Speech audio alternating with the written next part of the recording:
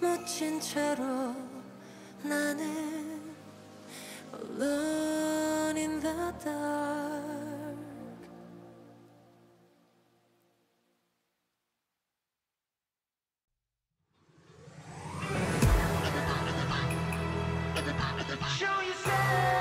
이제는 잡을 것 없어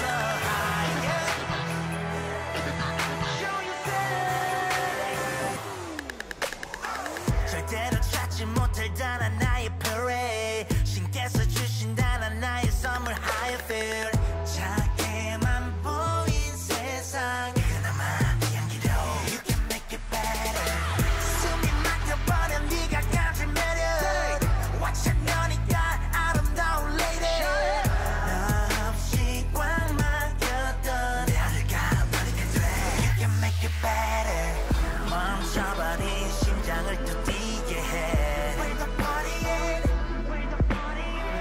날 데려가 새로운 세계로 Where the party at? 날 노려봐 뜨게 볼수록 더 원하니까 가깝해 언제 내가 이제 보여줄게 우연한 건 세상에 하나 본 적 없어 네가 가질 테니까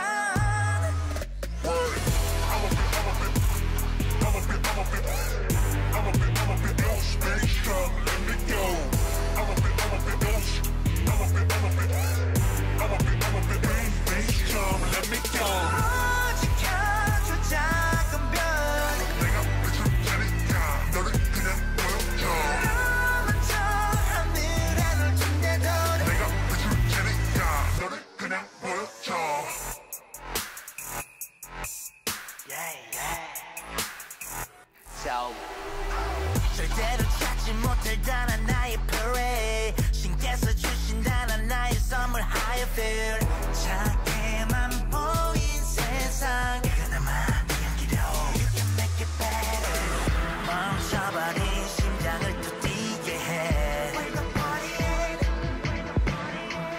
날 데려가 새로운 세계로 Where the party at? 날 노려봐 뜨게 볼수록 더 원하니까 가깝해 언제 내가 이제 보여줄게 우연한 건 세상에 하나 본 적 없어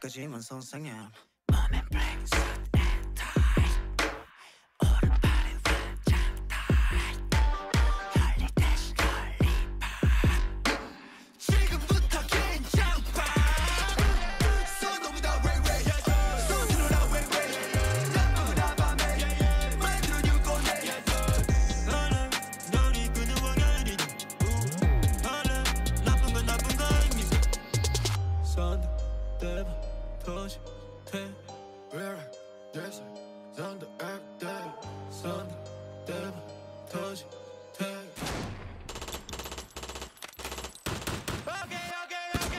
손동이다 왜 손들어라 왜 나쁘구나 밤에 만들어 줄 건데 손동이다 왜 손들어라 왜 나쁘구나 밤에 만들어 줄 건데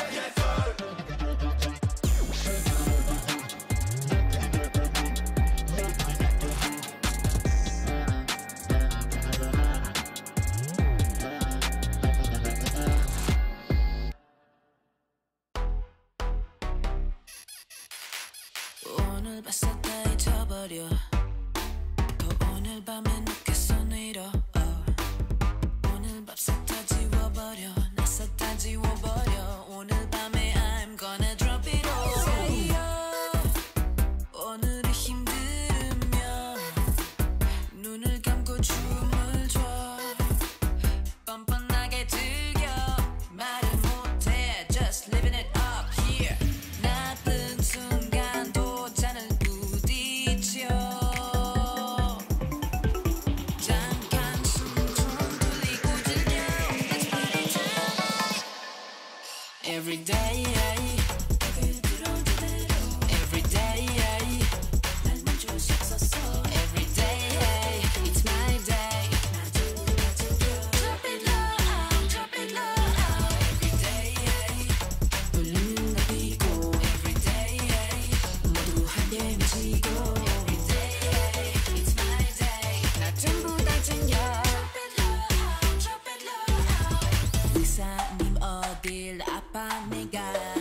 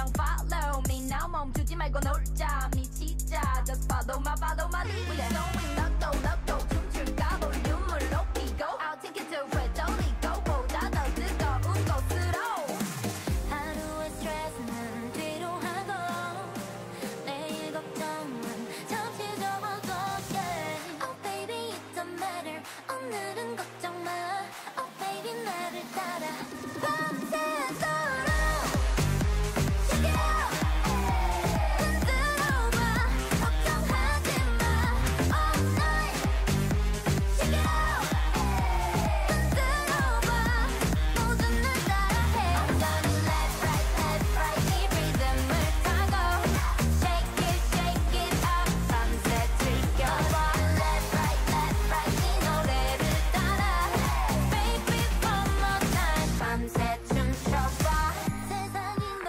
힘들게 한데도 지금처럼 다 털어버려 툭툭 별일 아닌 듯이 다 잊어겠듯이 후회하지 마 Let's dance up all night 밤새도록 Shake it out 흔들어봐 걱정하지 마 All night Shake it out 흔들어봐 모든 날 따라해 Left right 이 리듬을 타고 Shake it up 밤새 즐겨봐 Left right 이 노래를 따라 Baby one more time 밤새 춤춰봐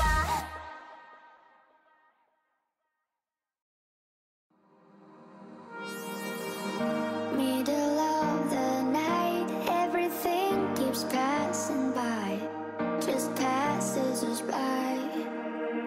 But we're young and wild, we stay awake just to feel alive under city lights. Nothing can change our minds, yeah, people might ask us why, but don't be shy, can change our minds. Blinded by neon lights, so beautiful in the night, so be mine under city lights. Da da da da da da da da da da da da da da da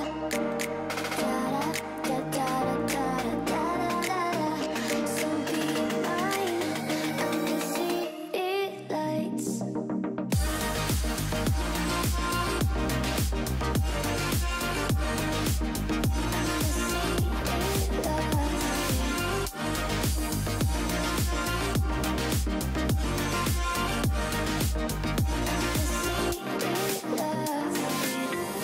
Middle of the night, everything keeps passing by, just passes us by.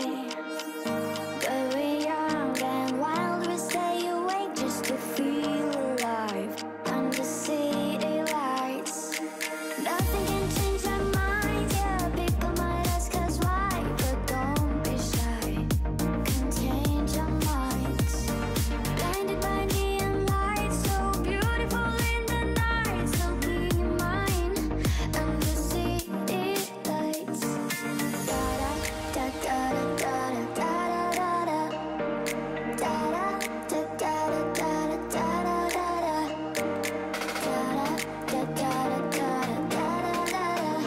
so be mine under city lights.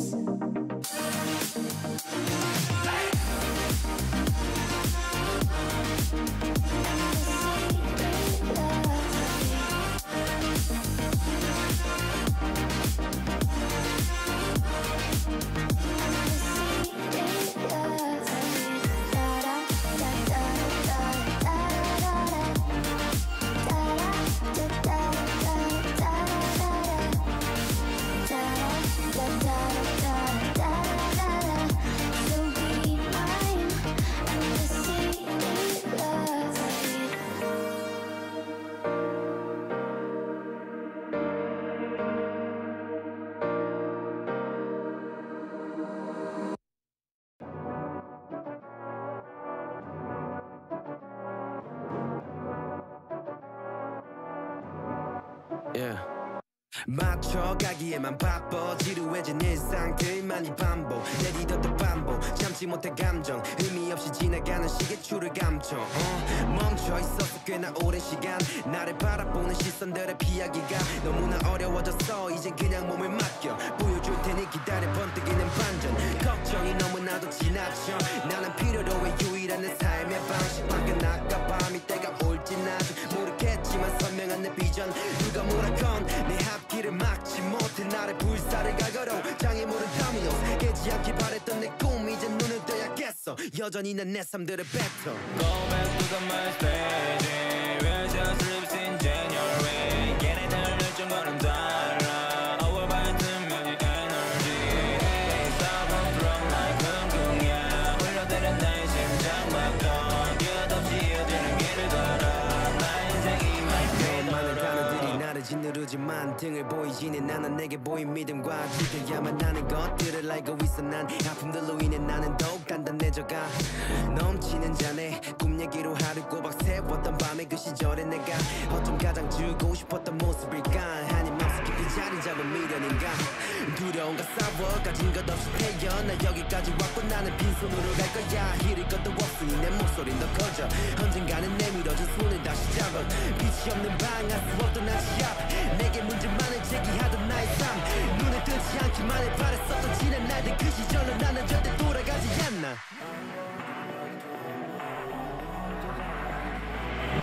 Go back to the my stage Where just lives in January 걔네들 열정과는 달라 Overbite 묘지 energy Hey stop from my 궁궁이야 흘러대는 나의 심장 막던 끝없이 이어지는 길을 걸어 나의 인생이 my fate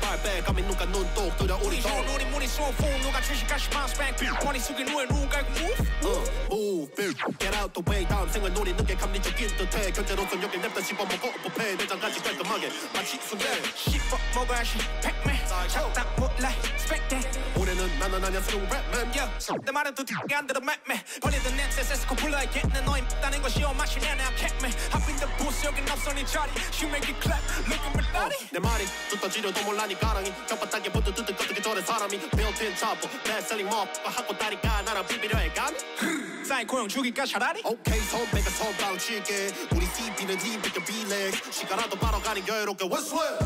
Whistle it Whistle it Whistle it Whistle it Whistle it Whistle it Whistle it Whistle it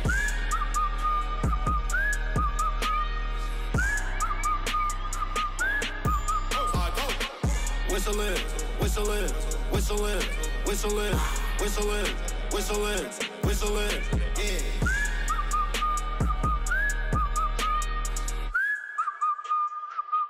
Gotta check my squad 일동대기 시간 없을 somebody 통신은 애들 사이에서 난 예리 갖다 붙여 대 working my studio 한 지출은 지린 the funniest just gotta beat Millie go to the shopping in bad behavior 나쁜 습관이지 돈을 쓰는 건또 한 푼도 너한테 난 쓸 일이 여선의 성씨가 달라도 우리 같은 DNA 평정심을 유지 쌓이고 느낌이 혓바닥이 뜨뜨뜨 어떻게 잘해 사는 날이 건반 나한테 말을 가득하지 mad line like 나 불포 싸가리 stupid ass right what 정신 차려 너야들 라산다 계속 뱉다 바라보지 마치 기분 위에 chicken 단지 깊게 생각할수록 느껴지는 distance 두번 세 번 더해 좀 했음 another level So check my EP psycho with no peace 손대에 뜨겁지 날아올라 no P fly hard 태거 나와 아직 적지 놈들 다 버지 시켜줄 줄 없이 봐봐 hater with the 붙듯 다음 소리 카부로 따라 하다 캐캐 목공강을 버린 수두를 빽빽하지 마치 폐업제고 떨이 그래 너지 누구 두리번 거리기는 병 부정적 비백과 비대 세우니 10대 초수령 초수와 텐트 치기 채 한길을 돌파 중 easy easy 버려 나 own Whistle it Whistle it Whistle it Whistle it Whistle it Whistle it Whistle it Whistle it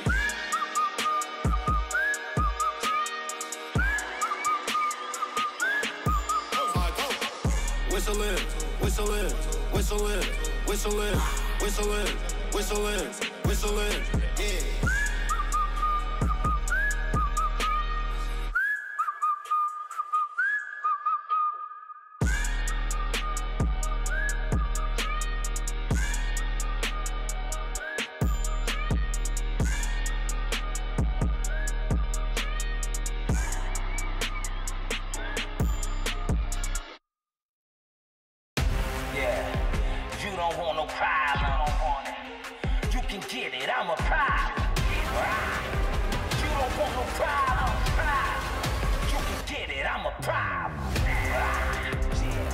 They got me started, now I'ma finish it, leave you the party.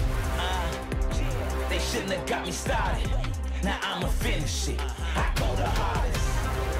Yeah, they shouldn't have got me started,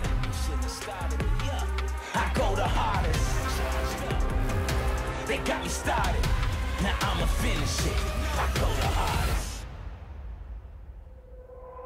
Game over, don't start with me. Envy me with your jealousy.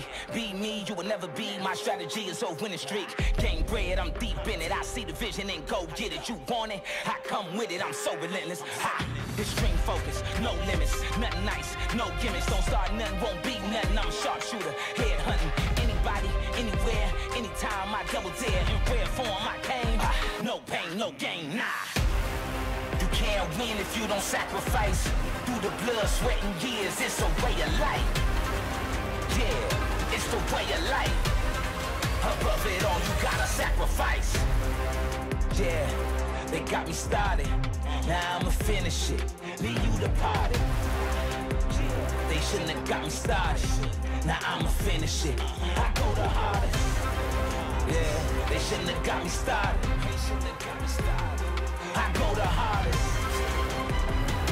They got me started, now I'ma finish it, I go the hardest. Bottom line, I'm on top, got the game on lock. My point is, I won't stop, you can't take my spot. Can't play with a legend, everything's predestined. Start with me if you wanna lose, I'll finish you and make another move. It's nothing, just another day, you violate, get caved in. Broke down, you can't win, I can't lose my attitude. Best man on the planet, dynamic, do damage. Go hard with a passion, greatness is my status. You don't want no problems, you can get it, I'm a problem. You don't want no problems, you can get it, I'm a problem. You never win if you don't sacrifice. Pay the cost, it's a way of life. You can't win if you don't sacrifice. Through the blood, sweat, and tears, it's the way of life.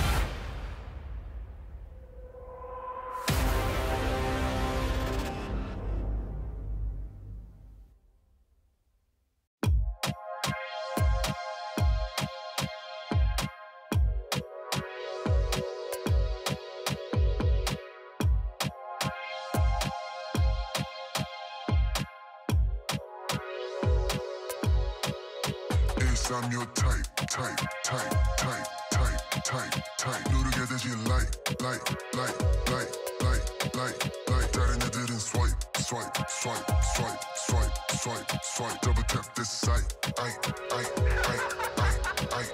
사랑하지 내게 아트를 준 모든 애들 my friend. 얘네기들 상응해줘야 돼 움직여 바삐. Double tap 우리 사진 간지. 공연 보러 온 누나들의 손가락을 만진다 빼반지. Story 올려 대개선 건강. 남자애들 껴 만들어 mosh pit. 한국에 있는 애들 DM 아직 come to Korea. 가자마자 벌려 기대한 것이 발을 뒤져 비껴 나가 내상어리 피규처럼 smooth sailing. 시대 흐름 우리 신경을 안 써. 연어 응원하는 애들 숨죽이지. 이제 시간은 금이고 우린 bank ice. 다섯 배로 벌려 우리 몸값. 21세기 boys 우린 못 가는 데가 없어. 목소리를 버텨가지고 worldwide.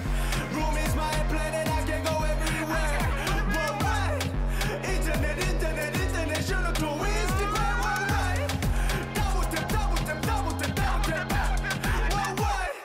야 이제 우리는 virtual 가고 싶은 대로 내 tight. 누르게 되지 like.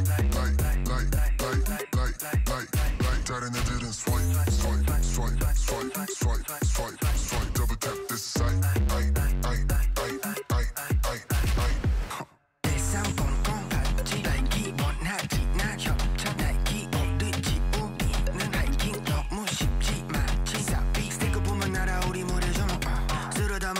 이제 전부 1300 파티 Nike Rockstar 1300 이제 달라붙어 우리한테 더블팀 레이블에서 연락 마치 허리케인 무시하던 새끼들은 어디에 얼른 숨어 미리 사나 1플러 이제 우리 노래 어디 가면 들려 몇 년 전에 비웃었지 그래 바로 너 생각보다 우리들의 덩치 너무 커 이제 와서 빨아봤자 아무 기억 어서 움직여 넌 어서 뭐 백날 재미없는 노래 뱉어봤자 사자 새끼 어디서 네 명함 내밀어 너를 퇴치하지 우리들은 Let's go On a new level keep it on the low 너가 전화할 때 나는 수신 거부 flow 안 멈추지 마치 Rolex non-stop racks on racks 못 벌면 난 죽어 Bounce we got the juice No time 낭비할 수 없으니까 나는 항상 work work baby working hard 맨날 twerk twerk Bounce we got the juice No time 낭비할 수 없으니까 나는 항상 work work baby working hard 맨날 twerk Inside you tight tight tight tight tight tight tight 누르게 되지 like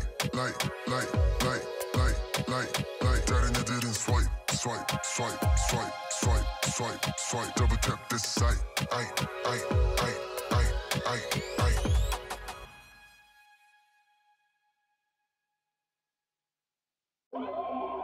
No mercy for the weak. It's blood in the street. They slaughtering the sheep. Jumping out the window cause I'm born to fly. Sliding up on you, caught you by surprise. If it's do or die, I will survive. By any means necessary, stay alive. I built it from the bottom, now I'm sky high. Weapon in my hand, I'm a bad man. I've been around the world, I had a plan to conquer the mountains in the Badlands. If you talking fear, I don't understand. I feel like a god, here I am. Stronger than a titan back against the walls. If you come against me, I kill them all. No mercy for the weak. It's blood in the street. It's a war in the jungle. It's blood on the leaves. No mercy for the weak. It's blood in the street. It's a war outside. It's blood on the leaves. Yeah. Super villain in the flesh that'll never change. A hero in the city, yeah, they know my name. Go against the law, ain't nobody safe. Gotta fight through the night just to save the day. This is what it is, this is what it takes. I'm on the right time, I ain't never late. I have no fear, cause I know my fate. I got a bullet for the devil right in his face. If you riding with me, this the freeway. Crush the head of a snake, the king way. They slaughtering the sheep, the blind lead the blind down the dead in the street. No mercy for a weak killer. It's blood in the street. It's a war going on. And they slaughtering the sheep. No mercy for the weak. It's blood in the street. It's dark outside. Yeah, it's dark outside. No light for the sheep. Ain't no light. No mercy for the weak. No mercy. It's blood on the lid. Yeah, it's blood in the war. It's a war in the jungle. And they slaughtering the sheep. And they slaughtering the sheep. Where the blind lead the blind. Right down the dead street.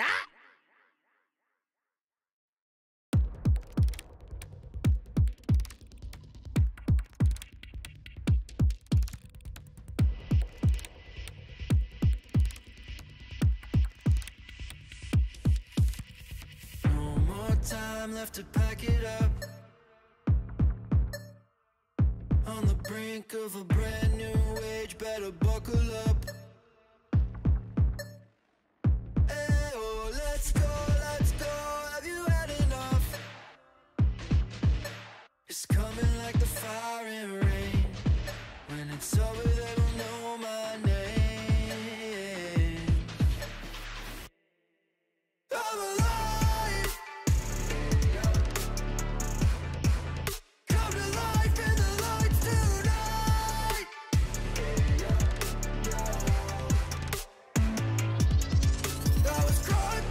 Ashes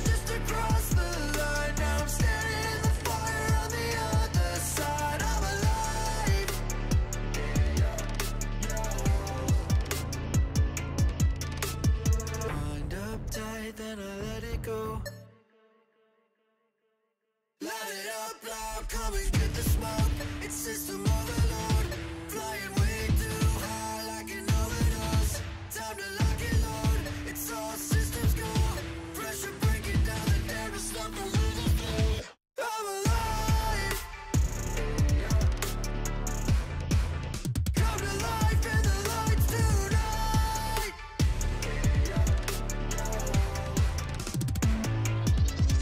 I was crawling through the ashes just to cross the line. Now I'm standing in the fire on the other side. I'm alive.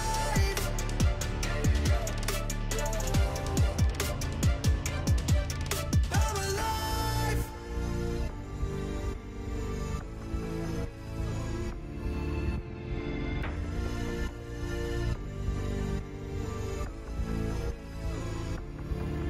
I was crawling through the ashes just to cross the line. Now I'm standing in the fire on the other side. I'm alive. I'm alive. Come to life in the lights tonight.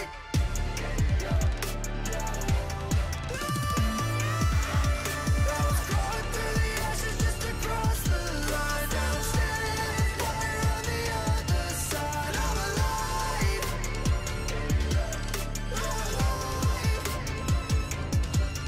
I'm alive.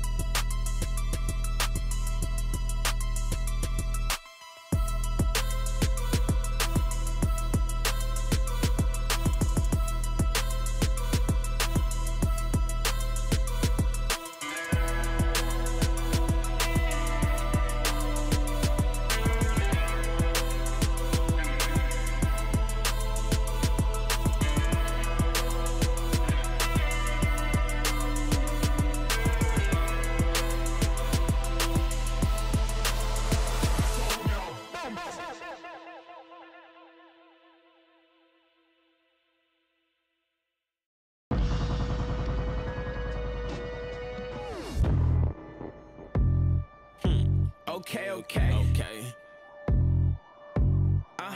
Alright. Okay. Here we go. We got it all. Still we go hard. Reach for the stars. Move like a boss. We need a charge. Take it too far. You might do it large, but you missing parts, and we got it all. Yeah, we got it all. Yeah, we got it all. Foot stuck to the gas and we ain't breaking. Had to switch it up so we gon' shake it. Practice always lead to perfect paint this.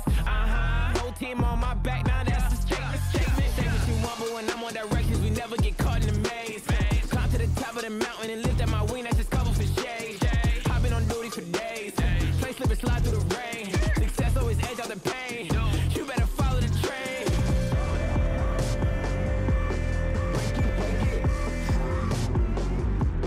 You better follow the.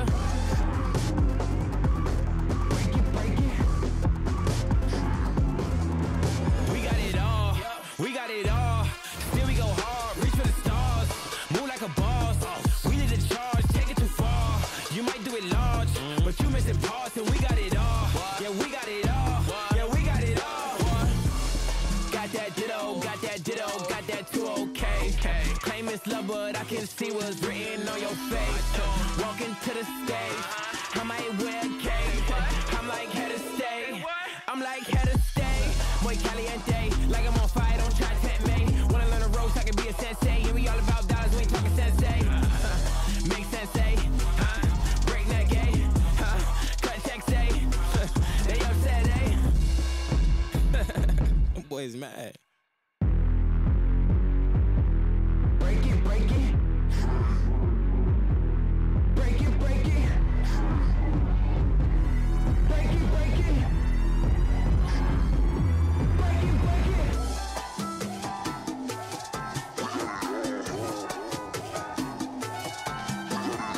You only see smoke until it's lit, and we lit. Dance on me with two left feet, and you go trip, trip, trip, trip, trip, trip, trip, trip, trip, trip, trip. We got it all, we got it all.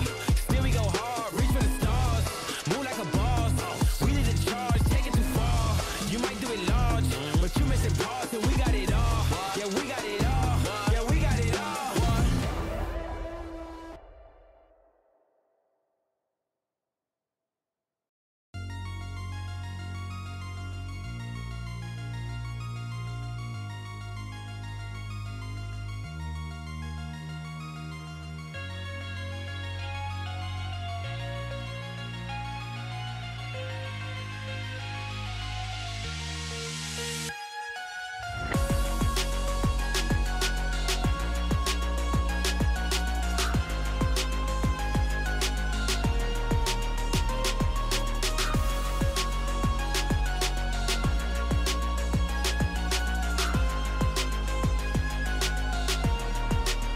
I don't know how to feel it.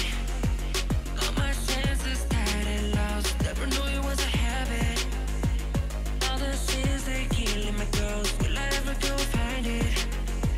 Get away that nobody told. Tell me why you went around with me to set me free. Do I need to wait a little more for the right time? Do I need to kill somebody for my life? Make love with me, ecstasy. Tango and dance for me, bounce with me. Make love with me, ecstasy. Stay with me, not to run away.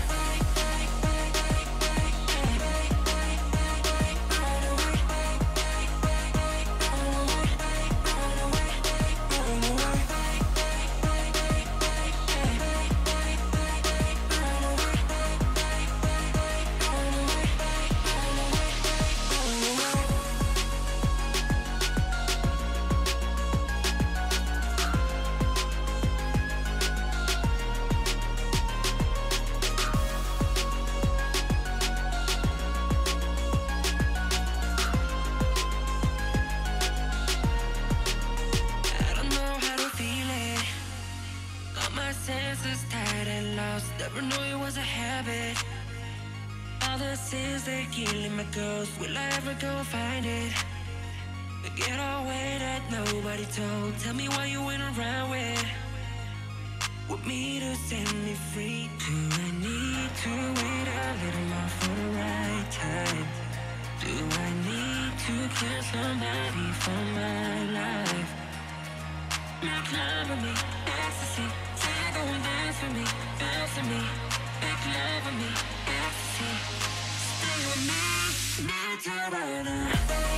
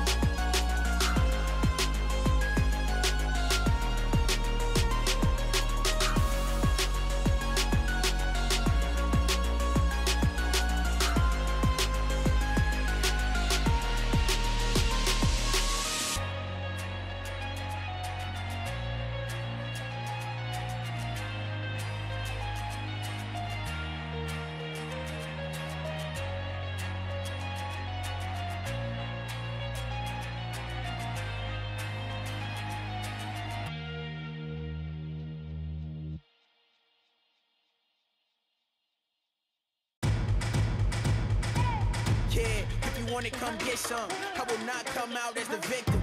Hella options when we press, you can pick one. A, that's a fist to your face, get your bell rung. B, you can run, but you cannot hide. C, we gon' put you where they will not find. D means you done when you come outside. Hold up, let me give you time to decide. I'm like Nemo, have me down in the enemies. Gotta murder my enemies if they planning on ending me. I won't give them that victory, they be lacking the empathy. Put my streams like a symphony, now you going for infinity. So please, carry on, carry on. This ain't what you want, want. One phone call, have your bones for my dog. So problems what you want, be my guest, bring it on. Bring it on. The problems what you want, bring it on. Bring it on. The problems what you want, bring it on. Bring it on. The problems what you want, bring it on. Bring it on. You can't get it back when it's gone.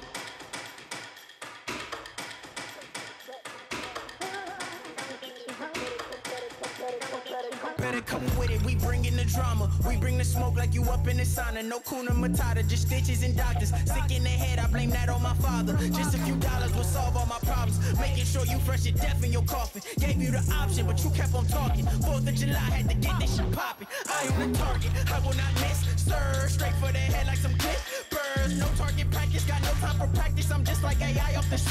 Sirs, losing your balance, now you start to panic. Looks like this damage is too much to manage. If you still alive, then we leaving you stranded. Not leaving the bandage, no water, a sandwich. That's ruthless. Hard to talk shit when you toothless. Should've been down with the movement. Now you on the ground, not moving. If he still had a brain, he would use it. Gave you a chance and you blew it. Stupid. Hold on, Cairo, let me get back to the music. Back with this shit with these accurate hits. Flip on your head like gymnastics and shastics. Far from a slave, but we mastered the hits. Check out the scale, this is real as it gets. It don't get realer than this. So come and try me and shit. Now your face feeling the fish. Bring it on. The problems what you want, bring it on. Bring it on. The problems what you want, bring it on. Bring it on. The problems what you want, bring it on. Bring it on. You can't get it back when it's gone. Bring it on. The problems what you want, bring it on. Bring it on. The problems what you want, bring it on. Bring it on. The problems what you want, bring it on. Bring it on.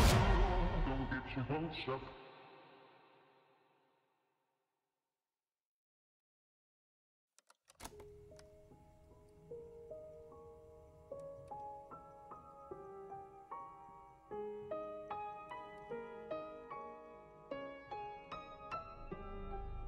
Sweet like sugar, I bet you like that.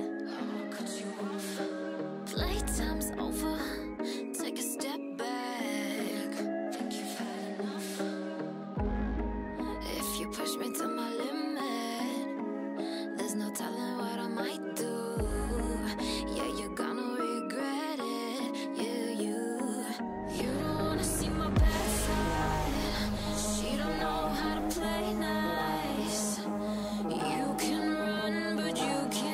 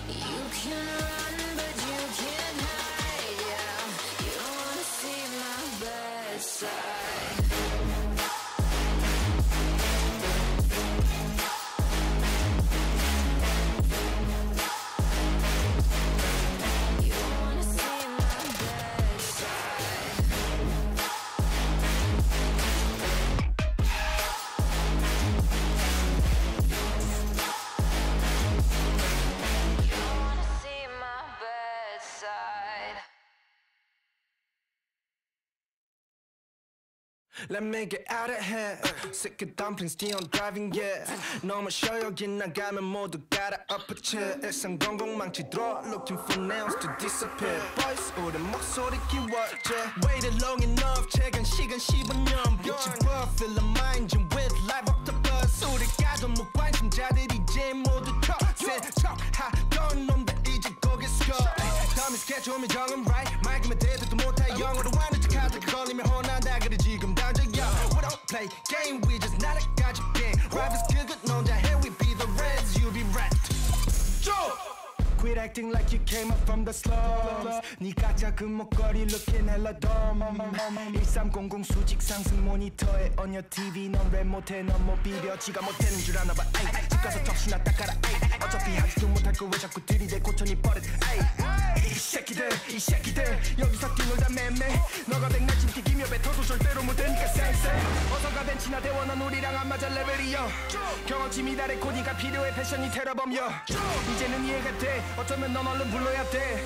Ambulance 달려와 빠르게 봐봐 그 사이렌 색깔은 whole team with me 이게 not do nothing 혼자는 너무 비비지 너 그저 비슷한 벽 너는 무슨 대표 그냥 만드는 대포 그냥 늘려놔 너 진 그게 딱 너한테 어울려. 쉬운 네 것좀 빌리자 rapping 내 곁에 두지 않아 너 같은 바보 일삼 제대로 너 차일로 혼나고 나서 네 형한테 일러 네 건 오래 타자 내가 AK 네 건 fresh 타자 두루 AK 무대 위 discharge 무슨 테이저 건마 주죠.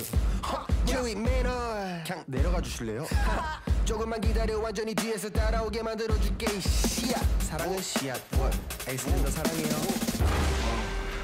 없었으면 그리 어려울까. 대체 뭐를 했어 네가 말해줘. 부담 쏘신 거고 말해줘. 잘못 걸지 말아줘. 없었으면 그리 어려울까. 대체 뭐를 했어 네가 말해줘. 무엇보다 쑤신 거고 너네 둘 전화 걸지 말아줘.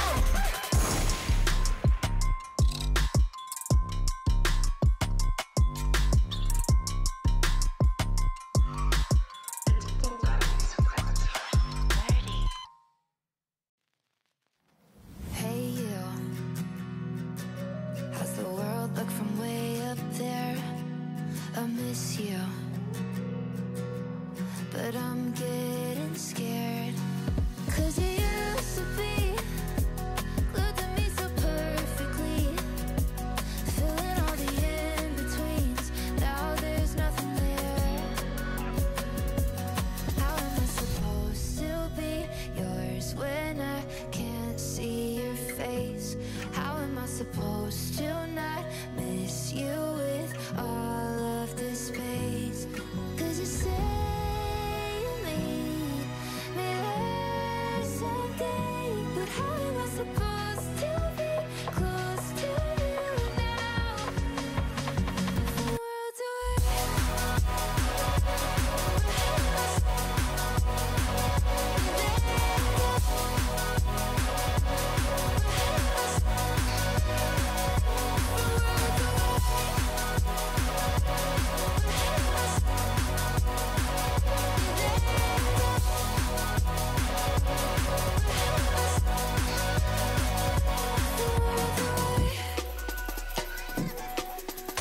full moon. It's always when I feel it most. Can almost hear you say that I'm not alone. 'Cause we used to be spinning out like Mercury, but now there's no more ground beneath anymore. How am I supposed to be yours when I can't see your face? How am I supposed to not miss you with all of this space? 'Cause you say you need me there someday, but how am I supposed to be close to you now? It's cold tonight, darling, are you cold tonight? I just wanna hold you tight if you're really mine. 'Cause I can keep shouting across the galaxies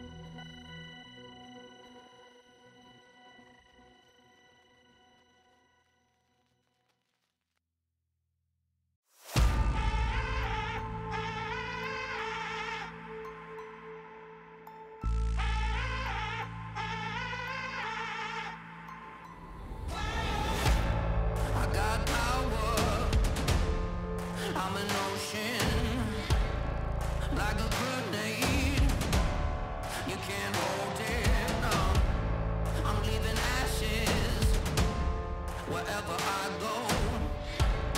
I strike matches and just to see the smoke. I let go, turn loose. You better run when I'm lighting the fuse. I'm all in, I can't lose. I'm about to catch fire. I'm about to catch fire.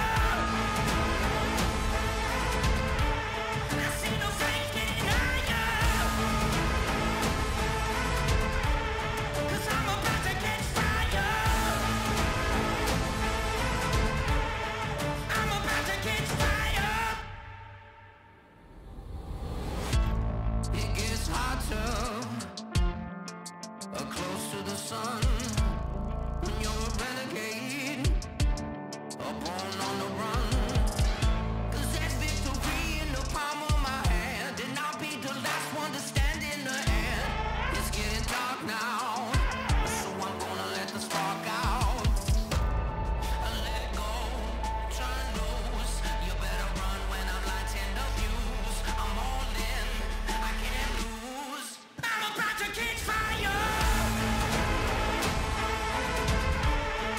I'm about to catch fire. I see the flames getting higher. 'Cause I'm about to catch fire. I'm about to catch fire.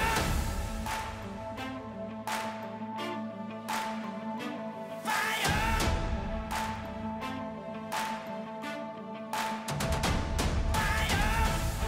Let go, turn loose. You better run when I'm lighting the fuse. I'm all in, I can't lose. I'm about to catch fire. I'm about to catch fire. I see the flames getting higher. 'Cause I'm about to catch fire. I'm about to catch fire.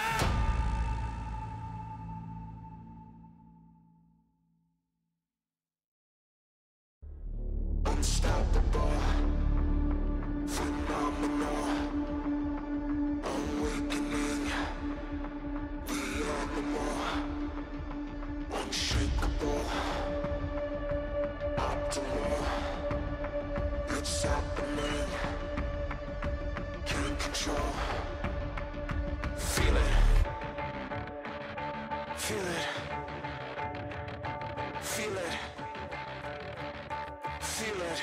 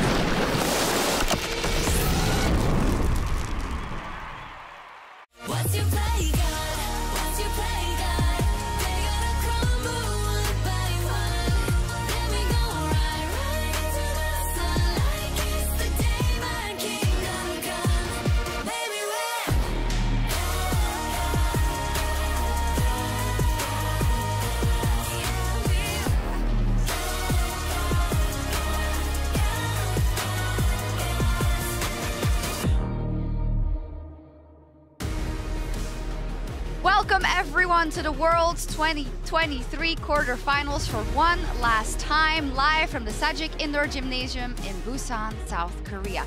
Today is such a big day because it is the LCK's very last chance at the World Championship as T1 takes on the LPL's LNG and Scout as we see him there for the final spot in the semifinals. It's gonna be such a huge mountain to climb for T1 if we look at how difficult it will be to get to the finals, but it all starts right here. They can't drop the ball down now. I know, it's going to be so much pressure on them though, to try and keep those LCK hopes alive, to try and keep the pride of their region there, but I mean, it kind of feels poetic in a way that that mantle does fall to T1. Baker, please!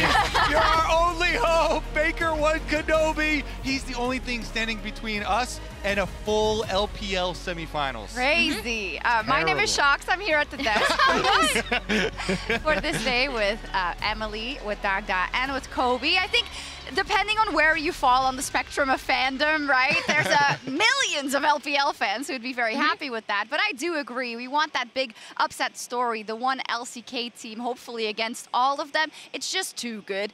How do we get here? Well, yesterday, JDG played KT, and we had someone very invested right next to me. But unfortunately, it was kind of what we expected, right? Yeah, so, I mean, this... And as we watch Knight with this, like, massive Pop Blossom, for anyone that doesn't know, I'm a KT fan. And while I am used to this, you'd think I'd be used to the heartbreak, but, you know, I still feel a little bit poorly about it. I do think, honestly, like, I thought we were going to a Game 5, and then this play happened. You know, Ruler just absolutely pops off after this.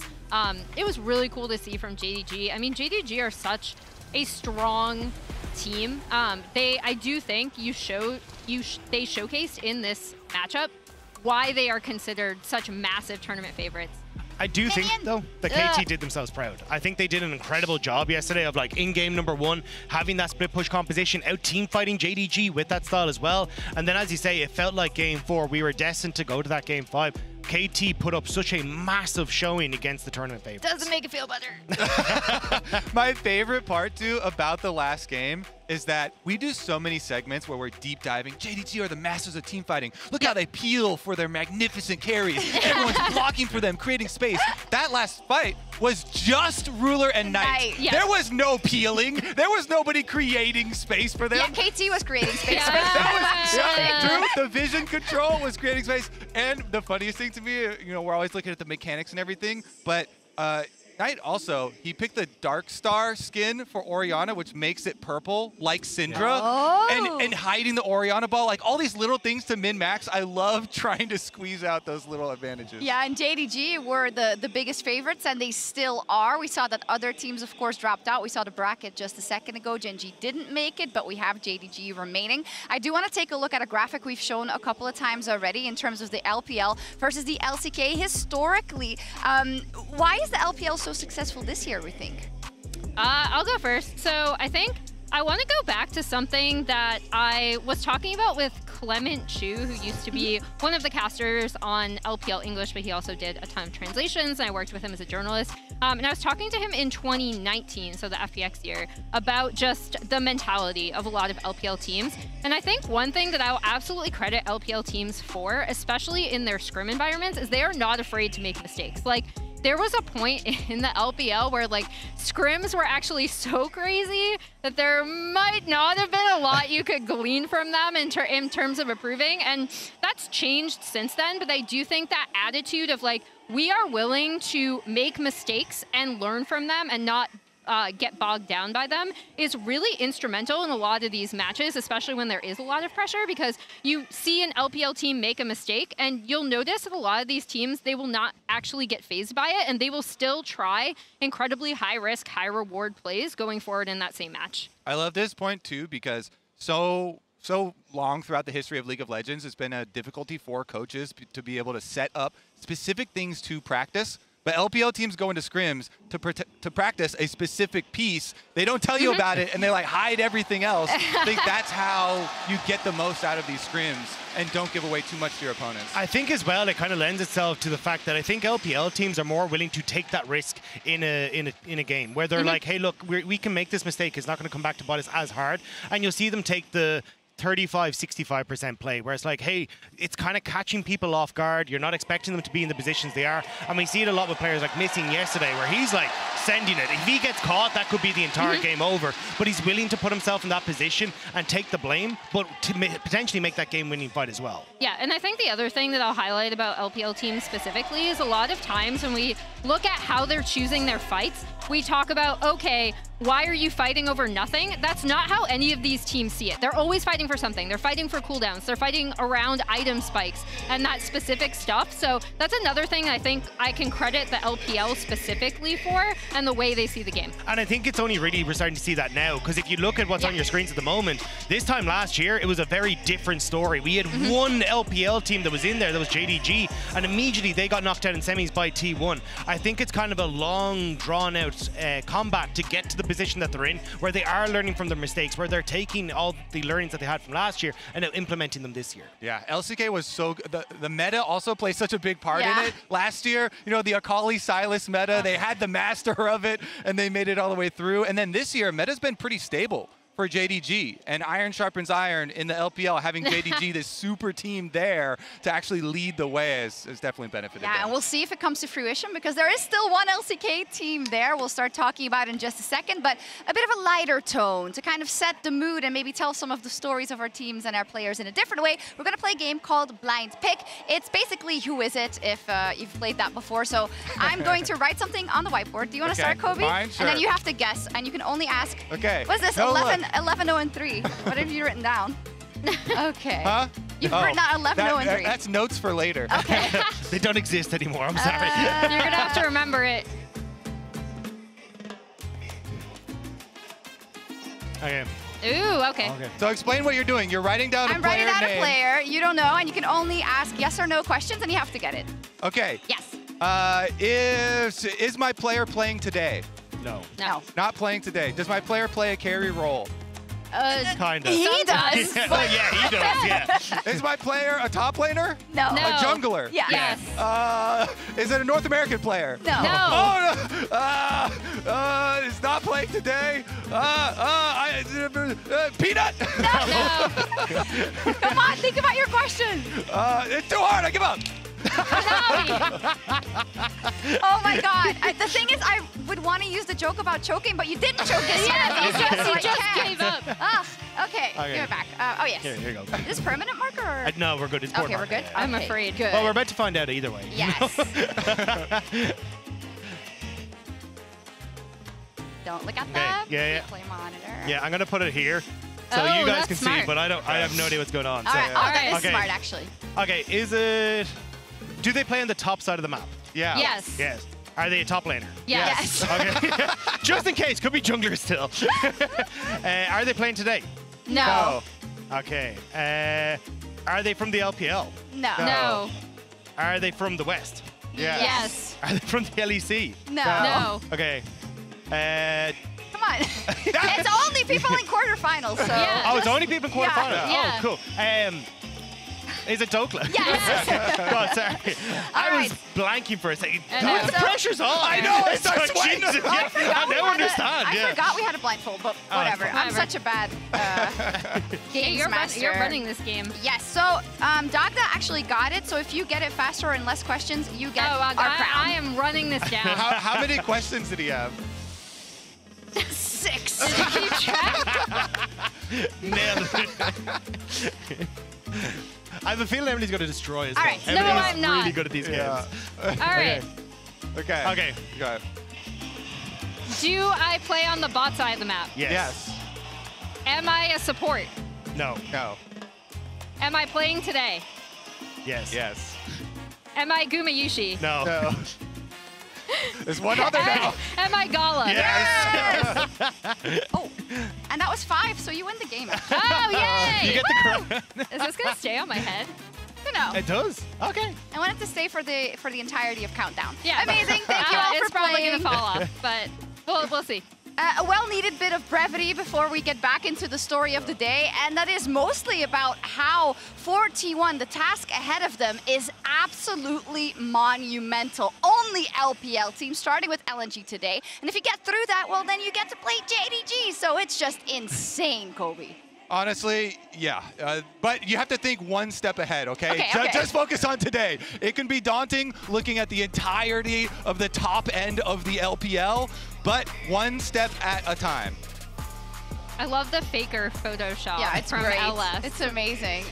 When it comes to T1, though, as you said already, Dagda, it is kind of poetic that it is T1. That I think it also kind of shows how big the expectations always are on this roster. Even though they have done very well with this iteration of the roster, it isn't enough until they win a World Championship, until they win an MSI. Yeah, and it's a bit heartbreaking to see how many of those finals they have got to. I mean, if Faker makes it to this one, it's his 6th international World Finals even coming into this. So I think there's a huge amount of pressure to try and perform and be at that level, especially when you are that final LCK team, and you get to see it here on your screens. I mean, 2017, they hit finals, lose to Samsung Galaxy. Last year against DRX in what was supposed to be the moment for T1, they fall short just again, and now they need to make it the full distance if they hope to hold on to those LCK hopes. And yeah, one thing you will note there is that T1 have actually never been eliminated by an LPL team before in a knockout round like this. That is also by virtue of the fact that this is the first year we finally had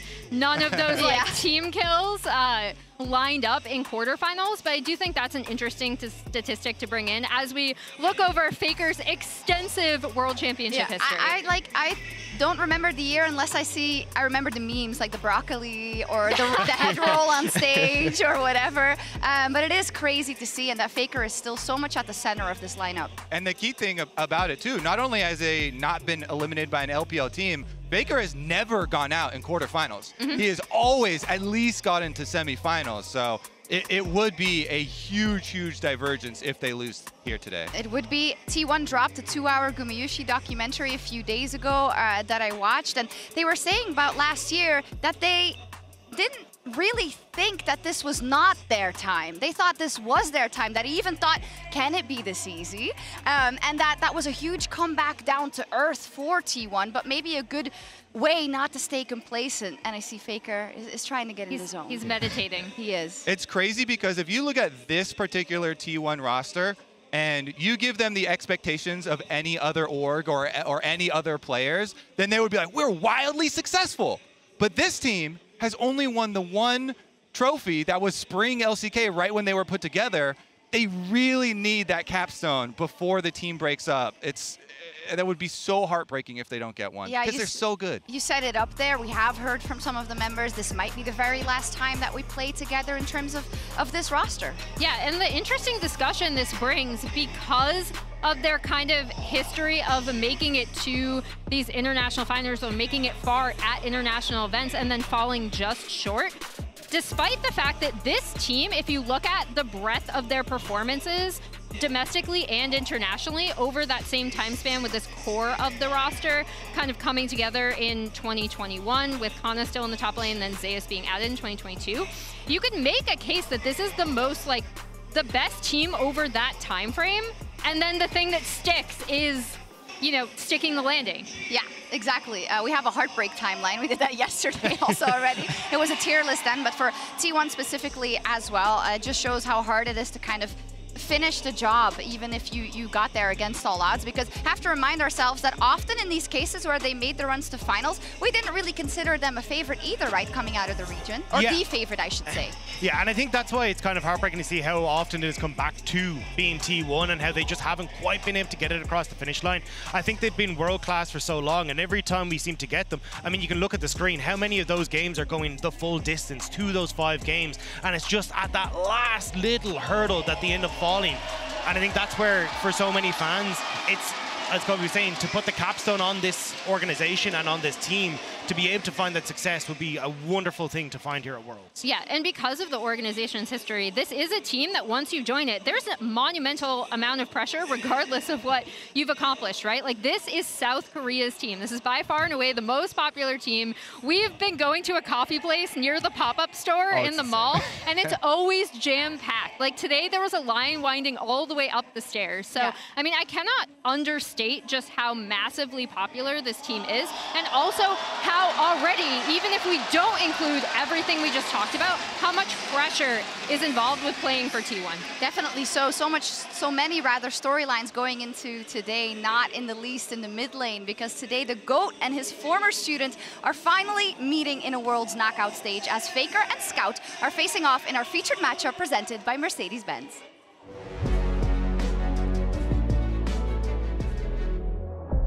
The last quarterfinal is about to get started, and what better way to close it out than to have two Worlds winning mid laners meet in our featured matchup presented by Mercedes-Benz. The two have crossed paths a lot over the years, but it's been a long time since they met in an elimination game. Bane goes out, gets ulted, back, nice shot from the back line. Will they get him? It's so close, Ive with a flash forward and Faker.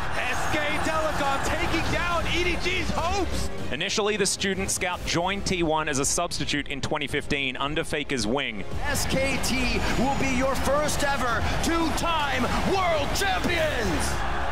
Before eventually carving his own path in history, lifting the Summoners Cup with EDG in 2021.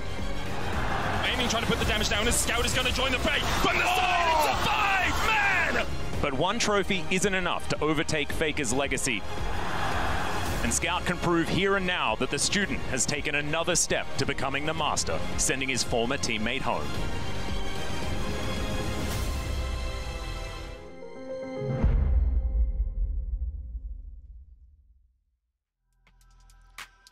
I love the stage setting by Atlas there in that piece about how there's such a big legacy, but it means nothing if you can't make it true on the day, especially versus a Scout who's been playing lights out this tournament so far. Yeah, one thing I want to stress about Scout is that sometimes you have those all-pro votes that you're kind of like, I don't know about this, you know, and this year, or this summer rather, Knight got the first team All-Pro mid laner, but Scout got MVP, and he's actually now a two-time MVP on the year, which is just showcasing how instrumental his performances are to this LNG's team's success. And I think a lot of Chinese fans in the LPL finally feel like Scout is getting the success and the recognition that he deserves. When you look back to over the last couple of years, I mean, the guy's a world champion, but we haven't really seen him getting the MVPs or getting those moments to shine. And he's one of the favorites of those LCK imports. He's picked up a ton of Chinese almost immediately coming into the country. I even speaking with a slight Wuhan accent because of how much he talks clear love, which is cool. But yeah, he has been so instrumental to this region, dedicated to EDG, now coming across to LNG. It feels like he's trying to not only cement that legacy that he created on EDG, but now create a new one on this LNG roster. And he's so versatile for this LNG team because, you know, he plays the Nico in his big initiation, but he also plays the classic mages, could be the hard carry for them later. And it has been magnificent to see him on this world stage continue his very strong performances. In the first 2 days, he was for sure the best single performing player in the whole tournament on his back-to-back Azir games, only dying a single time in both of those. You know, playing to the side lanes, playing for his team, and getting massive solo advantages as well. And he's been really upfront about how much he's actually learned from Faker, not only studying underneath him, but then just continuing to watch him from the LPL, watching T1's games. And I think the crucial thing that I really appreciate about Scout in terms of his evolution as a mid laner is how much he does pay attention to side lanes, like you said, Kobe, how much he looks at the map and sees where he can make plays for his team.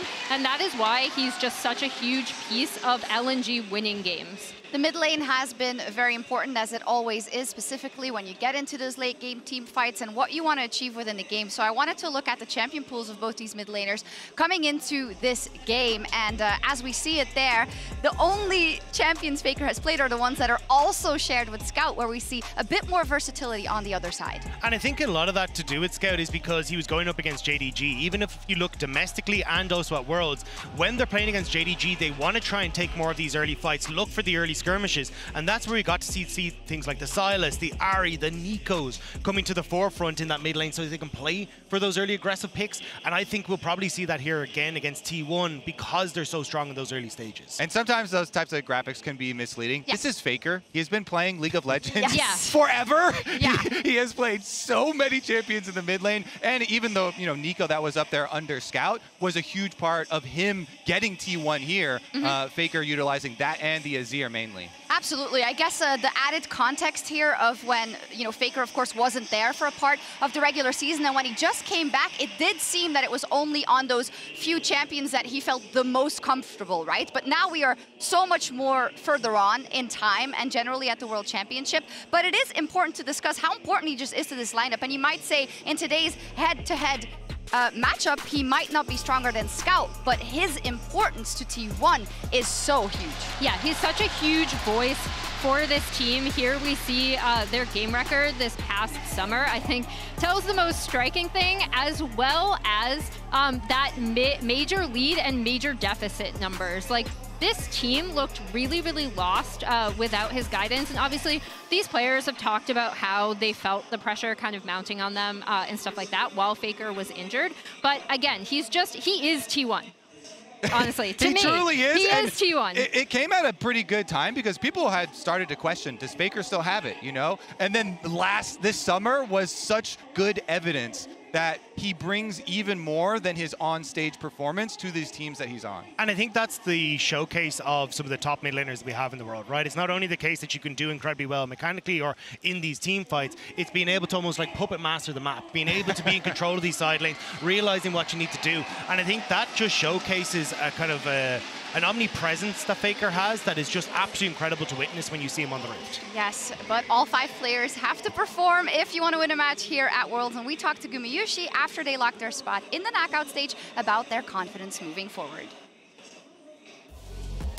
오늘 BLG한테 이겨서 매우 기쁘고요. MSI 때 복수를 하고 싶었는데 오늘 2대0으로 할 수 있게 돼서 기쁩니다. 불안함이나 의구심보다는 우리는 충분히 더 잘할 수 있는 팀이다라고 생각을 했고요. 그런 점을 조금씩 보완하면서 충분히 잘할 수 있다고 생각하면서 준비했던 것 같습니다. Area finds a tongue lash onto Yagao.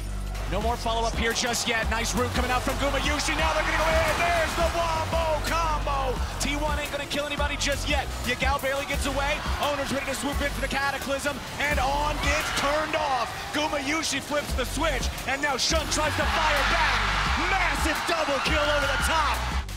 저희는 롤드컵 시작하기도 전부터 우승권이라고 충분히 생각을 하고 있었고요. 열심히만 하면은 충분히 우승할 수 있다고 생각합니다. 저희 8강 진출에 성공했는데 8강 이기고 4강 이기고 결승도 진출해서 꼭 우승할 수 있도록 하겠습니다.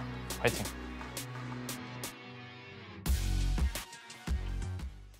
T1 fighting indeed. Guma feels that they can do it, and that's what you have to believe.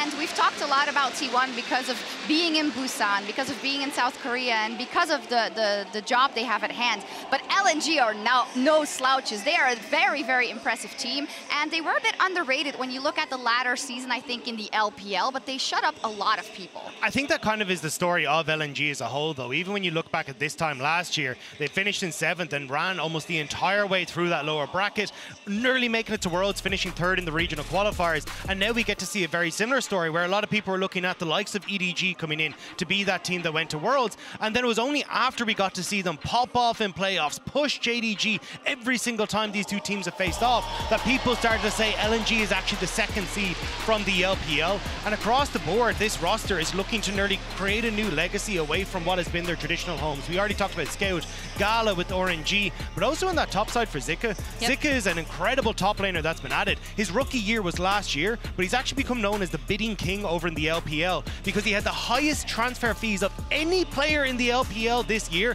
to come across to LNG. They really wanted this top laner. Didn't quite work out in spring, but over the course of summer, he has looked spectacular and playing multiple different styles here. Yeah, and I think the big thing with LNG is that you would think of them as a slower team compared to other LPL teams. That's not to say that they're a slow team.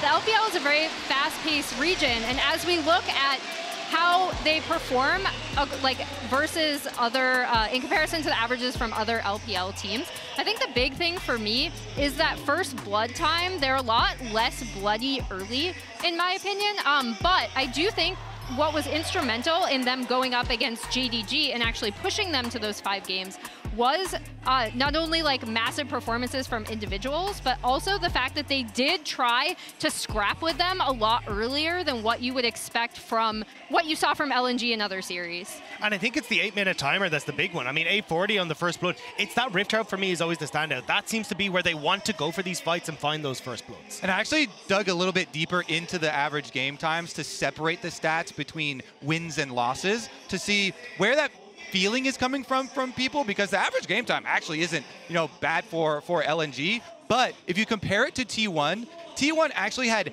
longer average game times, but that's only because their game times in losses were extended because they fight so much to try and extend those losses when they're behind. LNG lost very quickly, but won very slowly. T1 had much quicker times when they're actually winning the game, instantly being able to close it out and push for that. So that's what gives this feeling to LNG watchers and LNG fans, is when they're winning the game, they win in that methodical way.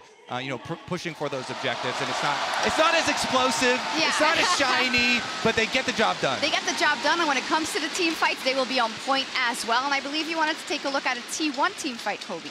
Right. I think something that's going to be very, very fun for this matchup is going to be the draft phase, because we've seen some slight changes in meta and some emergence of some individual champions. Now, of course, everybody is well aware of the Senna Tahm Kench, and I'm not going to use the T1 example of the Senna Tahm Kench the first game versus BLG, because that's not fair. They got a huge lead, level 1. I'm going to use a harder example. This is a game where T1 are 2,000 gold behind, a dragon behind to BLG, and 4 kills behind. So you can't say I'm cherry picking something where they're super far ahead with this Tahm Kench, but Tahm Kench absolutely counters single target dive. The Syndra, the Vi that have been very important, and even to some extent the Alistar here. So we're going to take a look at how expertly they use Keiria's Tahm Kench, even without the Senna, to be able to protect Gumayusi here. The first thing they do is, in these team fights they're forcing around Dragon while they're behind, is they create this triangle to protect the back line. So Keiria has distance to be able to protect both of the carries, either Faker or Guma. And you notice Guma's position here is on the front line. He can only do that because they have a Tahm Kench, and it allows him to put this auto attack threat onto the enemy jungler that is going to be coming for this dragon to be able to get that first kill and get excited. So that's the game plan from T1 side, and you see it play out here. Boom, boom, boom. They take him down, and they're going to get a bunch of damage onto the enemy jungler. But what BLG are thinking from their play side is that they're going to have on engage onto Gumayusi here and headbutt him into Yagao so they can use this Syndra ultimate, burst down the Jinx, right? Seems like a great game plan. Yeah. Too bad Tahm Kench is here. Keiria is going to deny the whole plan, and it would have worked out because both DPS for BLG are right here to hit Guma. But the Scatter of the Weak is completely nullified there. He eats him up, and Guma pops right back out, excited, and they chase down these kills, even from a 2,000 gold and dragon deficit. And Gumayusi goes on in this game to end 11-0-3 with that protection from Keiria. So really want to see the diversity that we can see in draft explored here in this series. Yeah, and I do want to highlight Keiria's Tahm Kench specifically, because it's not just for protection, like in that fight. He plays this so aggressively and so forward. It's one of his signature picks. It's his 3rd most played, 71.8% win rate. And I think with the meta that we've seen LPL teams bring, T1 are very comfortable in that. They're comfortable in that style, but it will left to be seen if they will be able to play it today. Let's check in with our fans and who they think is going to win in our MasterCard fan predictions. Each day you can head over to MasterCard GG on X to participate. Oh my God! What? Wait, what? Is that correct? Is that a mistake? T1 is the most popular team. Yeah. I feel like it's definitely a mistake. Oh, it is the other way around. And we're not saying this in terms of kind of how we think this match will go, but in terms of kind of the fan backings that we've seen on X so far, right? Wow, we were just absolutely... We were baited. We were baited. the actual powers that be. In any case, though, as we get very close, it is fixed now. There we go. But so much between it, just kind of before we get to that first pick and ban. T1, the last hope of the LCK. Their hopes and dreams of all the fans in the LCK. They rely on the flagship organization of T1 with such a tough road ahead of them of LPL super teams. They will need to perform to their absolute peak. Will LNG silence Busan, as all the LPL teams have done so far? Will LNG do it once and for all today, or will the hometown favorite make the crowd erupt? Let's kick off this quarterfinal.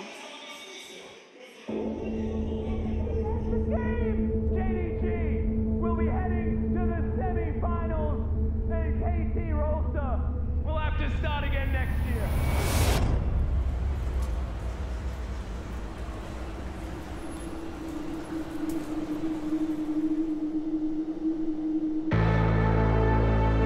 스카웃. 2015년 SKT의 연습생이었던 그는 멀리서 그의 우상인 페이커의 롤드컵 우승을 지켜보았습니다. 2016년 페이커의 서브가 된 그는 아쉽게도 그의 그림자에서 벗어날 수 없었죠. LPL에서 새로운 기회를 얻은 스카웃. 끊임없는 노력 후 2021년 롤드컵을 들어올립니다. 2023년 그는 고향인 한국에서 LNG와 함께 운명적으로 페이커와 대결하게 됩니다. 그들의 첫 다전제 경기죠. 상혁이 형은 선수로서 좋은 마인드셋을 가지고 오랜 기간 동안 좋은 성적을 낸 게 정말 존경받을 만한 선수인 것 같고, 선수로서의 책임감 같은 게 많이 느껴져서 그런 부분을 좀 따라하려고 했던 것 같아요. 2021 World Champ, the MVP in the LPL regular season, an absolute force.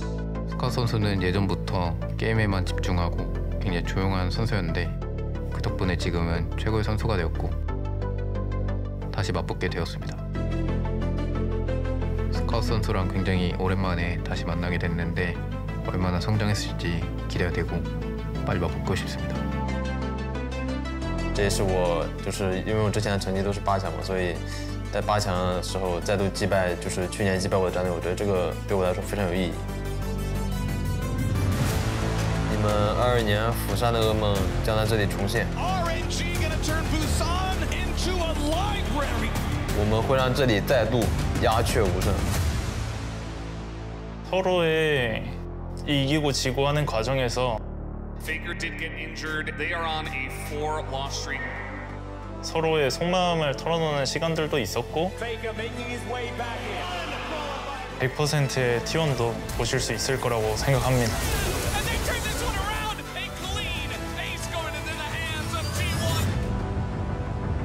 상혁이 형, 지금 저는 많이 성장했으니까 지금의 저를 느껴보세요.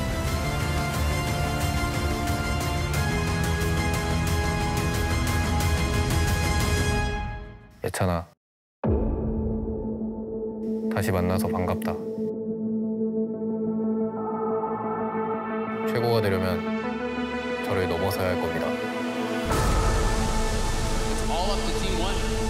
They are the last team remaining outside of the LPL from any region. Team 1, run them over. This is the team that T1 fans want at the World Championship. Will not have it! LNG make their way into the quarterfinals! 8강의 마지막 날, 이제 시작합니다.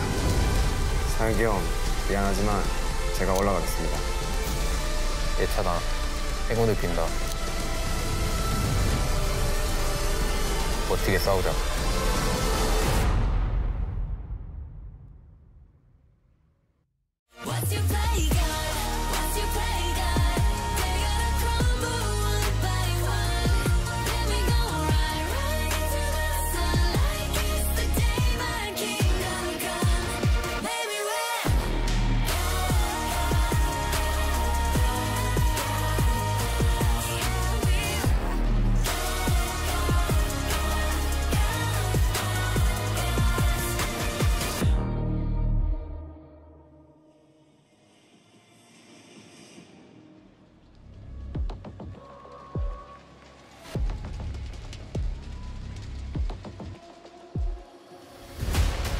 8강 마지막 대결이 펼쳐질 이곳 부산에 오신 여러분 환영합니다.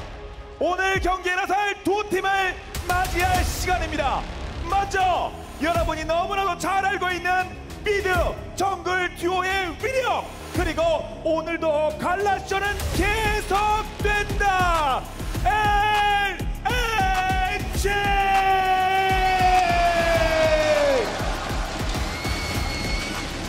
Hello, everyone, and welcome back to Busan for our final clash of the quarterfinals. Please join me in welcoming our two seeds to the stage with the jungle mid duo known to everyone here in Busan and the unstoppable Gala in the bot lane. It is LNG.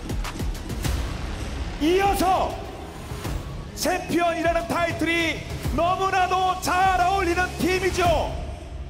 LCK의 마지막 희망, 네 번째 소환사컵을 노린다.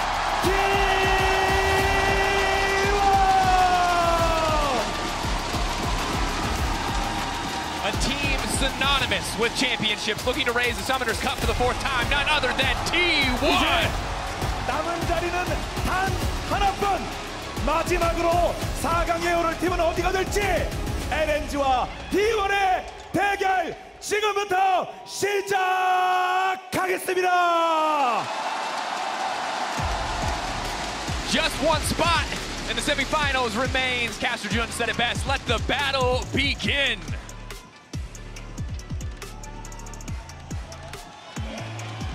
And here we are on the caster desk, and I gotta say, it's hard to follow up Caster Jun because he's such a legend that he just goes completely off script. Then I stick to the script because I don't want to mistranslate. And this man is clearly saying the most hype stuff imaginable. Regardless of what language you speak, you can tell what he's saying is probably dope. It's just a hard act to follow. That's all I'm saying. Has like 5 words. The Caster Jun talks for 2 2 minutes. Yeah. Don't worry, Atlas said it best yesterday. He's given up on trying to follow up Caster Jun. What an intro! And I gotta say, of all the quarterfinals, I think this is on paper the one that is gonna feel the closest. We've had some great series, but I think this one might top it all. This one is gonna be so good. I'm so ridiculously excited, and welcome to you as well. This is your intro. Good to be here. Yeah, Draco's Chronicler and Azale for the cast. Thrilled to be here, gentlemen, and thrilled to be here for this game. Can't wait to see EU play. You just have to wait a couple months. Wait a couple months. Yeah. Anyway, here we are. Bans coming in hot and fast. A lot of questions about what both teams are going to prioritize here. No surprise to see Renata taken away. Caitlyn a bit interesting, but has been a priority pick alongside the Nico and the Xayah. Yeah, Caitlyn specifically a pick that Gumayushi loves, and I wouldn't be surprised if Keria added more high-pressure supports to his arsenal, something that T1 used really well this year in spring. And with Caitlyn especially, it can become really hard. And I think the meta has shifted more and more towards prio on bot side. Exactly. It's been so much about fifth pick, counter pick, 4 supports, you know, from these LPL teams that we've seen win in 3 back-to-back days. But you talk about Keria, you talk about his flexibility, even back to when we were having, you know, all kinds of crazy supports in the bot lane, the ADCs, everything. Keria can play it all. So I really am so interested to find out what the preparation is here for T1. They're on red side. Will they go 5th pick, counter pick here for Keria and really try to run this first game through bot lane? That's my biggest question. And right from the get-go, I like this from LNG. Take away this J4 from Owner. Owner has been the biggest point of contention for T1. One of the members that wasn't really able to perform, but this far on Worlds has been able to have a really big impact. And LNG also gets Gala's Kai'Sa and Scout's Azir. These are the 2 champions that I feel like you associate most with these iconic players, and that is really, really scary. You know, people are generally enjoying the Azir matchup into Orianna. You know, it is kind of a similar thought process to when you're playing against Victor, where you can try to go in on cooldown, force out those flashes, get repeat ganks, get the kills. But I will say at Worlds, most of our Orianna players have been able to play very well around that, and we haven't really seen them fall prey to that Azir play. So interested to see if Scout can really kind of ramp things up and change that script. And I'm also curious to see what T1 do with this blind pick Aatrox. What are they going to take away now to try to make sure that this is a setup matchup for success for Zeus? Because when I look at the first 3 picks on the side of LNG, I feel like they got everything they could possibly want here between the Azir as well as the Kai'Sa. What do they actually want to take away now on the side of T1 to make sure they're getting something out of this Aatrox pick? I mean, I think you could just ban Renekton if you're going to ban another top laner, but they might just go more towards supports. You know, the Jax is already banned out. I do think you can ban out Renekton. It's obviously a great option. Cassante, you think you're generally happy about playing into that matchup as the Aatrox, but it is just going to be a focus on supports here, and maybe going to be a pick for support on 4 even, for T1 to really kind of thin the pool. Yeah, I wouldn't be surprised if LNG opted into the Senna ban here. We've seen the Senna be really successful into Kai'Sa specifically. And there is also still the flex potential. Like, I'm assuming this rel will go towards Owner, but there is still the opportunity for T1 to hold that until the end. I mean, clearly they're just trying to limit the engage options to pair with the Kai'Sa, right? You know, that is the emphasis here. The rel has already been taken away. Again, assuming it is going to go jungle, it is a flex, but you banned away the Alistar, you've banned away that Nautilus. There are other options still available, but they're Rakan getting banned out. So clearly, LNG was worried about what I was thinking might happen, which is that support pick on 4. So they self-ban out that Rakan, but it does mean now they go over towards the Senna. It's likely going to be Senna TK, but there are other options, and T1 is one of the only teams in the world that has shown us that at a high level. Specifically, Keria has been, I think, the most impressive when he can find these counter picks on support, and with Senna, it really opens up the pool of available picks. Oh, the crank is here! This is like almost a pre-counter to that Tahm Kench. You're kind of expecting the Tahm Kench to come in. People do like this matchup. You can go aggressive with that Blitzcrank, but this is a feast or famine style pick here for Hong, and he's gonna have to perform well, because if you fall behind on Blitz, you become useless fast. And this Gwen actually is the counter pick that T1 opted into in Game 5 of the finals last year into the Aatrox. We'll see if Zika has a better time. Didn't work back then. What is gonna be the R5 counter pick here? I mean, this is, I'm expecting it to still be the TK, but, you know, is he going to go on another option? Because I do think there's a lot of other good pairings. I've seen things like Cho'Gath. Neela is something that I've heard about, and Neela's going to get locked in. It is the Neela Senna lane. This is something that a lot of people have been kind of whispering about it, talking about it in solo queue, popping up in scrims as well. The ability to all in here is really, really high. You can play it aggressive, and I think it's going to be a true support Senna. It's not going to be the fasting Senna here. It is just going to be a full-on Senna support. This is really exciting to see this brought out in such an important match. Absolutely. A crazy curveball to throw in Game 1. If you manage to come out on top in this game with a Neela pick, suddenly this is a must-pick ban, highly contested champion, can change the entire structure of draft moving forward, but can they execute on it? As highlighted, Neela, very feast or famine, synergizes with Senna fantastically, yes, but not the traditional safe, hyper-scaling AD carry, very vulnerable as we get later into the game. Yeah, and the Neela specifically is something that T1 themselves suffered defeat from. It was one of the matches midway through summer when they lost against Noxious. And it actually was a really big point, because that was the point where T1 really started to crack, and we saw them falter more and more, and after that we did see the pick pop up a lot more, so even in summer it was already played someone in LCK. I mean, it's so interesting because, you know, Senna traditionally you want to pair with melee champions that are farming, and you queue through them for the heal plus the poke at the same time. Neela basically works in the same way. Neela is essentially just a melee AD carry, right? Like, you are playing that short range style, you're going to be between the enemy and your Senna, so the Senna can get that double value, can look for the pokes. You can look for all-ins as well, trying to go aggressive, trying to find those plays. And I'm so interested to see what kind of a build we're going to get from Guma, because there's so many options. Some people even go things like that are more kind of tanky options, and they just act as like a pseudo-engage, that primary engage. You know, what kind of a build is he going to go? That it really remains to be seen. Something we're going to have to find out as we get onto the Rift for Game 1 here. Massive quarterfinal for all of the LCK, the last hope, T1 on the red side versus LNG. Of course, you can connect your League of Legends account with Prime Gaming to grab the exclusive Braum W emote. Get those rewards. Get in there. And we've already seen Hong actually place an early ward to try and take control of the brush. Obviously, into any Neela lane, you're going to try and make sure that you can actually threaten with the Blitzcrank, because if you just let Guma and Keria take control of the lane level 1, it can become really hard to play out, as once you get an experience lead, actually retaking control can be tough. I mean, Blitz just has to threaten all-ins in basically every Blitz lane ever, right? You offer nothing other than that. So, especially against a ranged support like the Senna, Keria doesn't have to farm. You're just going to be purely focused on harassing this Blitz, poking down this Blitz. And if Hong is not able to put on that pressure, if he's not able to step up and really make them worried about those hooks, then it's going to be tough, and they're going to use this pressure here. Level 1, really strong with both the bot laners there from T1, there to assist. Owner moves in. He's going to be able to steal away the Raptors and see if he can find anyone on the red. Doesn't see it, so he's just going to go back up towards his blue buff, looks like. Seeing what angle they can find to maybe generate an early advantage here, get something done. Finally, matchup, I think, is we're just going to keep coming back to it because it's so interesting, because it's such a unique duo of champions. But it's going to be frustrating for side of LNG, or it could be effortless. If they find a single all-in, if you shut this bot lane down early, it can fall apart. But if you play a slow lane against a champion who heals, Senna, a champion who boosts healing, Neela, you're not going to get anything done. And right now you can see how Gal and Hung already on the back foot here. Not able to walk up. Early level 2 comes through courtesy of the experience sharing from Guma as he grabs those creeps and just makes the lane that much more difficult. And both these champions, you know, we talked about, Scout's going to have to flash. Flash to the safety, clockwork windup. Faker not going to overextend. Not going to step too far forward to push that advantage, but excellent start for him in the mid lane. Yeah, nicely played. Scout just went to the side to try to get a ward down, and Faker felt safe, you know, knows that he has like his jungler relatively close to him, you know, knew that he was able to play towards that side, just chases him down, forces a flash.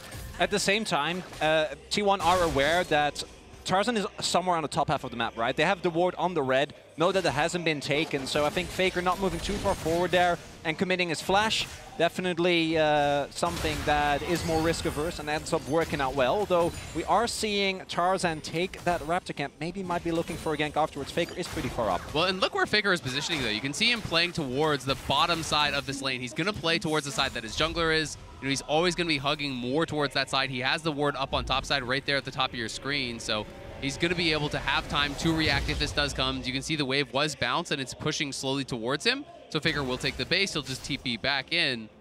It's also worth noting that he is playing Comet. We see so many different options here for the Orianna as well as the Azir. Some people playing Halo Blades. This is the Conqueror style, so it is likely to be Nashor's. It's likely to be Leandri's as well for Scout, and we'll see if that is going to be the option. Obviously, can go Crown as well. There's just so many different styles that people can go towards. No flash, though. Incredibly flexible champion. Scout now stepping backwards. Should be okay here unless owner's willing to burn a summoner spell, but Tarzan there to cover. Means the play will fizzle out, but topside, botside completely isolated. They're getting to do what he wants on the top side of the map, and it is paying off thus far. 31-18 the CS. Will even up a bit as this wave comes in, but you can see already that the Gwen has a pretty sizable advantage versus the Aatrox early on. Yeah, and I think part of that is Zeus also had to kind of respect the wave, couldn't take early trades because he knew that Tarzan was towards the top half of the map, so if he trades too aggressively early, and Gwen, the first few levels are actually quite strong, and you set yourself up for a dive, it opens up a really easy opportunity for LNG to get ahead on the top side. And so much of that matchup is being able to kind of just stay right on the edge of that Q range. So when Zeus goes for the Q that's about to hit you, you can pop your immune, stay outside where he's still on the outside of that ring, and you're going to be able to immune that. It makes it very, very difficult for Aatrox to kind of play that style that you want to in these matchups where you're constantly just poking away with those Qs. Because Gwen has the ability, both with that immunity and also with the skip and slash, to dodge to the side, to trade back really effectively, and to take all in. So it is a very tough matchup that scales incredibly well, and I'm so interested to see how Zika is going to perform because this guy has just improved by leaps and bounds over this last year. In summer especially, I thought he was incredible in the LPL, and there is that style that I'm talking about. Right on the edge, the Q gets immune, and he's going to be able to get a good trade back as a result. Excellent Q2, though, to ensure that the pullback does come in. That said, Zayo's still not coming out on top in these trades. Will get easier once he has some natural sustain to come through from the Gore Drinker, but right now, when running the top side of the map, Owner there just to cover, just to pick up the Krugs. Yeah, Big Finger Zeus hasn't actually backed yet. His wave state is kind of awkward, though. I wouldn't be surprised if Owner goes for a lane gank here, but did get spotted. So Zika shouldn't be in any trouble, but at the very least, it should allow Zeus to push out and get a back in. And then use the teleport to get back to lane. And again, I'm pretty sure Owner did get spotted, so shouldn't really be any risk for the Gwen here. Does always get a little bit dicey, though, you know, when Gwen hits 6 there, because he can try to hold this wave potentially. Owner has base. Obviously, Zika doesn't know this, so he's still going to play down towards River, where we know that Tarzan is available for a potential counter gank if he had stayed around. And seeing that the wave got pulled with a cannon, Zeus couldn't actually base, and now Owner is not there, and the jungler's coming up, and Zika 6, so they're going to look for an all-in. Zeus has the ulti, a bit extra movement speed. Will get away from the flank drag. Quick flash out to safety. Instantly just going to ult for the extra movement speed. Now the damage coming through from the Gwen. Tarzan looking to pull off the flash in. Zeus still living for now, but first blood on the top side for LNG as Zika cuts him down. Really well played there by LNG. Owner didn't want to show, so he didn't want to fully kind of just show on the wave to be able to help him crash. As a result, he hides his positioning, but it means that Zeus had to stay around because with that cannon, it was going to be a freeze. Owner will start up the Dragon on the bot side here, though, so we'll see if LNG has anything to say about it. Really well done there by LNG. It's using the fact that Zeus really wants to get that wave in. The adaptation from Tarzan to, instead of going back, up towards that topside gank. T1 will be able to pick up the Dragon.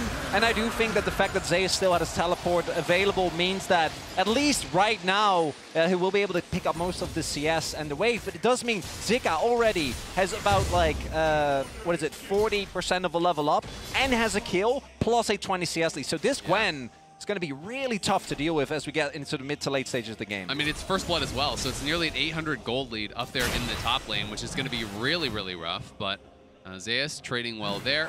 The wave still should crash. It's too much to hold, and you're too low HP. So the wave will crash. Zika's going to go see if he can find some honey fruit, likely, in the river. And if he can get it, which he does, I can see his health going up. So he's going to pick that up, but still Lex to base.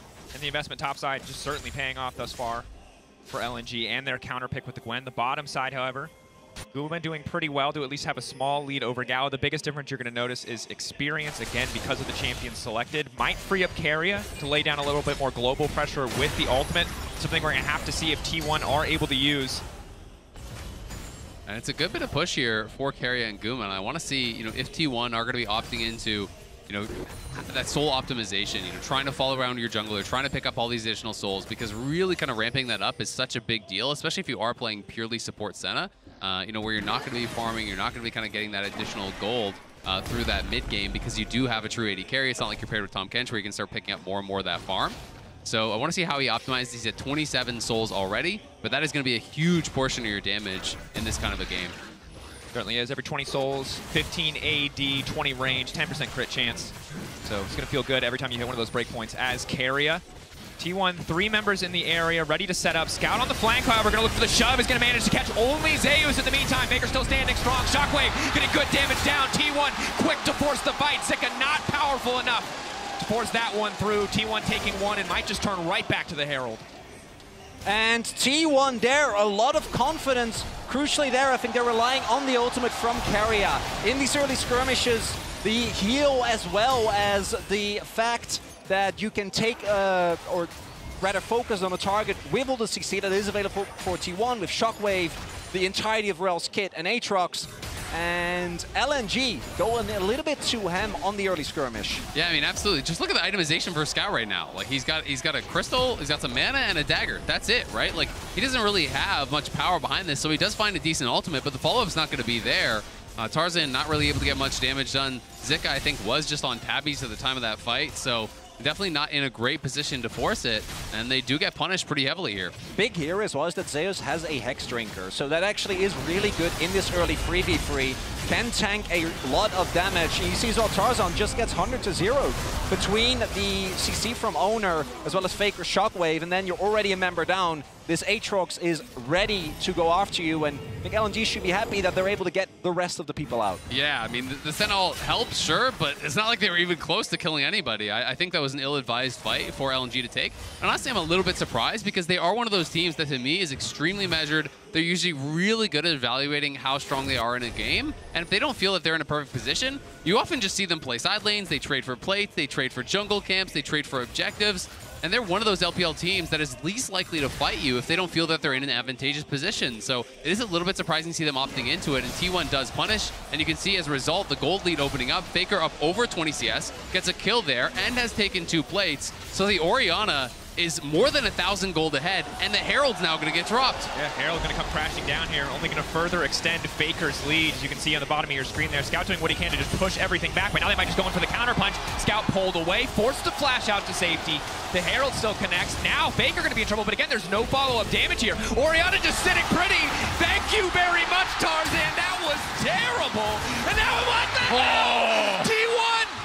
They're living rent-free in the heads of LNG. They have a timeshare there, and they're just now cashing in. And usually LNG is the team that is so good about not taking fights that they shouldn't take. And then we'll talk about a topside 1v1 later on, but specifically that mid play.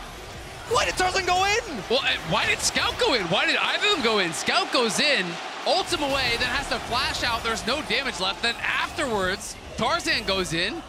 You got no damage. There's no way you're 100 to 0ing this Orianna, so it wasn't even close. And that is back-to-back fights where LNG really unorganized and really overestimating their point in the games. Let's watch this one more time. Zika starts to take the trade here, has the ulti available, but Zeus just sidestepping on the Rs. and then is able to turn it around here in the final moments. So both these queues, actually both players playing it really well, but just no heal cut through that ultimate meant couldn't actually do enough damage. And I think because of the earlier play, there was actually a CS advantage, or an experience advantage for Zeus as, yeah, again, I don't know. There is no so damage follow-up. unorganized. And especially with Shockwave still available, you're just never getting out of there. As Tarzan, feels like the communication there between Scout and Tarzan just not on the level it needs to be. No, absolutely not. LNG are looking nervous in game 1 here. And if you can't tell, the crowd seems to be favoring T1 here in Korea. The crowd erupting with every single play. And LNG looking really uncomfortable. I mean, Gal wanted to turn it into a library. That has not been the case yet. T1 off to a roaring start. 3K gold advantage. Fantastic at this stage of the game. And again, bot lane hasn't even gotten involved yet. They have done very little. They are a part of the gold lead courtesy of Senna and all that additional soul gold, but they've just kept Gala and Hong under their turret the entire game thus far. But the big thing is, with a lot of the action happening towards the top side of the map, it has allowed Guma and Keria to just play fully for bullying in the lane. Yep. Because there is no support from Tarzan, and Scout and Zika obviously haven't had an opportunity yet either to get towards the bot side of the map, this counter pick of the Neela actually ends up working out really well. I think it's like an... what is it, a free 400 gold lead here, just from the plates on Guma over Gala. And Keria, the gold is relevant on Ascena here, and he's a good 600-700 gold ahead because he's actually farming gold as well, you know, really effectively off those plates. The crown now done for Faker, so he's going to be staying safe. And Hong on this Blitzcrank from behind, that is going to be tough. You know, your soul lanes have both fallen behind. Your bot lane is perma pushed in. You haven't been able to even, I haven't even seen him attempt to hook 13 minutes into the game so far. And I mean, Blitzcrank from behind, when you're going to be playing against Umbral Glaive, you never are going to know if you're in that safe pocket of vision where you can lurk and set up that perfect hook. The potential is always there, but the windows of opportunity get smaller and smaller when you're at this kind of deficit, when you're playing against so much vision denial, especially against a champion like Senna. And normally Guma, we often see Collector come out as a first item, aggressive, yes, much more solo queue focused, but it seems like he might be going Serrated Dirk into Navori, just looking to capitalize on that additional damage, the cooldown reduction that comes through, the endless W procs that show up. I mean, you can just see the turret plates 9-1 for T1. That shows you how that early game is going. They have the kills to back it up as well. Zeus now with that Dustblade complete. He did this all through the LCK playoffs. He loves to play this lethality style. Even when he's playing into tanks, he was still doing this, and he was able to really make it work, Chronicler, by finding the backline in these fights. Well, there's a couple of interesting itemization choices on T1. You already commented on the Aatrox as well as the Neela, but it looks like Faker's actually going for Crown into Banshees. Yeah. So, like, the man is really going for defensive playstyles in the featured matchup presented by Mercedes-Benz. Thus far, Faker, I normally am not a fan of going for these type of full supportive builds, but if you're 1,500 gold up, might get away with it. And honestly, I think his read is probably that he's the only one that is vulnerable in these engages. If he feels that, hey, the Neela can stay safe, you know, with the W and the R and amping healing, you know, that can't afford to actually all in on Keria, then hey, maybe it's going to work out. Forward. Flash out to save from Carry is clean. TP now coming in just to cover the play in the mid lane just in case. Crown buff will fade away, but T1 leveraging that TP just to ensure that they come out on top in the skirmish will not work out for Hung. Also, honestly, it's double AP soul laners, plus it's a Blitzcrank, right? So having that Banshee's Veil actually has incredibly high value, not only against the hard all-ins, but against, you know, even just having that MR is pretty high value. So I agree, people, you know, very critical of these really defensive builds, but maybe in this case it works out because you've got a lot of damage on this T1 team. Zeus just walking out fearlessly, and this sucks for LNG. This was the guy you set up to pull ahead. The map was split to isolate top lane, but that 1v1 costing so much now as we get later into the game.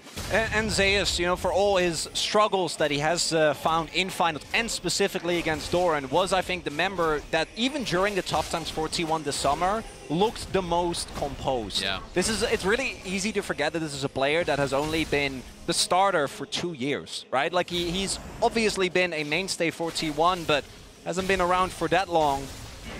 The whole T1 team, you know, well, besides Faker, you know, is incredibly young, even for pro standards, but it just feels like they're such veterans because they make every deep run. You know, every time they show up to these international events, they keep getting far. And yes, they have not won that big international event yet, but they have gotten close time and time again. And really big now is that LNG is able to create some vision denial against T1, right? You want to have at least an opportunity to maybe try and hook someone in, get a lead, because with the goal deficit the way it is, I feel like LNG is going to be forced to contest for this Drake. Like, Soul Point Infernal Soul is not going to be very fun and interactive to play into. You can see as well that they're already making their way over. And we'll have to see if LNG can find a way, because if they can win a fight here, it might be an avenue back into the game. It's also Gale Force for Guma, so he's not going Navori. I've seen a lot more Navori in solo queue as well, but going for that Gale Force, it does give you the additional playmaking. Pro's obviously a really big fan of this item, allows you to close the gap. You can see that he is also playing Ghost, so between the flash, the dashes with the E, you can try to get in on that back line, snap people in with the ulti. You have Carrier with the ulti over the top to support, and T1 is just going to try to pile in massive amounts of AoE damage. Started off by Guma. You have Owner going in. You have the Shockwave going in. You have AoE damage coming out from Zeus.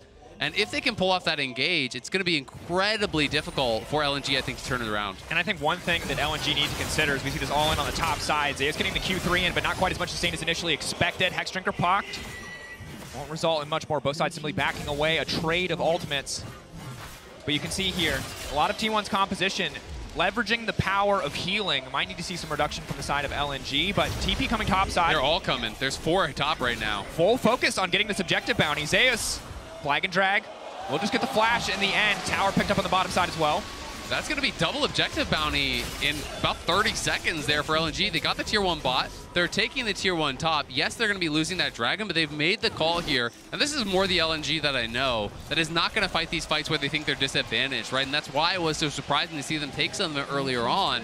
But they're just going to play the map. They're going to try to get as much gold in the pockets of their carries as possible and attempt to be ready for this Soul fight, which is very likely to be game deciding here in 5 minutes. At the same time, I wouldn't be surprised, knowing T1, if they don't even opt into a Soul fight in 5 minutes, but just head straight towards the Baron. Something that this team has been known for a really long time. And I think in summer they cooled it down a little bit. Didn't really work out quite as well as it has in the past. We'll see if LNG find a way, because I do agree. I think that fighting there is always going to lose you the game. Yeah. LNG identified the best opportunity to still get something out of the play. And it's going to be Crown into Nashers here for Scout. So again, respecting the upfront damage, respecting that potential engage. And Zeus just all aboard the lethality train here. He's going more and more towards it. I think we're going to see Collector second for Guma. Yep. And, you know, just looking towards this kind of heavy burst style build does make armor very, very valuable when you have 3 lethality users over on the T1 side. But, you know, we're not seeing anything really itemized in towards just yet. And it's tricky because Neela is an incredibly obnoxious champion.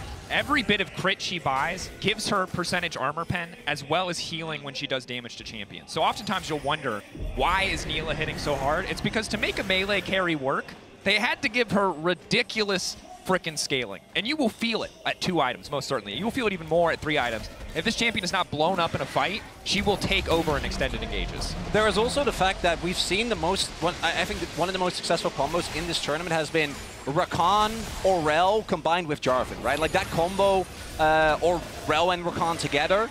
And without the Neela, T1 wouldn't really have anything to, outside of a Shockwave, to really follow up in the same way. And particularly with Guild Force, I think it'll be really easy for Guma to follow up if a good engage is found. Absolutely, and I even think there's opportunities to just start it off yourself if you do find that angle, right? That's what makes this champion so unique, is that you can be the primary engage, and it's not really in a way that any other AD carry can. Sure, there's champions like Ashe, but it's obviously very different shooting an arrow out versus shooting yourself out. Sure, and she's also one of the only AD carries in the game that can go, oh, Gwen wants to jump on top of me, that's fine. You know, this is a champion who can block so many of those empowered autos. Yes, she can't block the snip, but can take a lot of these diving champions on head-to-head if they don't have backup from a player like Gala or Scout. Hook going just a little bit wide there, but you can see LNG fighting tooth and nail to get a little bit of vision down here, just to make sure that T1 cannot attempt to sneak the Baron. T1 no mid-prio yet, but with Guma coming out of the base with Collector, they will start to fight back for some of this vision control. This is also where you see the Umbral Glaive get a ton of value, right? And the fact that Carrier is able to consistently take away some of the vision of LNG. Although I gotta say, with this ward surviving, I think they still have a pretty good idea of T1 not actually starting the Baron yet, combined with the fact that they have, I think, a ward right in front of the pit. Yep, they do. Which is good scouting on LNG's part, knowing T1 and their knack for starting Barons on a moment notice. Scout here on the side. He's just gonna lay down a little bit of poke here, get the Conqueror stacked up against Owner. Blitz. I'm just going to continue to fish for these picks. But Banshee's Veil plus Crown you know, you talked about it earlier as a build. It's obviously a very conservative build, but at the same time, no one is ever killing Faker. It's just not going to happen. Yeah, it's going to be really tough, especially from the position that T1 are in. And there's so many threats on this team that it's going to be really difficult to get into the backline towards him.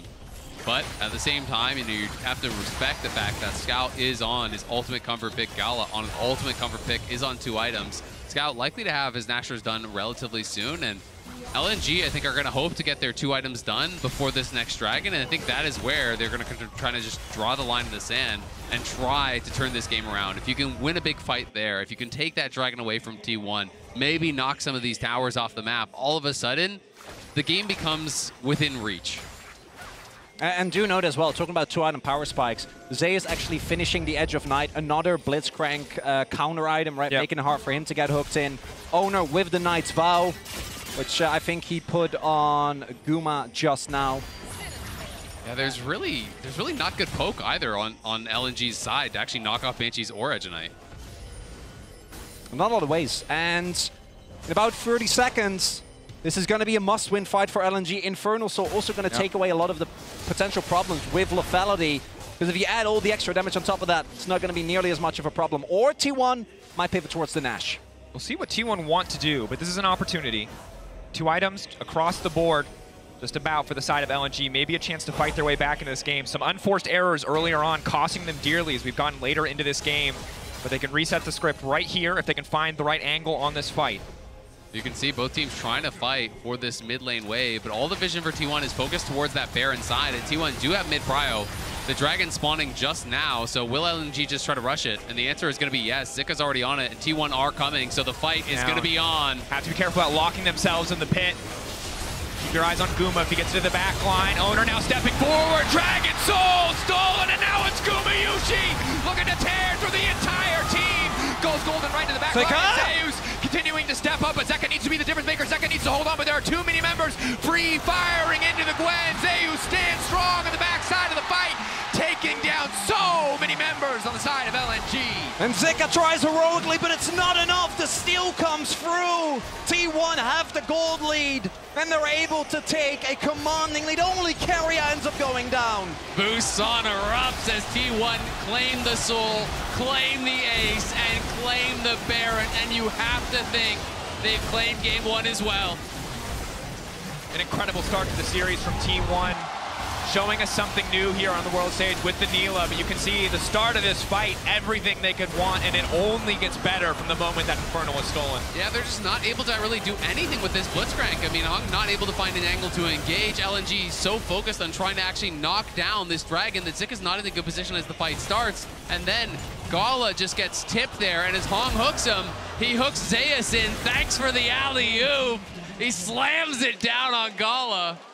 And gentlemen, I'm not trying to flame anybody, but I don't think Hong is going to play Blitz again. It's a self-ban angle. It might be the self-ban angle. Yeah, Blitz, as you pointed out at the beginning of the match, Azil, is very much, it's hit or miss. Yeah. And that was the first hook, Chronicler. Yeah. That was the first hook. The first hit was a miss. Yeah. Or a hit if you're a T1 fan. True. They might want more. They might say, let's run it back. True, yeah. Would be understandable, but look at the teamfight damage. Look at how many threats there are. The lethality Aatrox hitting like a truck, combined with the Neela, combined with Faker, even on this super tanky build, still outputting so much damage. Hook not quite going to connect there onto Owner. He could feel the wind on his backside, but T1 just barreling down the bottom lane. And honestly, it's just been a tough one for LNG because you lost topside around these engages at Herald, around this engage in mid lane. Your bot lane in the 2v2 doesn't really stand much of a chance. You're perma pushed in. So even once this Blitzcrank got out of lane, there wasn't much recourse for him, and T1 on the push. Zeus may be in trouble. Zeus off to the side, but LNG has to be careful about overcommitting. Zeus still just taunting them, teasing them. Blitzcrank, can the hook come out? Cataclysm locking him in. They will connect, but he pulls it back. Apotheosis! Gumayushi ascending to godhood in that moment as LNG are torn to shreds. T1 too far ahead. They make it look effortless. It's a clean ace for T1. Baker shockwaves the minions just to speed up the demise of LNG. The Korean fans erupt here as T1 gonna claim game number 1. Busan will not be silenced yet.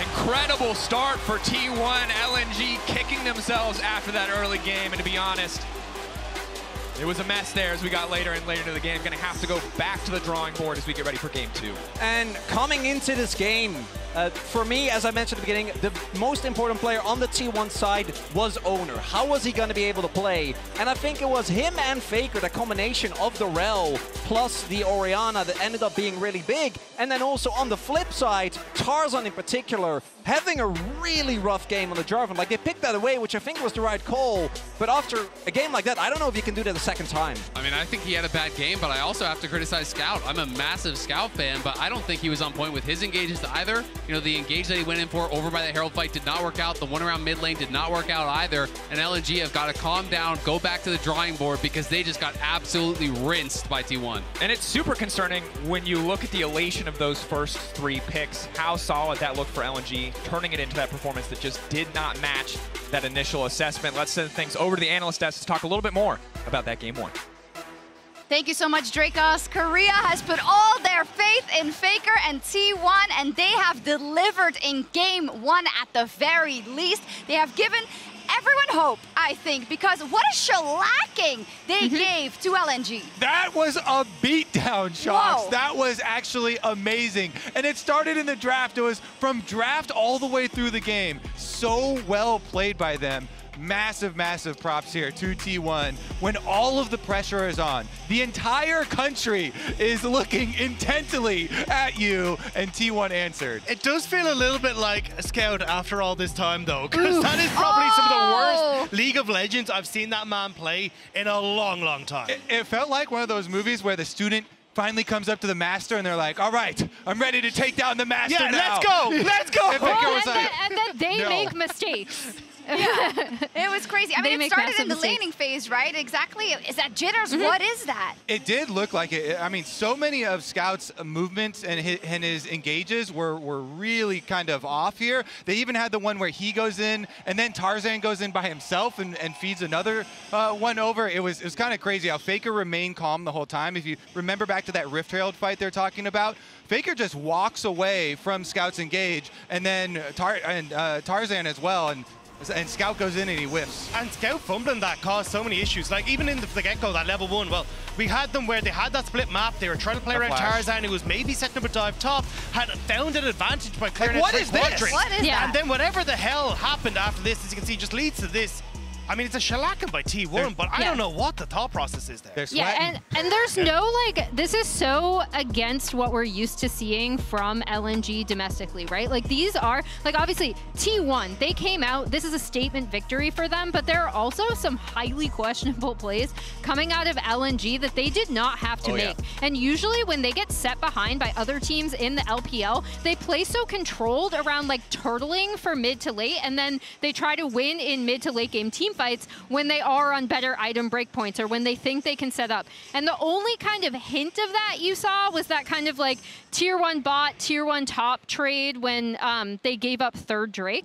But even then, like, this is just a lot of unforced errors from LNG that we're not used to seeing. And I guess one of the big examples was the Herald fight where you all said, this is weird. Why are you going for this? I mean, it is first Herald, which LNG do have a habit of maybe overextending for, but I do agree. I mean, the fact that Scout's massively far behind, you don't even connect onto people that have damage. Zika had a leeching leer, which you don't actually want to try and fight on as the Gwen at this point. You don't connect except for the tank in this fight as Scout, and then you've just got no damage actually set up to try and clear for that. It was bizarre that they tried to take that fight after they'd just been set so far behind in the early stages. And then for that to be followed by the mid lane play that we saw before this was just like, whoa. Whoa, it was crazy. They seem out of sorts, right? LNG for now. That's something they're going to have to clean up. Let's take a look at the 24-minute Drake fight, which was the nail in the coffin. I know they were so far ahead, but Owner just walks in and takes it, by the way, even though they had the positioning. This was so sick. Owner goes in with his crash down.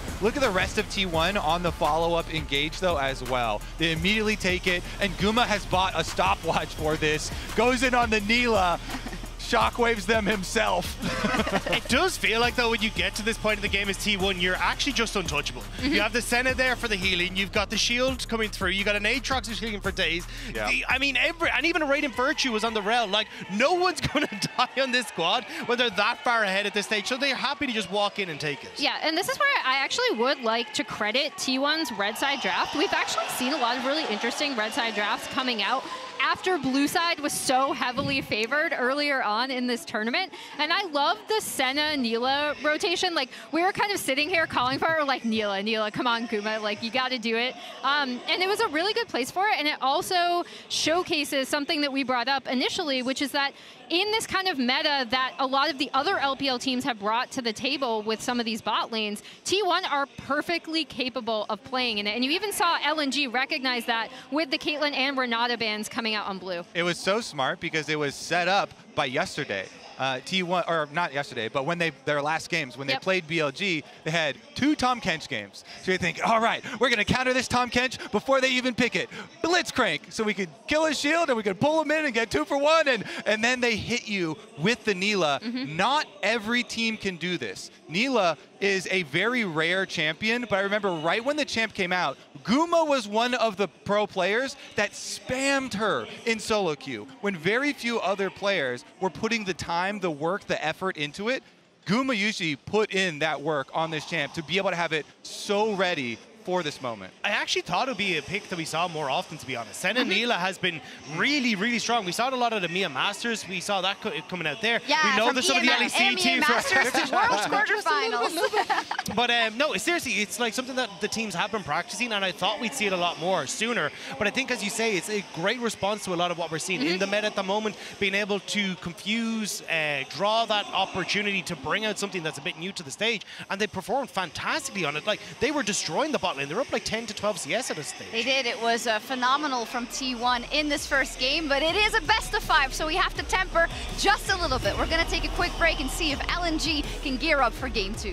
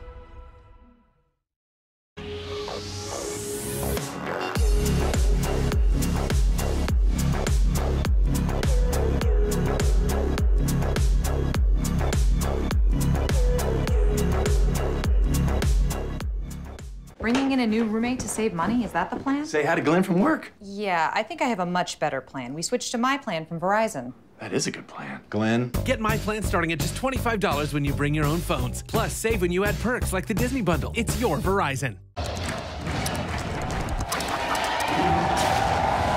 Red Bull gives you wings.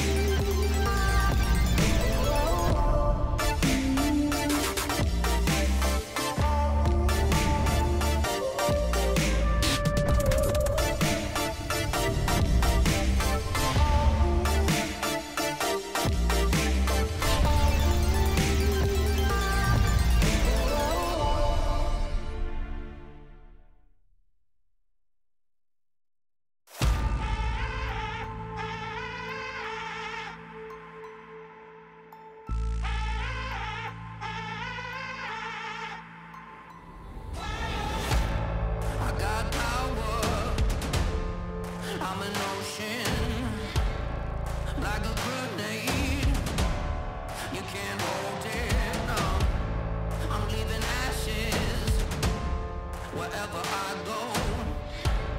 I strike matches and just to see the smoke. I let go, turn loose. You better run when I'm lighting the fuse. I'm all in, I can't lose. I'm about to catch fire. I'm about to catch fire. I see the flames getting higher. 'Cause I'm about to catch fire. I'm about to catch fire. It gets hotter, close to the sun. When you're a renegade, up on the run. 'Cause there's victory in the palm of my hand, and I'll be the last one to stand in the end. It's getting dark now, so I'm gonna let the spark out. Let go, turn loose. You better run when I'm lighting the fuse. I'm all in, I can't lose. I'm about to catch fire. I'm about to catch fire. I see the flames getting higher. 'Cause I'm about to catch fire. I'm about to catch fire.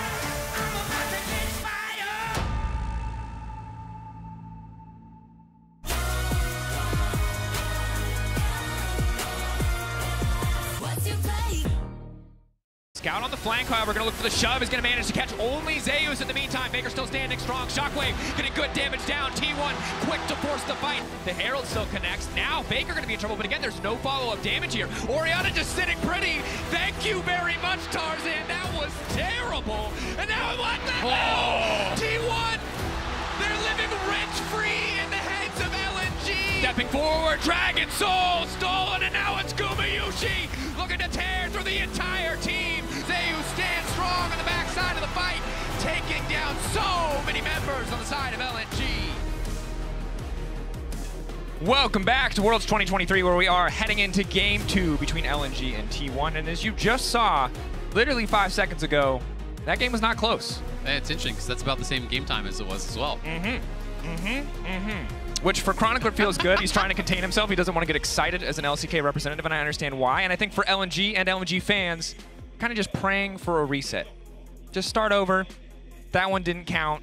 Show us a little bit more, because there were so many small individual mistakes that regardless of what happened in draft, you can draft all you want, but if you're just going to leap into an Orianna with no damage, you're never going to have a good time.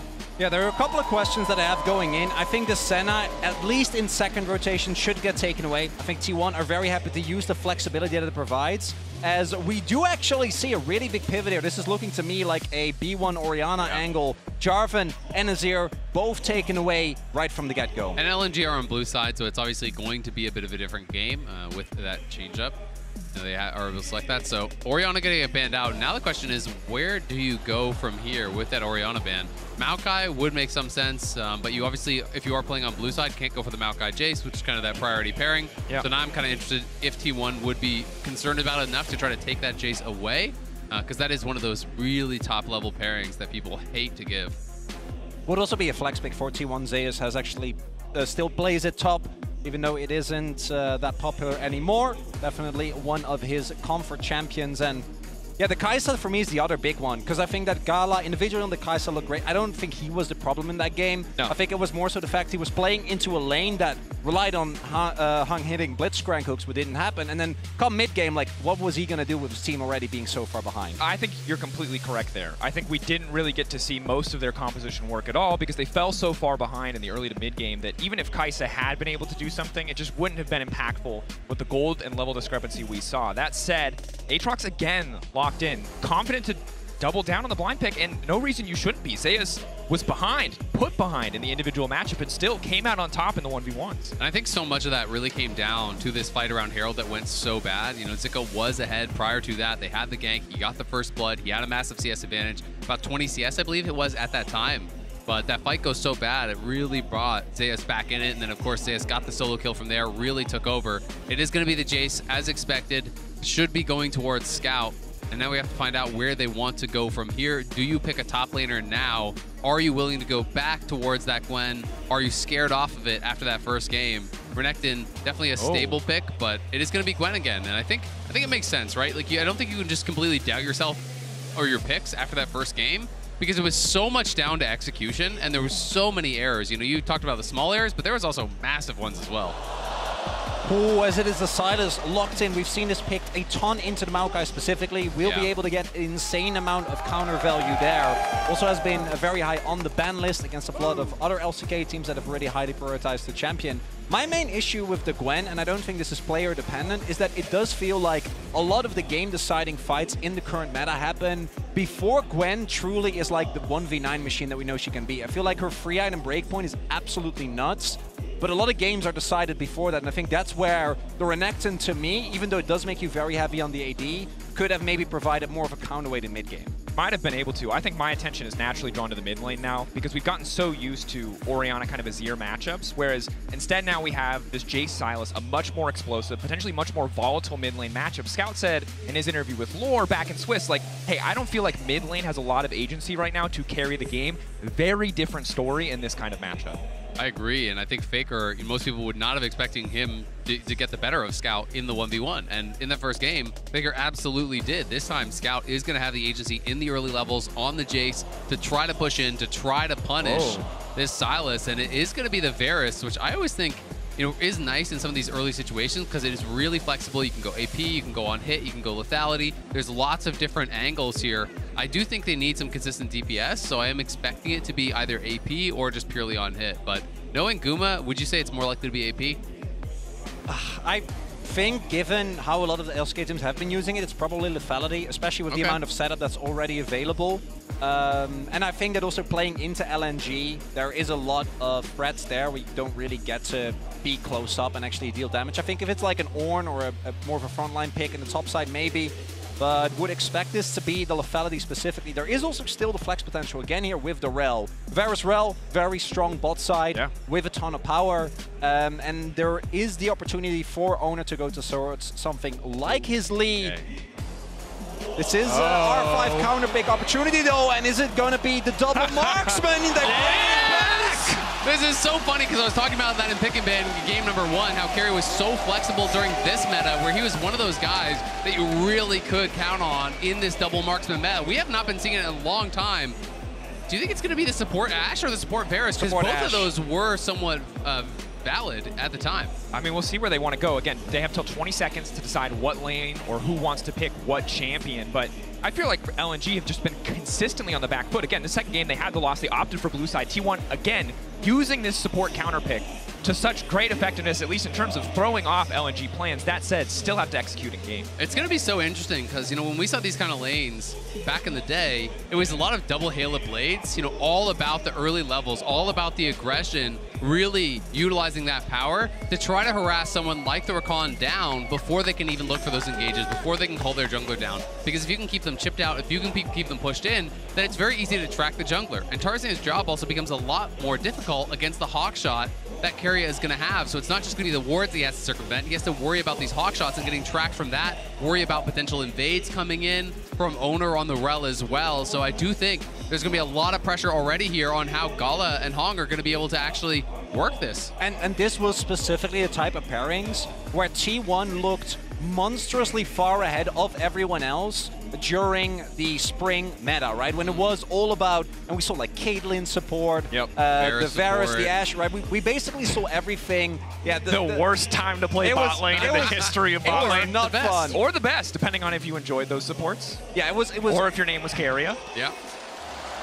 It was every single game, right? Every single game you heal level 1 just to get prio of the wave, and then from that point on, the game becomes very unfun to play for the opponents. And it is going to be the double Halo Blades I was talking about, so they're clearly going to be going all in for that early prio in that first couple levels here, trying to chunk down Hong, who's been spotted, and 2 slows already coming through. The stun going to connect. The abduct forcing out the W start coming in from the Hong.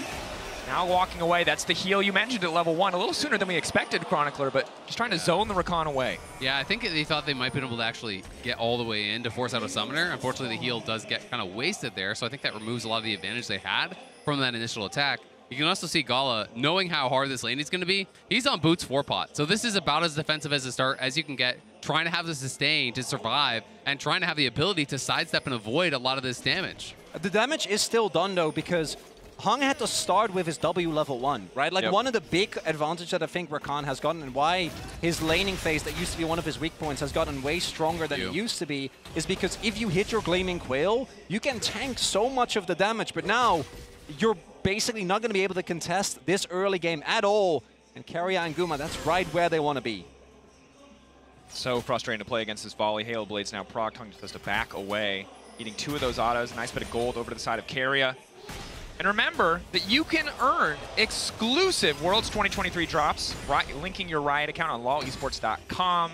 Worlds emotes, icons. Get in there, get your stuff just like Varus is getting in there right now because Halo Blades, baby! Oh, you can't win a trade against it. That's the fun part.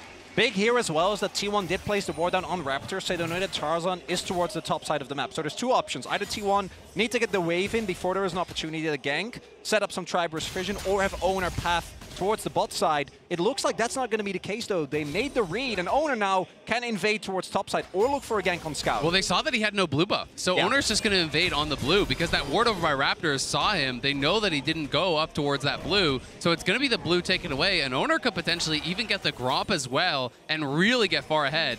And that Hawk shot, I do believe, actually spotted him. Yeah, you can see the pings over on Tarzan there. So that's the angle. When you get the push here, it's so easy to get that perfect angle on Ashe to be able to spot out all of these bot side camps and even some of the top side camps. And you can see the damage already being done. This is going to be the first waves crashing in at 3 minutes, and they're likely going to get a plate right now. They're going to get a plate. Owner's very likely to reset and then be able to take his entire bottom side jungle while his bot lane has priority. So there will be no counter punch, no counter play for LNG, unless they can force something top. This is a clean early game from T1 thus far. I also think there's a potential double scuttle angle. I think he can do the topside scuttle. He has so much prio on bot side, you can't really contest for that scuttle. So it could be invade, 2 camps taken away, and Scout maybe instead, even. The gank looking to force. Stun comes out on the Shattering Strike, just a bit of pork. Yeah, that was necessary from Scout. If he does not early flash there, he's going to get Q flash, he's going to get flinged in, and I think he's dead. Oh, they do spot Tarzan. We'll see if Owner wants to contest here. Zika does have early prio towards the top side, so this does deny the double scuttle. And that's a big win for LNG. Allows Tarzan to actually maintain some parity when it comes to farm. And I think that's the cost of the attempted gank, right? Because he could have just stayed and taken that scuttle on spawn, but instead he does elect to actually go for this. And Tarzan now is hoping that, hey, are Raptors up? Can I actually invade for this? He goes and looks, but Raptors are not there. So there's nothing really for him to take. The scuttle's being taken on bot side by Owner, and now he can clear back into his bot side, take those 3 camps, can even look up towards the Krugs respawn, and you can see the T1 pings on their own Krugs because they're saying, hey, watch out, Zeus, because this is the one place that Tarzan could look for a gank right now. If he's up by my Krugs, he could be looking for a gank in behind. Well, no gets spotted there with the sapling going over to the ward, so we see the pings. T1 again is aware. We've got to say, though, Gala and Hong able to take the early beating decently well. There is still a lot of sustain available, though, for Guma. Double cookies as well as a refillable potion for the Varus. Yeah. Meanwhile, in the mid lane, Faker losing the sustain war. He hasn't recalled yet. Scout has, of course, already used his TP back to lane. Potential window here to try to capitalize on. Faker still has the flash available. The healing as well. Can he find a target? He's going to flash back under the tower. Shock blast there. Faker making it out to safety. Scout looking to follow up the healing now coming in, trying to find the 1-for-1, but Scout will stand strong, getting the kill onto Faker in the mid lane. That's huge for LNG, and a mistake from Faker. Steps back. He had evaded the gank. He had gotten away, but he wanted to greed out for it. Owner, though, does spot Scout. Mounted up. The sapling going to slow him down enough that Scout can't escape. TP now coming in, though. Faker most likely just going to catch the wave here. Do they want to commit for anything else? The delay actually means a lot because Scout had already committed his TP prior to that play. So now that there's that big delay, he's going to lose likely a full wave as Faker is going to be able to bounce and push this back in. And T1 know they have full prio for this dragon here, so they're going to be able to start this up. There's no way Jace can join. Really important that the gank works out though there, because Tarzan was like level 3 when that started off. And if that play doesn't end up working out, they fall behind very much now. Able to get Scout ahead early as we see the gank come through here again. Yeah, not much to this, honestly. Nice E here from Faker. Buys a little bit of space. The Shock Blast does connect, but then the flash out, and it's just greed. He goes back in, wants to see if he could get some XP or get some of those minions. Does give over the first blood, but again, look at the gold. It's T1 up gold. When it's 6 minutes you have a first blood, that is a massive difference they have actually overcome just through farm and through the plate already on bot side. You can see, look at Gala's position. You know, he had to buy those 4 pots early on, had to use them all in that first kind of cycle of laning phase. And now on the other side, you've got some early lethality picked up. You've got tier 2 boots early on here from Keria, which is one of the really nice advantages about actually playing these ranged supports here, is that it's so easy to farm gold compared to a relic shield. You get so much more gold as long as you have access to these autos and to actually hitting in on that. So great early buys for T1's bottom lane.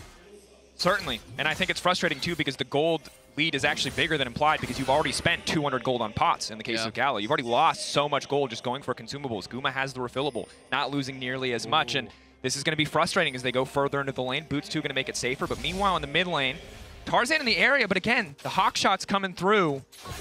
Yeah, also the ward there in the pixel brush actually spotting him, and it doesn't look like LNG are aware of that, so ward's going to remain there and continue giving information over.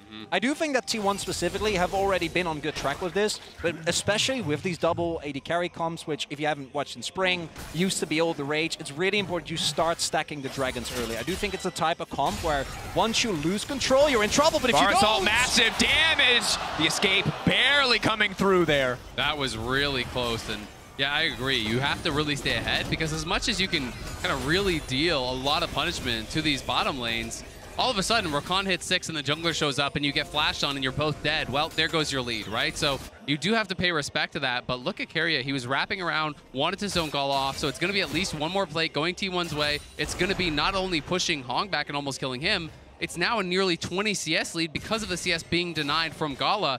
His buys are going to be horrible, and there's going to be so much pressure now on the soul lanes. Barely avoiding the tiny little kitty cats. But Owner didn't know that they didn't know, so he has to back off because Zika's making his way over. In the game of poker, they won. The bluff was successful, unintentionally so, but working nonetheless. As Owner's now going to back away. The one strong point of the map right now is Zika on the top side, winning out in isolation. 83 CS to 69 now as Aatrox, you know, going to catch a couple here under the tower, but weren't able to leverage his strength in the previous game. Went wrong pretty quickly. Have to imagine that he's learned from those mistakes. Sometimes the player's just too good for their own good, you know? If you just weren't looking at the mini-map, you could have just stayed on the blue buff and taken it. Wouldn't even know that Zika was using. Suffering from success, man. Exactly. And we do now see this Herald being started up. T1 100% want to go in on this. Keria doesn't hit 6 just yet, though. Won't have the arrow available. A lot of poke coming down from Scout. This is a must-win for T1. Zeus isn't here yet. Have to be careful about grouping up in the choke. Gala does have 6 and ultimate. Guma waiting over the wall. 1 second left on the chain of corruption. Has it now. Health bar's already pretty low here for T1. Look at Tarzan. He wants to get a really good angle for the Maokai ult. He's trying to set it up because Hong doesn't have 6, so he needs to be the one to start off that engage. They're hoping that T1 would overcommit in, use the Maokai ult to be able to set up that engage here from Hong. But it is going to be Gala basing, so LNG looking like they're going to bail out of this and just head him down towards bot, because if you look at the map, it's a big wave that's actually crashing, and even with Gala leaving, I think he's going to be too late, unfortunately, to get most of that. That wave's likely going to bounce, so T1's kind of going to win out on both sides, I think. T1 doesn't know this yet, though, so they're not committing fully to the play, especially because with Tarzan and Zika still posturing this aggressively, T1 haven't really caught on. So we do now see the pings go down on the bot side turret as well. Gala, I think, was also sitting on white, so should be able to actually get a big counter punch here if T1 doesn't respond in time. We do see the backs being channeled now. Yeah, but they could even send down, you know, Zeus to answer this if they really want, if they're concerned about plates going down. But he is going to TP back up towards top. Guma and Carrier are heading down towards bottom, so I don't think they're going to get much. Maybe one plate here for Gala. Scout gets one plate mid as well, so they're trying to get something back here. But it's going to be potentially about this counterpunch around bot lane. If you look at where the Rakan and the Maokai are, they are here waiting to catch the T1 bot lane as they do return. And this is a situation where T1 stepping up can be highly risky. The TP, they've called the play out, they've sniffed it out. They see Tarzan, Gala shredding through 2 plates, but what else will T1 be able to get? Abscond forward, abduct the arrow, hitting! Gala gonna be able to walk away from now. Maokai ult stopping the play in its tracks, but T1 holding on to 3 plates on the bottom side. Health advantage is there though for LNG, and again, I think this is a must-get. This Dragon, 41 Tarzan! Tarzan in trouble, stolen, Maokai ultimate, leaping back, pushed away by the Dragon. Getting a little push back to safety here, but T1 now priority access to the second Drake of the game. And even with Faker not hitting a skill shot, just the fact that Tarzan doesn't have his ultimate available means that LNG doesn't want to risk it. And it's going to be second Drake going over to T1 as well. And with no cleanse on Gala, he had to use that down on bot side, the stolen Maokai ult, all of the CC available from Owner. I think Gala would have been a dead man if they tried to fight this one, so it's going to be pushed back. Scout trading with Faker obviously can't continue to chase down towards that bot side where you know all the T1 members are. And this side lane has just been mostly kind of left alone. Zika and Zeus been battling back and forth. It's basically dead, even a couple CS to separate the two. And we'll have to see, who's going to be able to get that side lane advantage. If Zika step forward, the combo coming through, the abduction of the Kitty Cats once again forcing out the flash. The snare will connect, but there is no follow-up there. Instead, the Herald immediately going to get dropped. T1 now looking to grab 2 plates here. Flash in though, Owner's not happy with just 2 plates. Scout now going to be in trouble, but they can't quite find the damage. Faker going forward, looking for a bit of revenge. After the first tower dive, he will find the kill on the Scout as the Herald crashes. It's a great dive from T1 Owner, no hesitation. Even with Tarzan, I think, handling that very well, trying to block out Faker, keep him from following up. Faker still had the flash, so he flashes in, finishes the kill, gets out, and they get the plates with the crash. Chung now stepping in, the flash away, the flash to safety, the slows, big. Guma locked down, should get taken out here. Chains of Corruption going wide. He will not be able to get anything back. Crucial kill over to Gala. And really big play there from Zika, able to find his way towards that bot side. And that's the one risk you always run with this double marksman lane, is overextending. It will be paying some plates inside, but I'm pretty sure Zika also should be able to get some here towards the bot lane. And you can see how many summoners that actually cost T1. Guma went with the early cleanse, but Keria used both his summoners as well in that retreat. So they're going to be vulnerable, but here's that earlier dive. Tarzan again does a good job peeling Faker off as best he can, blocks the abscond abduct, but then Faker just flashes in. He's got multiple of those passive autos stored up, and Owner was tanking the tower on the other side. Really well played from the T1 jungler, setting Faker up. And again, it's another good start here from Faker. Was incredible on the Orianna, and he's kind of been set up for success. There's multiple good ultis for him to steal. It's not just the Maokai ult. I do think stealing that Rakan ult is also really, really powerful.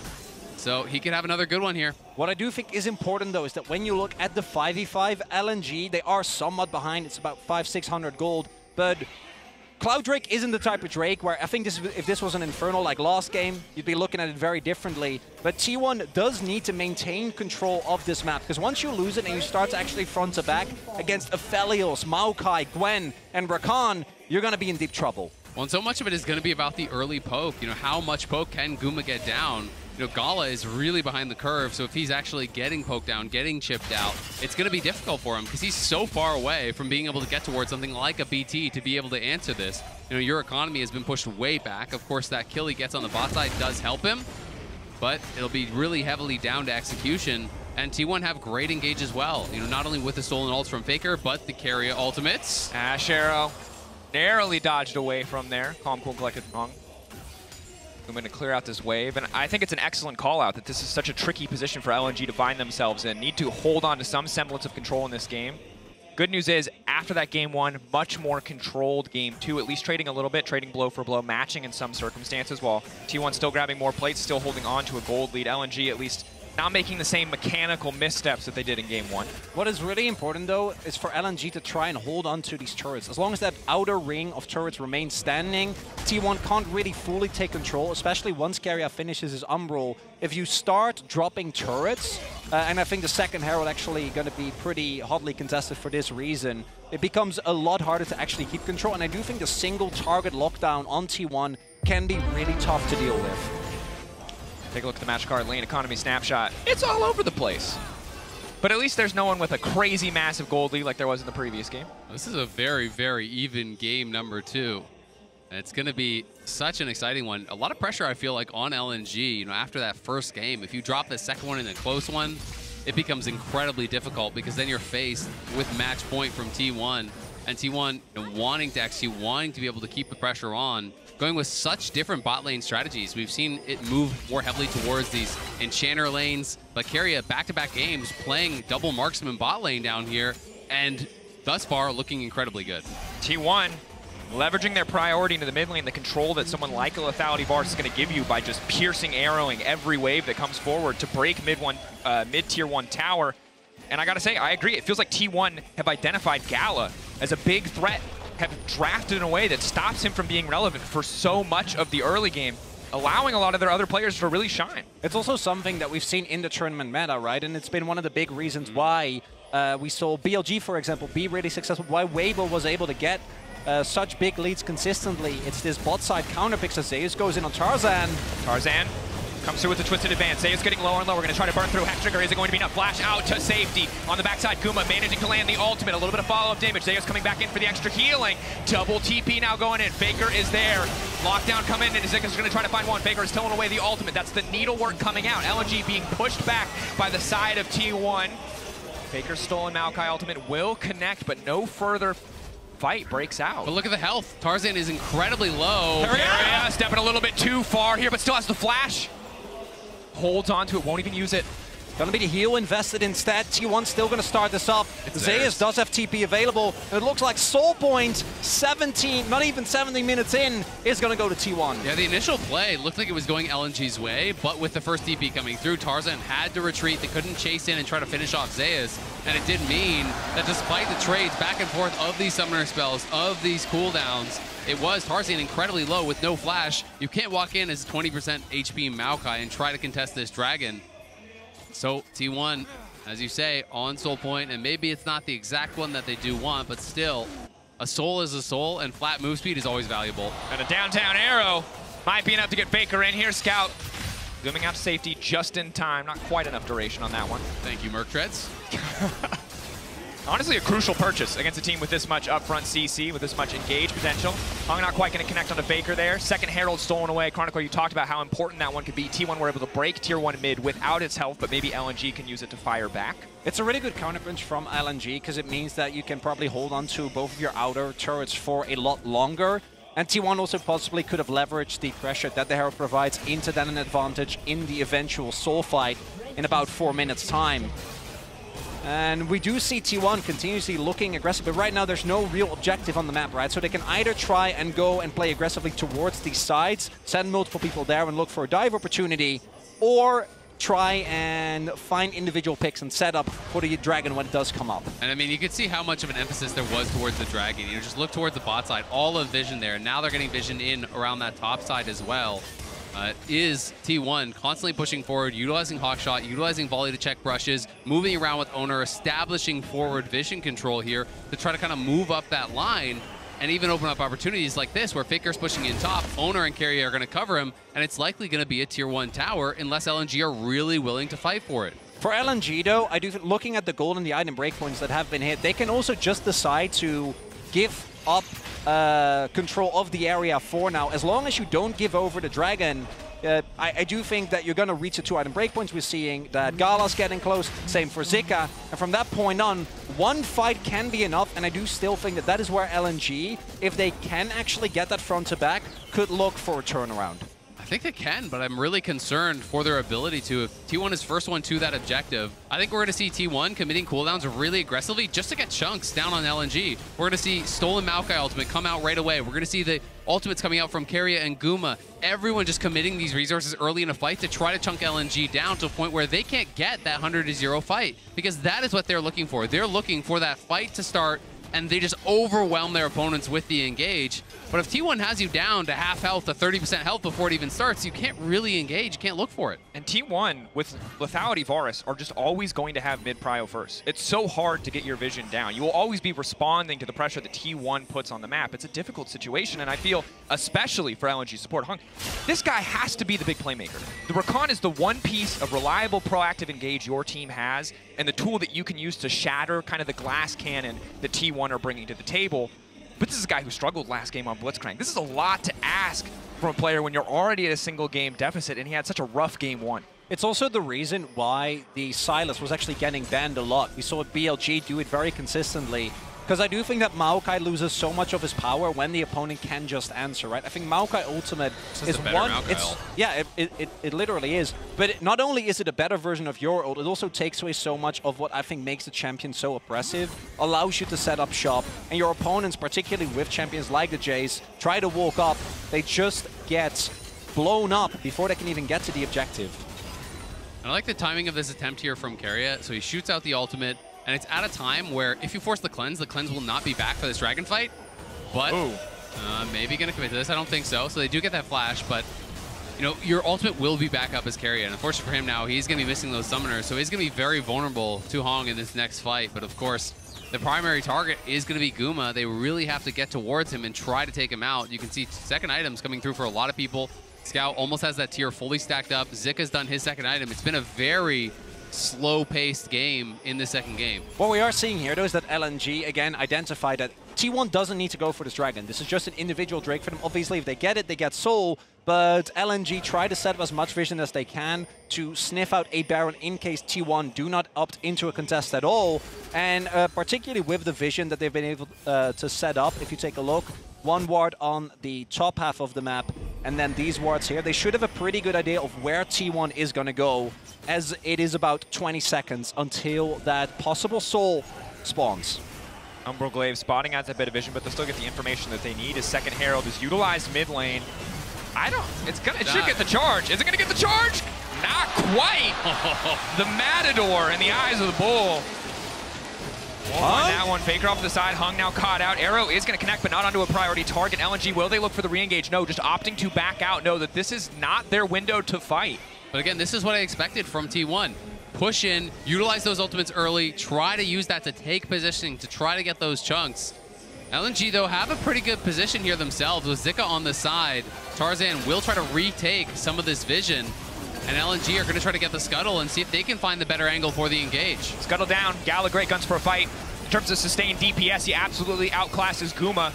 But if it just comes down to a poke battle, he will not come out on top. LNG forcing the issue. Hong doesn't have a good angle to engage at all, though. Like, look where he's playing. He's almost like trying to mark Zeus, but he needs to get the backline. They're going to go. Flash in. Owner Gala manages to make it out safety. Isolated for now. Looking for Zeus over the wall. Zeus on the backline. But Gala forced to safety. Chakrams stacked. Zeus can't find the angle, but the shutdown coming through for Faker. T1 taking the fight anyway. Gala looked good, but Gala did not matter. T1 finding the exchange. And even with Gala surviving, the other front is won by T1. They're able to break up that core unit for LNG. There's not enough damage available, and that's going to be Soul for T1. Zeus got so much done there for T1. The 0-0-0 Aatrox making all the difference as he comes over the side there, gets right into both the carries from LNG. Scout and Gala sent packing. They had to run from him. And I'm kind of surprised because they were aware that Zeus was playing in this angle, but then they just lost track of him as Owner comes in, and look at the angle from Zeus right over the wall, catches both Scout and Gala, pushing them back, and meaning that on the other side, it's Zika losing out, it's Hong losing out, as Keria, Guma, and Faker will easily win that 3v2. And the threat of this full lethality Aatrox, together with Owner, ends up turning it into a 2v4, which they win, even though Owner ends up going down. And then, as you said, on the flip side, Zika gets taken down. Hung tries to help him, isn't actually able to get enough done, as the arrow... Going wide, T1 now setting up for the Baron. You can understand why they are so far ahead. The Cloud Soul, their ultimates, always available. They could always start this just to force the TP from Zika, who is pushing heavily down on that bot side, but T1 want to play it out a little bit more slowly, not going to risk it, so they're just going to have Zeus go down towards bot, look to answer, and continue playing with Prio through mid. Guma shoves mid, Keria invades with Owner. It's rinse and repeat all game long. Faker gets pushed top, then moves down with the team. T1 are just playing this out so well through multiple lanes and really limiting the options and opportunities for LNG by constantly tracking them. Tarzan did get blue. That's a dub. So that's a win. You take what you can get. Step one on the journey to winning the game. It's not a lot for LNG. Is the blue. It's been brutal. I was ready for this to be much closer, but to be honest, T1, the way that they've been counterpicking bot lane, not overplaying their hand, playing patient in a lot of these fights has been fantastic. And you saw in that last fight, Gala has 2 items, perfect guns, and he was not super relevant. Solo isolated by this consistent blind pick Aatrox top lane. This champion is becoming a problem for LNG. And it's also with a different build than what we've seen the Aatrox be the strongest with, which I think is really funny. It's similar to what we've seen with Kai'Sa as Zika tries to contest Vision. Zika leveraging the Shroud to try to contest here. Gala with the Infernum ultimate, it can always be a threat, but again, T1 just taking their time. And I think this build from Zeus kind of represents him as a player. It's risk versus reward, right? This is something that he is just so confident in his ability to execute on a build like this. Almost everyone plays Goredrinker because it's more stable, it's more secure. You go Goredrinker, you go Sterix, you get in the middle of the fight, and at the very least, you're going to take up a lot of damage. This one is the 1v9 or the all your team reports to you. It's like you are squishy and you've got to execute perfectly, and so far he's been able to.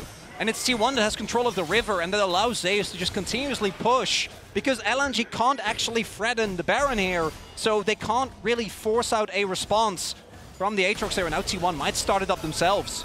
And this is a chokehold on the game that T1 have established for themselves. The only saving grace for LNG right now is they have the Maokai. They have the luxury of the Saplings to face check some of this vision for them, but the real winner here is not T1's control around the Baron, it's Zeus. This man just eating CS, eating creeps everywhere on the map, becoming gigantic, while T1 just stall LNG out because they know they have to be in the area. And it feels like T1, based on their play, based on their fact that they haven't been starting up this Baron, they just want to play for Elder, I think. At this point, you're delaying this long after you took the Soul already, after you already have that advantage.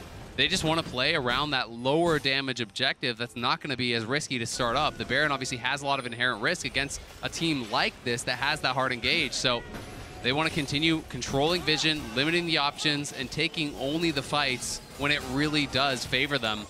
T1 are playing almost the style that I expected from LNG coming into this series. It's slow, it's deliberate, it's controlled. And again, you know, in game one, a little bit more explosive when they had the Neela on the composition. But Guma and Keria, the fact that there's only one death between them on such vulnerable champions is fantastic sign of T1's success. And I think it's really interesting because, you know, when you look just at the scoreboard, it doesn't seem as bad. But this game has felt incredibly one-sided because it's been T1 dictating where all the action is. It's been T1 pushing in the waves, controlling the vision. And it always feels like the ball is in their court, so to speak, which I think is really what's making it feel like it's so one-sided. Arrow coming in, will just miss through the goalpost. Stolen Maokai ultimate now used. Potentially a window of opportunity here for the side of T1. Flash in onto Owner. Owner still making it out to safety. A lot of resources committed. Gwen still on the bottom side of the map. Zika does have TP up and available. Tarzan getting chunked. And LNG not really able to get anything, just a trade of Maokai ultimate. And that's a really big win here for T1. Not having the Maokai ult available makes contesting the Baron way harder.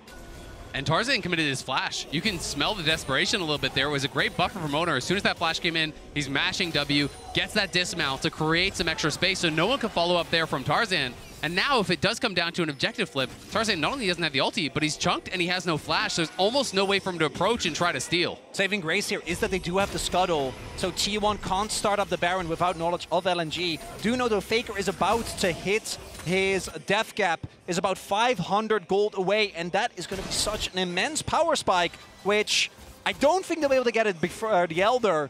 But if they can stall that a little bit and play with that, I think it becomes really hard for LNG to win a fight. I don't think that Crab is going to save a lot of grace for much longer, Chronicler. You're right, there's Death Cap coming. There's Elder in 30 seconds that T1 can now set up for because, again, they have permanent mid-priority with this lethality Varus. LNG are going to do what they can just to set up defensive vision, just to make sure that their jungle is safe, already burning 2 wards, just to be able to walk in. They're going to fight for bot lane control, to have an angle, to walk into the river. But T1 already total control around the objective. I just love the observers highlighting this. They can't see anything. They don't know where anyone is. So LNG have to fight through bot, try to push in as a squad, and hope that they can win this fight. Because if you can win this fight, that is the one risk with this strategy that T1 are going for, where they're playing so conservative, where they don't set up the Baron. Because if you lose this flip, if somehow LNG get that Elder, the game can get turned around. Definitely. LNG pushing in, fighting with the bot prio that they built for themselves. Need to be careful here. Owner is not quite going to burn the engage quite yet. Just baiting, buying time. Zika already using the Hourglass. Now trying to back away. That's the missed cooldown consumed as well. Is this the window of opportunity where T1 want to start it? No, they're just trying to play for more cooldowns. Just build up these small incremental advantages. Also, Zeus is looking for a back. Not going to get it, though. And we do see the poke from Scout not landing right now. But Gala does have both his summoners available and is very healthy. Sitting on 3 items. Did finish his Lord Doms just now. Exactly. Finished that LDR, so he's really strong. Last Whisper in for Scout as well. And LNG are trying to force this response through bot, trying to keep Zeus around and keep this opportunity for a multi-prong attack, but it's T1 who looks like they want to preempt the play. Owner now stepping in, getting forced backwards. LNG not quite able to secure the blue buff there. Owner using one of the smite charges to get it. Gala trying to force the issue, force the fight here. T1 has to be careful about grouping for the Infernum ultimate. Owner a little bit chunked here, and Hong's looking for that angle. They're going to try to pinch Zeus. Dragon resetting a little bit here. Both sides backing away. It's just a battle of poke. Both sides hoping to bait the other one into pressing the trigger. The charm now coming through. Will it be enough to lock down Zeus? No is the answer. Scout given to the Aatrox as tribute, and now Gala's in trouble. T1 coming alive. They see the window of opportunity. They see the weakness in the armor of LNG, and they tear it asunder. There is no room left in the fight. T1 will take everything they want in this game too. Hung, a last desperate effort, but the TP's coming mid. I mean, that's going to be game. They're going to throw for the end. T1 put LNG in a lose-lose position. You have to contest for this objective. Elder, just too much power to give over. But T1 patiently prodding, find the angle. And the fervor of the fans in Busan will not force T1 to play over-aggressive. They keep their discipline, they remain composed, they close out cleanly versus LNG in game 2 and bring us to match point, a semi-final spot on the line.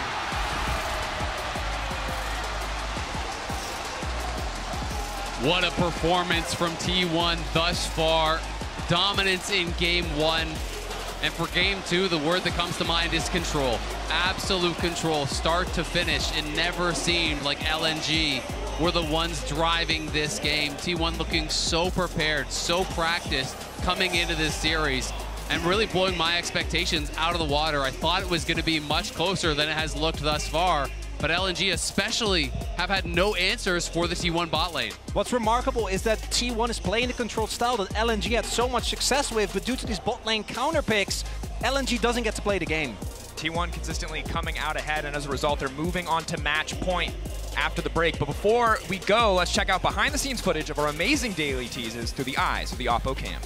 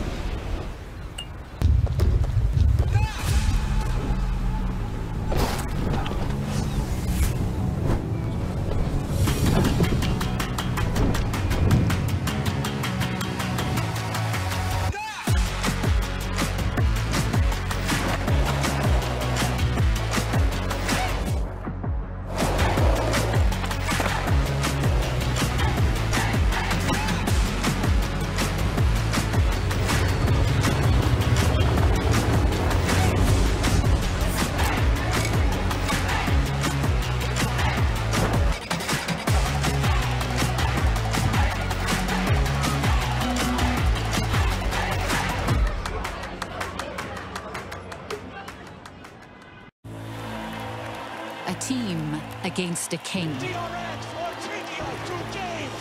Seeing against believing. A moment against a moment for the ages. Countless battles, one arena. The realm The only thing capable of powering the game, the stage, the broadcast, and the worldwide spectacle we know and love, aka the Cisco Network.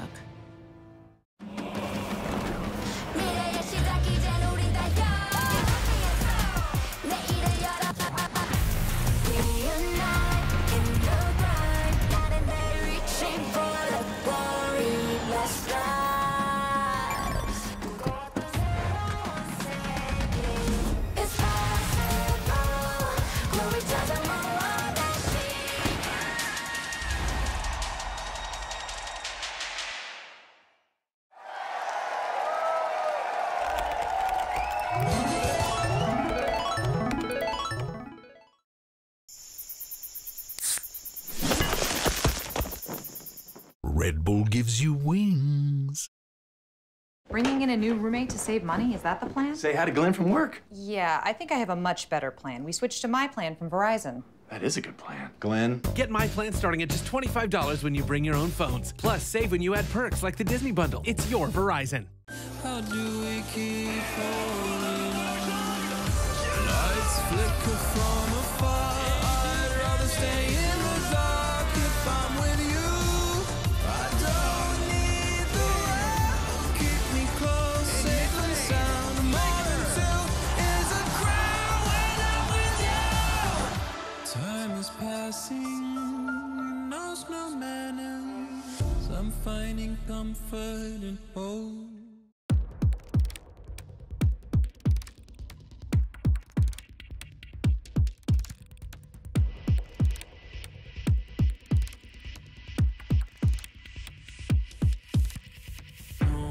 Time left to pack it up. On the brink of a brand new age, better buckle up. Hey, oh, let's go, have you had enough? It's coming like the fire and rain. When it's over, they don't know my name. I'm alive.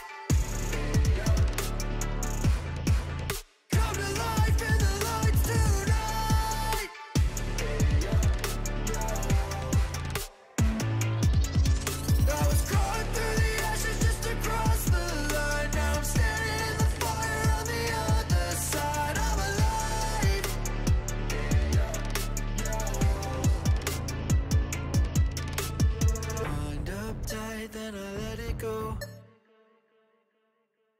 Light it up loud, come and get the smoke.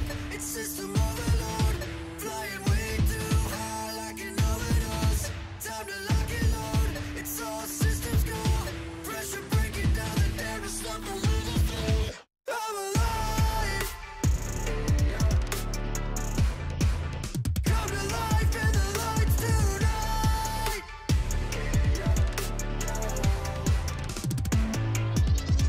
I was crawling through the ashes just to cross the line. Now I'm standing in the fire on the other side. I'm alive.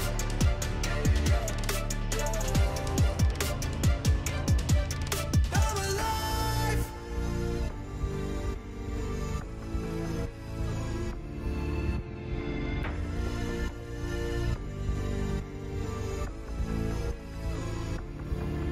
I was crawling through the ashes just to cross the line. Now I'm standing in the fire on the other side. I'm alive.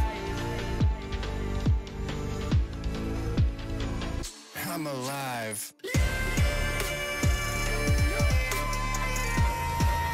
Come to life in the lights tonight.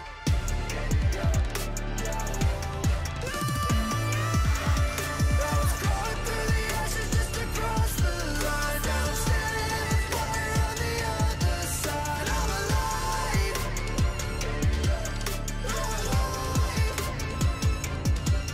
I'm alive.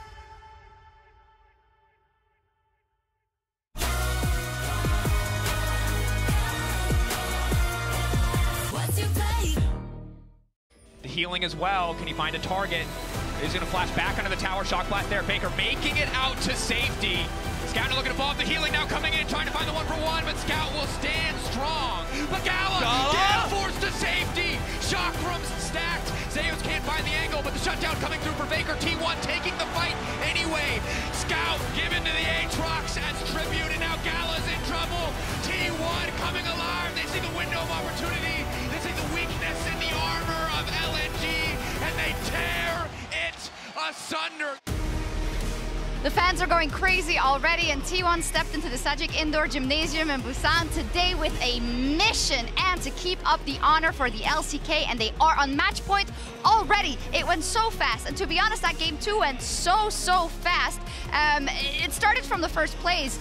Talk me through why T1 was able to get such a good start, especially around that Herald. Well, we've pulled a pretty cool sequence of events that illustrates an issue that is sometimes really hard for casters to communicate, and it is the change of tempo from team to team. So we see T1 send their whole team up here to Rift Herald and fully commit to this.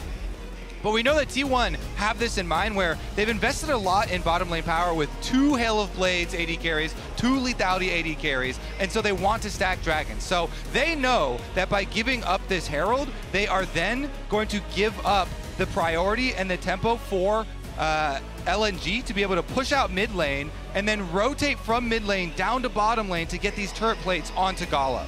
The problem is, because T1 know this, they're trying to use these turret plates as bait so that they can then get a better setup for Dragon. They can get cooldowns off of LNG. And so you see the Ash Arrow plus the teleport from Faker to be able to get the Maokai ultimate out, as well as the cleanse here off of Gala and the extra flash from Hung. Then they can rotate over to the Dragon, push out Tarzan here, no flash for him either, and continue on stacking their win conditions. So even though they commit really hard to this Rifto and spend a whole bunch of time up there and give up this turret plate money, they still get more back towards their end win con. And for LNG, a couple of times you saw that the idea was correct in terms of, okay, we know this objective is something we need, but then they would get poked out, or they would lose someone, or they'd have to reset. It was always T1 with the right decisions and timing. Yeah, and I think the big thing here is the thing I loved about T1 is this is a return to form for them, right? Like we talked about how the play style kind of introduced by a lot of the LPL teams starting in Swiss but moving into quarterfinals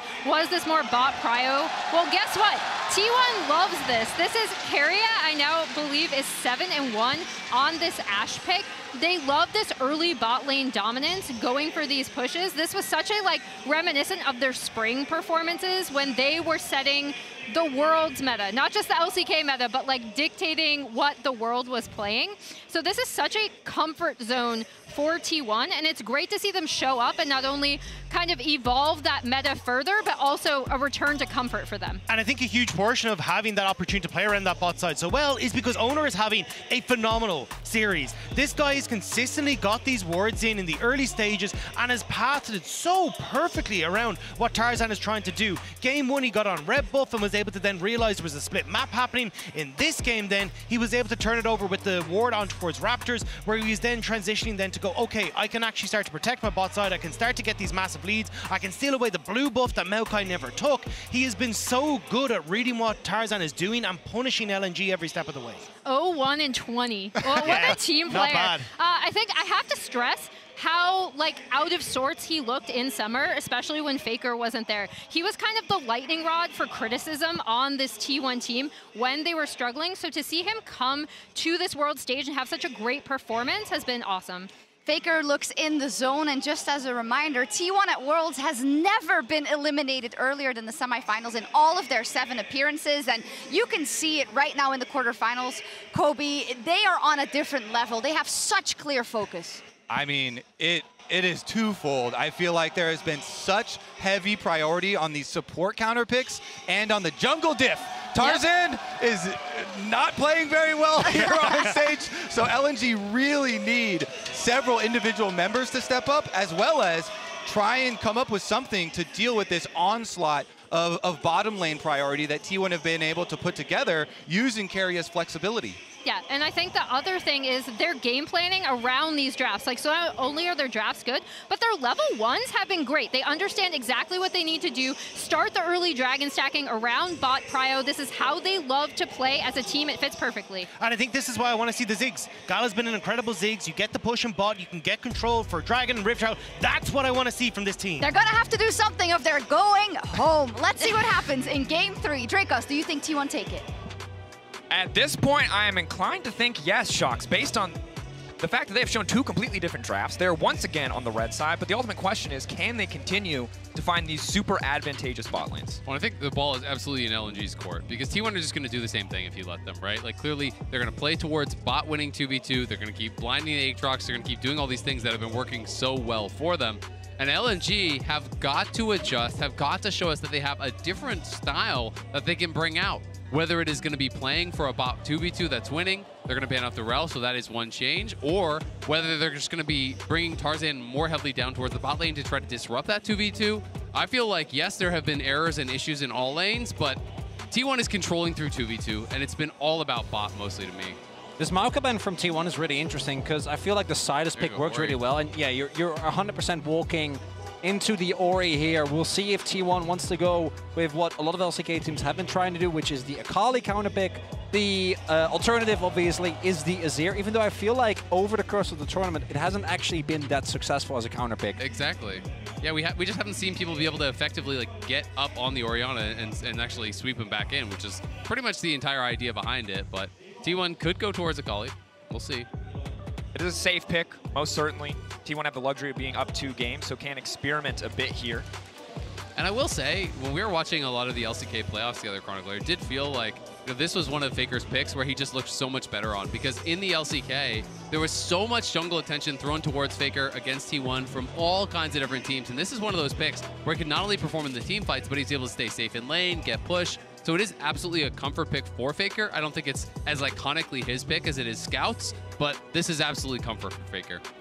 Oh, and yeah, this is a 1-2 combo that LCK teams have really gravitated very heavily towards because of the wall poppy slam that you can get with the Azir. And it's also Owner was one of our best poppies, was the one who, if I remember correctly, started popularizing it within the LCK way back and used to be the champion that was basically perma-banned against him. And I think it's also one of those things that really limits some other picks from being, you know, kind of gravitated towards. When you think about what Sick has been playing, well, all top laners that are meta basically have a dash. When you think about what Hong has been playing, all these engaged supports, well, they're kind of shut down by it as well. So I want to see what the changes are going to be now. As Sejuani will be locked in. That, again, leads me to believe you're playing heavily towards top side. I think they just slam Jax here is kind of what I'm expecting. Jax or Renekton play heavily towards top if you're going to be locking in that early Sedge. So it is going to be the Renekton option, but I honestly love Zika's Jax throughout all of the LPL, so I kind of would have liked him to go towards it. I imagine T1 just slam the Aatrox here again. Yeah. Right? Like, even into the really strong 2v2 that you're going to face, it feels to me like the crux of this game, of the series thus far, has not been who gets that top laner ahead. It's been who's been better at playing towards bot. And I feel like the Aatrox has actually been very successful in surviving that. The Renata, though, has been permanently banned, I think, by either team thus far. Will get locked in blind here. And I love seeing the Renata come out, obviously a super high priority pick. They can now ban away anything they so choose to set up bot lane for success. They still have the luxury of counter pick for somewhere else on the map. Have to see where it's going to go. Poppy could also go into the top side if she so chooses, or they so choose. And that is why we are seeing, you know, Caitlyn banned out these long-range champions. That is what Renata struggles into. Renata is really successful into these melee comps, into these short-range comps that are forced to engage into you.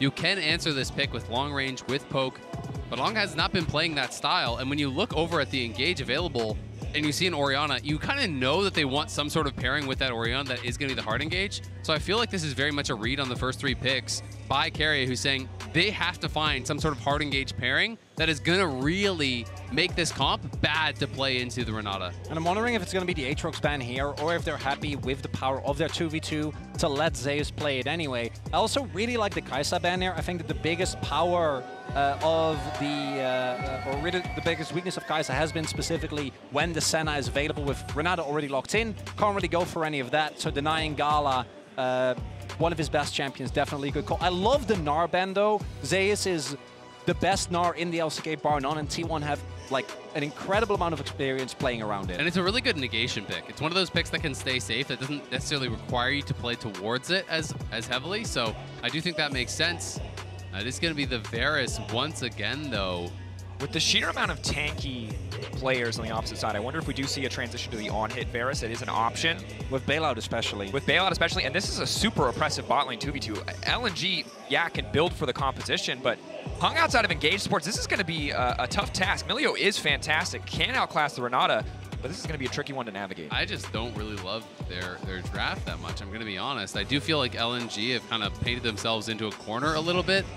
They have no ability to really be on the front foot. Like, yeah, you can kind of fish with Sejuani ults, but it's pretty tough. I think you get an early Mikhails. There's going to be some cleanses and things like that that are going to keep you relatively safe from it.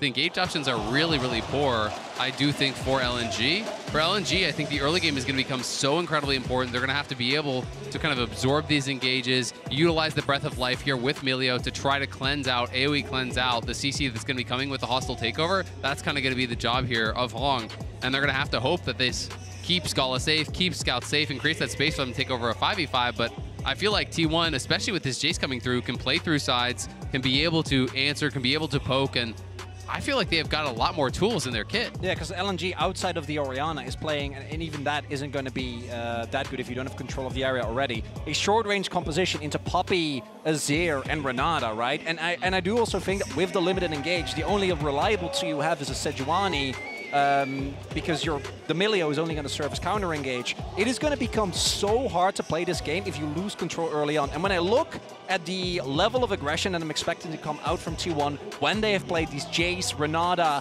and Varus compositions, I'd be very worried for LNG. I am too, and I think we're going to see early Merc Treads on the side of T1 when there is not only this Sejuani, but there's also AP in the mid lane, there's a Renekton in the top lane. I think we're going to see Merc Treads. I think we're going to see Cleanse and maybe even early Mikhails from Keria.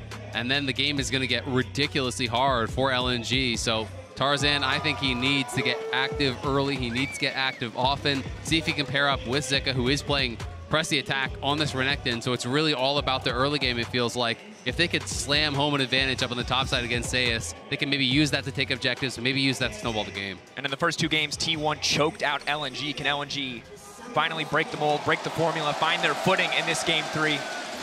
It is do or die for the LPL 3rd seed. Tarzan struggling a bit this series. See if he can do more on this Sejuani in the early game. T1 obviously with the entire crowd behind them. The last representative of the LCK here at Worlds 2023. LPL fans got a cushy life right now. They already got 3 through, hoping to find a 4th, but it's going to take a miraculous turnaround as we go through the series. Yeah, come on, you already got 3. Don't get greedy. Yeah. Anyway, if you think that's a laughable concept, connect your League of Legends account with Prime Gaming to grab the exclusive Braum W emote. You can keck along with the rest of us. What the team wants to do. That just sounded like the most hello, fellow kids. Hello, fellow kids. Hey, kids, if you'd like to keck along with the rest of us. I'm in my 30s. Could you tell? Ha ha. Anyway. I don't really have a response to this, guys. I'm very sorry. Okay, it's fine. I think it's a fun emote. It is. That's the extent of my opinion. I was making fun of the emote. Was making fun of Dracos. It's an important distinction. I know. Yeah. Great emote. I'm gonna go get the emote. I feel like I have to jump to the defense of Dracos. Yeah. Oh, it's true. Chronicler, we hurt the ones we love, as they say, you know? Yeah. Chronicler's on this positivity hype. He keeps showing us this picture of a frog every time we do negative self-talk. Yeah, don't do it. Okay, I won't. Hopefully LNG aren't doing any negative self-talk either. Got to stay focused. Bot lane, again, has been a huge weak point, a lot because T1 have consistently had the counter pick on the bottom side of the map. Not to individual player mistakes, but more just because they haven't really had agency in the first 2 games. Game 3 going to be a bit of a different story. And Keria is kind of unleashed. I mean, if he can play whatever his heart desires, just play for these winning 2v2s, and that's working for T1, then they are such a frightening team, because we've talked about it a lot, but this guy is so versatile. When he really was at his peak, it's kind of Keria just going crazy. He was trying all kinds of different supports. He was trying all kinds of different styles.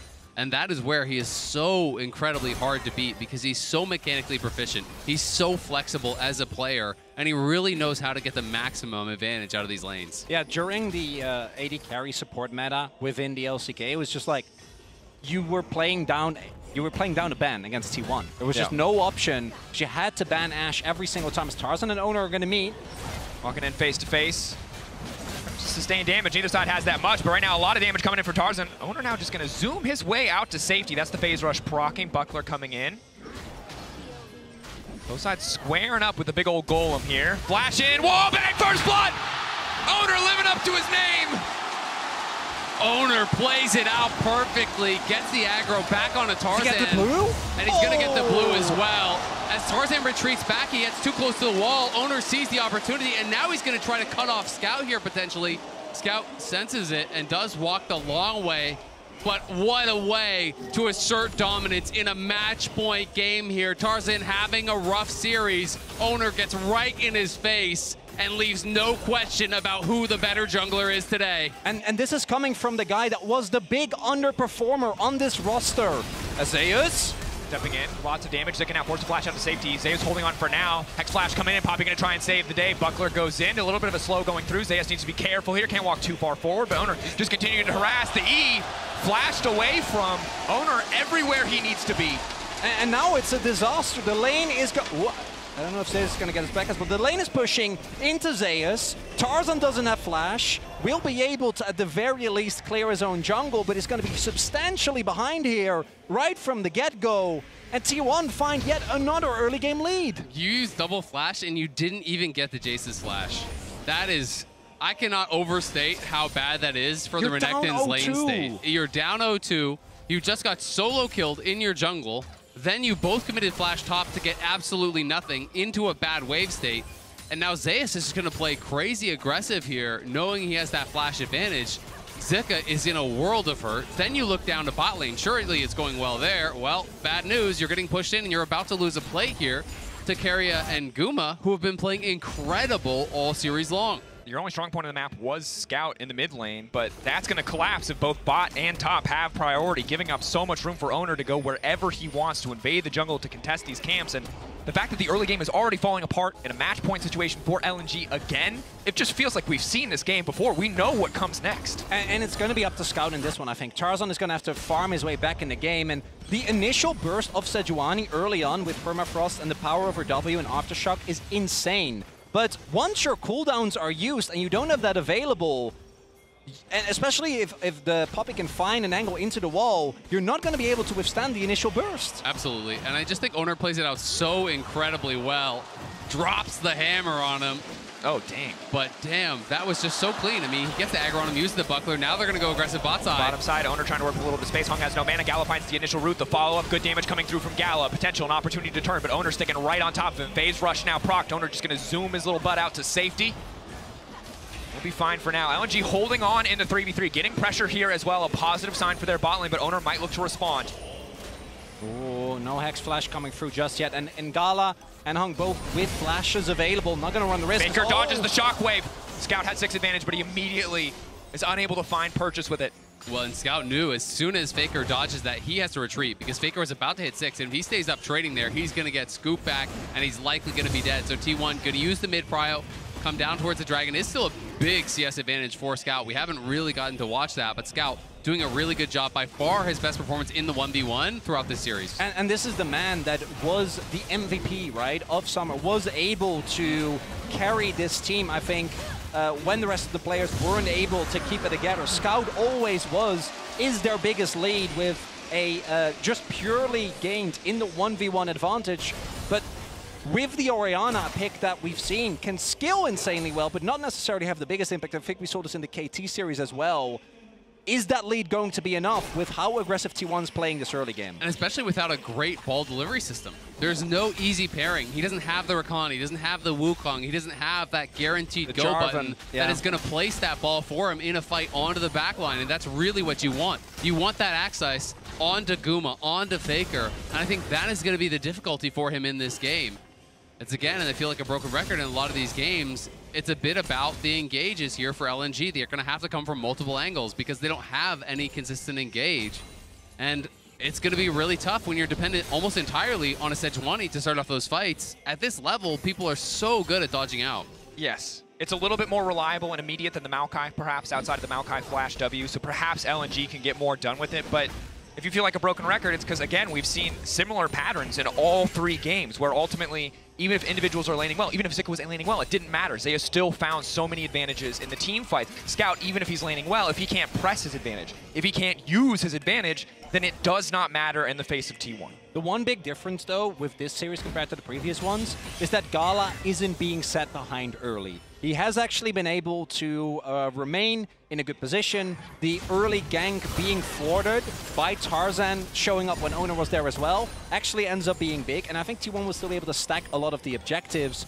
But it does mean, at the very least, that LNG should have a better opportunity once we get to the mid-game to utilize the power of their AD carry. And it is showcasing the power of Emilio, right? In that 2v2, obviously a lot stronger than the Blitz or the Recon. And it is going to allow Gala to be way more aggressive, right? You get the additional range with the W, you have the safety and the move speed from the E, and you have that cleanse that is so valuable that is going to be there with the ulti to be able to answer what Keria is going to do. And it's also allowed Gala to play Ghost when generally against Renata you always have to play six.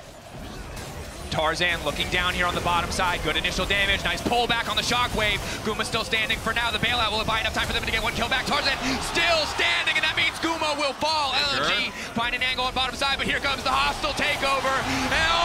Faker knocking two, but the tower, it does not fire back. Owner does not have the angle to fall upon the Gala. He will just barely be able to find a Gala now, trying to make it out to safety. T1 need to get a kill back and return. Gala goes up. Gala goes down, but for now he is still standing. Finding the dissonance. Finding the speed up. Gala making it out, and hope sparks anew for the side of LNG. What a dive there from LNG, able to pull it off and get out. You thought they were screwed as we're going to have potentially a fight here on top side. When Keria found that angle for the hostile takeover, I thought it was over for LNG on that bot side. Faker came in, but they couldn't quite finish off the kills. And Gala makes the marathon play, running out to safety. And really big here is Keria at the onset of this play isn't actually 6. So they're able to 100-0 Guma. Tarzan is crucially able to deny the bailout.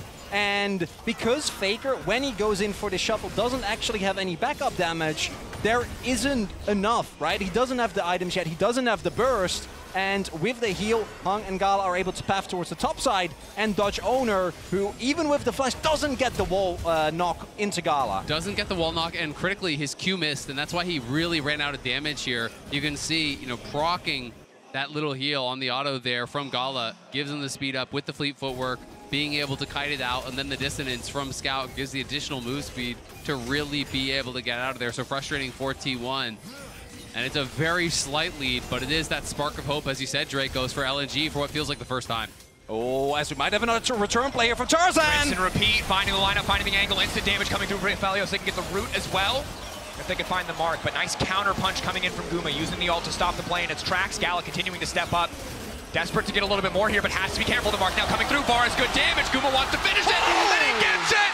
Absolutely outplayed in the 1v1. Guma finds the kill. It's a 2v3, but T1 are on fire today. Guma and Keria crushing through Gala and Hong, and just when we thought they had some hope, they take it right back away. And we haven't discussed it yet, but Guma Yushi's playing on hit, like it's not the Feli Varus. He's playing on hits. He's playing just normal AD Varus. So these longer fights are so much stronger as they're still fighting. Owner now trying to make his way out to safety. No dash is available, so the steadfast presence won't do much. Faker now zooming in. The scoop goes a little bit wide. The knockback ready to go just in case the counterpunch comes. Engage will be denied. T1 can just set their sights on the Drake. A bloody back and forth. They push him out, sure. Tarzan gonna get away, but T1 will take the objective right off the back of it. Hong and Gala around. Tarzan is sniffing, but it's gonna be too little, it's gonna be too late, so it's about the fight if it's about anything. On to Guma, follow-up is there. Owner not gonna connect, Zik on the backside. Hostile takeover is clean, and again, there's no cleanse available for Gala. It stops the play for now. Zika trying to find one. Owner surely should fall here. Still standing because of the bailout, but he will eventually die. LNG get the kill. That is a big investment, though. Yes, they get the kill, but they lose the dragon, and Zeus is gonna have this freeway with the topside turret. T1 are still looking for a player. I don't know about that. Have to be careful. Keria and Guma continuing to back up. 3 seconds left on Guma Yushi's ultimate. There's no TPs. Not without Ibarus, cannot one-shot the wave. Look at the Hex Gate. Faker's on his way. Ulti available for Tarzan in just a couple of seconds here. Counting down, ticking away. Yeah, they can't do it. Faker gonna try to cover early ult to try to make it out safety. T1 backing off, are they gonna kill? LNG linger for a bit too long, not respecting the burst, and here comes Faker. Tarzan getting shredded by the soldier. One more is gonna do it. The Emperor of Shurima finding the double. The double kill for the king of the LCK. Gets down to the bot lane, and Faker feels like he is on fire in this series. Showing up huge for T1, but LNG, they made it way too obvious. The dive was taking way too long, and look at the handshake to set it up. Yeah, the big thing here is that you can sense the desperation from LNG. They desperately want to try and get a lead somewhere, but especially with Hex Gates, you need to know the timings. You have so much less time. The wave is so far up, and even with them pulling, trying to get it to crash earlier, it's not enough. I mean, they were down there, and they knew that their opponent saw the dive coming for, I want to say, 30+ seconds. There was a lot of time to respond to this play. You cannot be that slow against a team this good. You have to respect their ability to react. And T1 now, 2 dragons up, 2,000 gold in the lead, and it's a Hextech Soul that is on the table here. Plus a monstrous lead, as Zika has tried to come down to the team now multiple times, while Zeus has been farming it up, farming plates, getting a CS advantage. He's now up over 40 CS, farmed multiple plates on the top side. That is a 13, nearly 1,400 gold lead for Zeus in the 1v1. That is going to be so hard for them to answer. And the one lead that was still there for LNG was Scout, who has still maintained the CS lead, but because of the kills, I don't think Faker is going to be substantially behind in his item finishes. Doesn't have a Mythic now, but... Push back, delays because of the Crown Shockwave, now pulling him back under tower. Faker keeping this one going. Trading ult for ult, not a bad deal. Again, Scout, the most fed member of the team. Both sides will walk away with their lives. T1 now looking like they want to play towards this Herald. They have mid-prio, they have the vision, and they're going to be starting it up here. There's just no way to contest. You look at the top lane itemization, it is not even close. Zeus monstrously strong, and Zika just still trying to scrape up the gold for his first item. Doing what they can. Hung can't even clear the vision. Gallo, 1 item. He's doing all right, but he cannot face check in. Tarzan might step into the area just to try to attempt to steal, but it's too little, it's too late. Again, T1, the ones dictating the pace of the game, just as it was in Game 1 and Game 2. They had to fight a little bit harder to get it this time around, but still they remain in control. And this makes that third dragon that much harder because T1 are likely to save the Herald, drop it down mid lane prior to that third dragon coming up here. Owner will just push Tarzan off. They'll secure the top tier 1, so they don't even need to use the Herald. Just get a quick reset, go down towards mid, set up your vision through mid, down towards that dragon, drop the Herald on spawn, go towards that third dragon, and LNG have got to decide with their year on the line, do we contest? And a large part of it goes down back to the play that Owner made very early on. Because I think the strongest part in the early to mid game for LNG is specifically that Renekton and Sejuani combo. They literally didn't get to use it at any point because Tarzan has been on the back foot right from the get-go, allowing Zeus to play basically an isolated 1v1, which with the Jace, Faker he's always going to win. In the darkness, coming through, the pushback onto Zeus to the skies, dunked down, and T1 just running the rift. It's dominance from T1. This one quickly getting out of hand as Owner going to be chasing down Tarzan. He's got to run. Scout pushing out that tier 1 bot, but... Zooming in. Ulti goes a little bit wide, but the second half of the root on the Chain of Corruption will catch.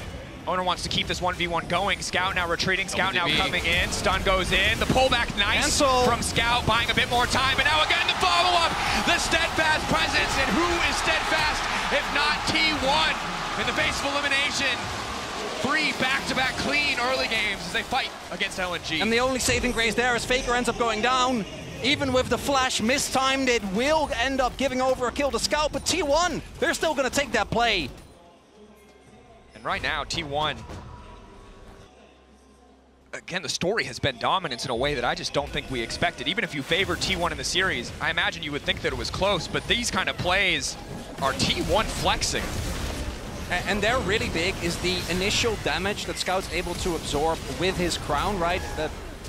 And then the follow-up, the fact that Zeus doesn't actually get to flash the shockwave. But even with that and the fact that Faker goes down, I think that T1 is still going to be able to set up again. I feel like, has this happened every single game? Like free Drakes? This early on is Tarzan. Tarzan! That's your side of the rift, Zeus. Back away, Gala off to the side. He can root up 2. Follow-up autos there, roots. No, this buying a bit more time with the hostile takeover. Now they're now autoing each other. They're just killing each other. LNG, the fight instantly turned to beautiful from Carrium, but Scout can't get the damage. It is not enough. T1 are going to keep the chase going. Faker's going to take the Hex hit. No He wants to wrap turrets. behind them. Look at mid. Mid, they're going to try to get both towers. They'll prevent the charge on the tier 1 by killing it off. So they're going to push in that Herald and go for 2 towers off of the play. And off of the delay there from T1, they get a kill. They take 2 towers. They're going to get a 3rd charge mid as well. And they got the Hextech Drake with all that going on as well. Soul point again at 18 minutes with a Hextech Soul. And most of these games have been about T1 being 1 step ahead. And now it feels like they're 3 steps ahead. They're getting 3 objectives for every one thing that LNG manages to fight for. And while it initially looked okay, a beautiful ultimate from Keria stopped that play completely. Again, no cleanse on Gala. Took the Ghost, wanted more mobility to stay away from champions like Poppy, but it is not paying off. And I just want to... The gold lead right now on top lane is almost 4,000. It's like 3,500 gold in favor of Zeus. So no one can match this Jace. So T1 can just keep pressing their advantages in the side lanes.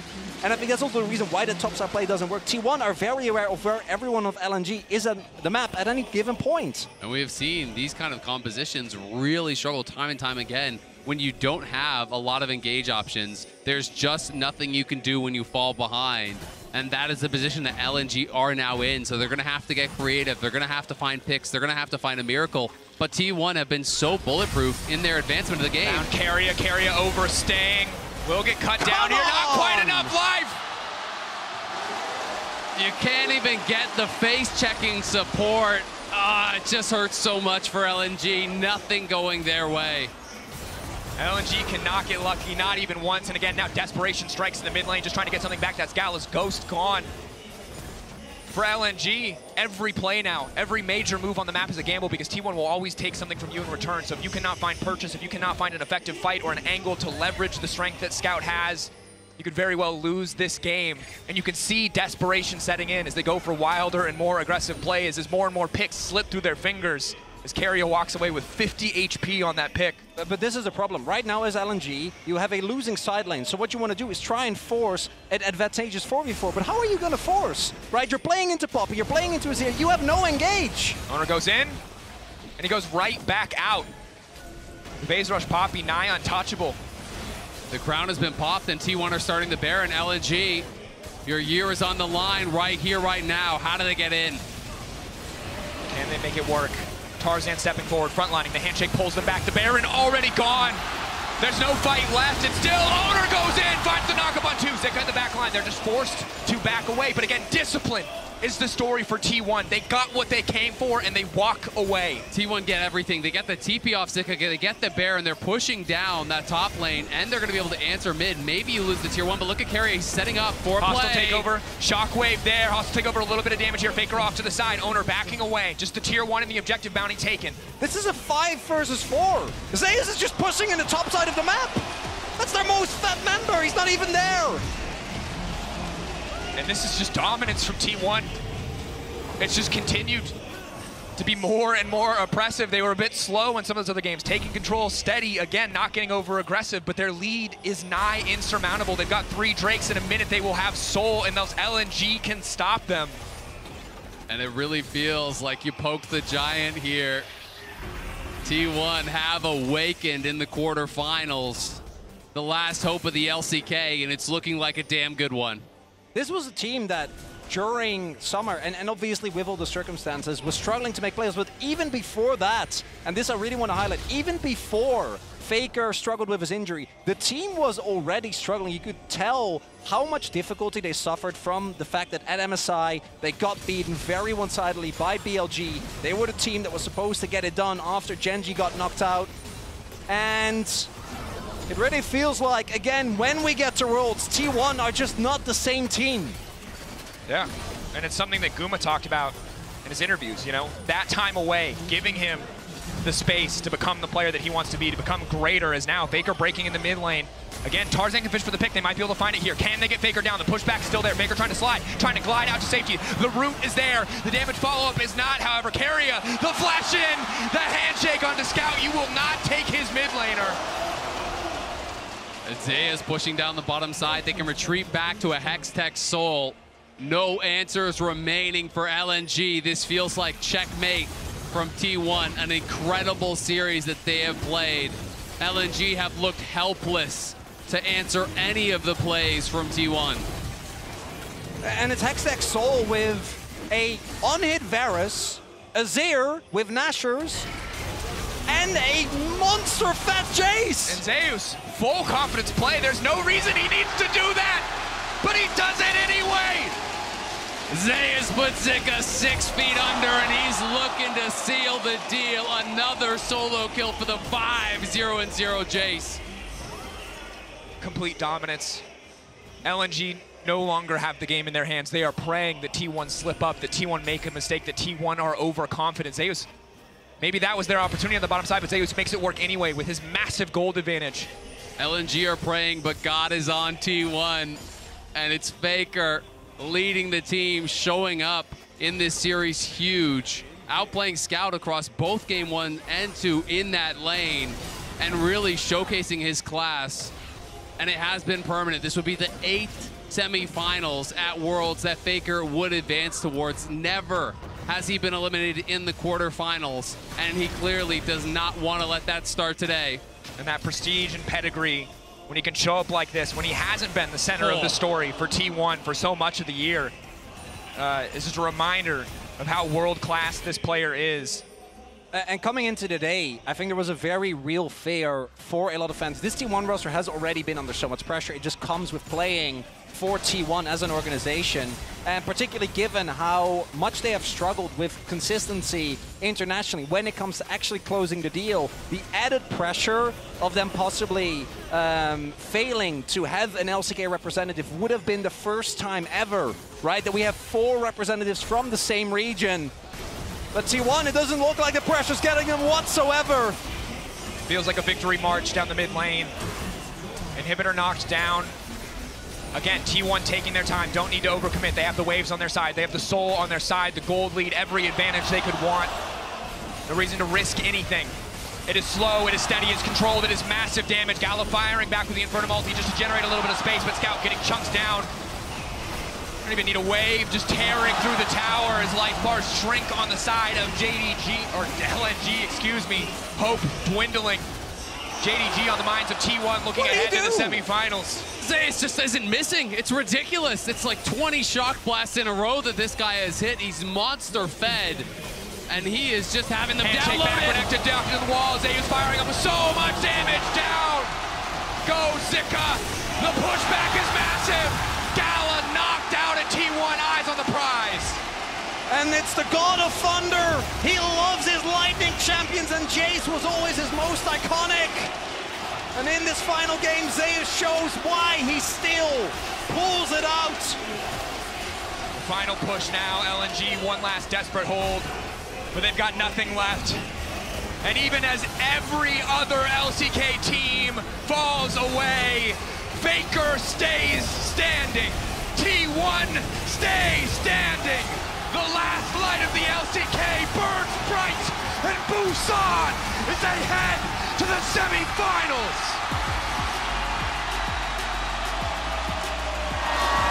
And what a setup for semis this is, because I had faith in T1 coming into this series, but I thought that this was going to be a hard-fought battle. But T1, they threw a bunch of curveballs at LNG, and they just weren't able to find a consistent response. It looks so difficult to answer T1 in draft. They were on point with the drafts. They were on point with the play. They may be the last remaining team from the LCK, but damn, is it a good one.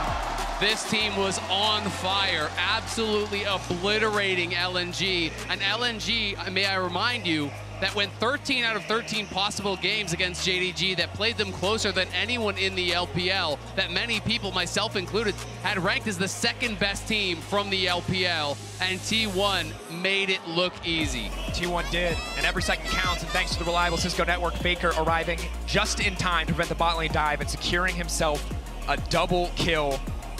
I mean, you look at this game, an incredible set of plays. We take a look back at this one.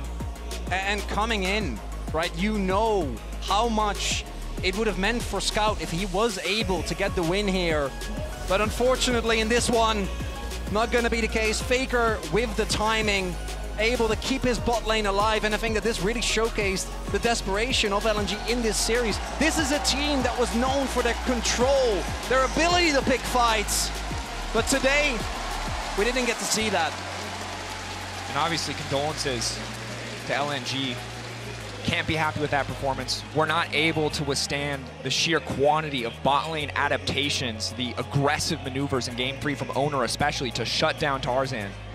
And on the day T1 showed up, and not only T1 again, Faker, everyone's gonna be excited about Faker always, but him dominating and dismantling Scout in this manner gets everybody hyped up for this JDG series. Scout was on fire throughout summer, throughout most of the Swiss stage as well. And I was thinking if there was going to be that massive advantage for LNG, it would be in the mid lane. But it was Faker in games 1 and 2 that made such a massive difference, you know, beating Scout in that 1v1 and Zeus in this final game. It's a masterclass on the Jace. Got ahead early. The mistimed gank there from Zika and Tarzan. Tarzan getting solo killed. Owner taking him down. And then once Zeus had that flash advantage, he just never let go of that advantage. Slammed it home. And in that late game, it was absolute dominance. I mean, he ends the game 6.7 thousand gold ahead of where the Renekton was. And coming into today, I thought that the jungle matchup was going to be pivotal. I did not expect it to be this one-sided, because I do truly think that as good as Owner played, we also saw some of the continued struggles of Tarzan when it comes to these high-pressure situations, and particularly against T1. It's not the first time that we've seen this player have such a rough one. And I think people are going to be so ridiculously excited for T1 JDG. The draft preparations from JDG are going to have to be immaculate, because I don't know if there's really anyone you can practice against that can replicate what Guma and Carrier were doing in the bot lane, the creativity that they brought out, the way that they executed on that to dominate.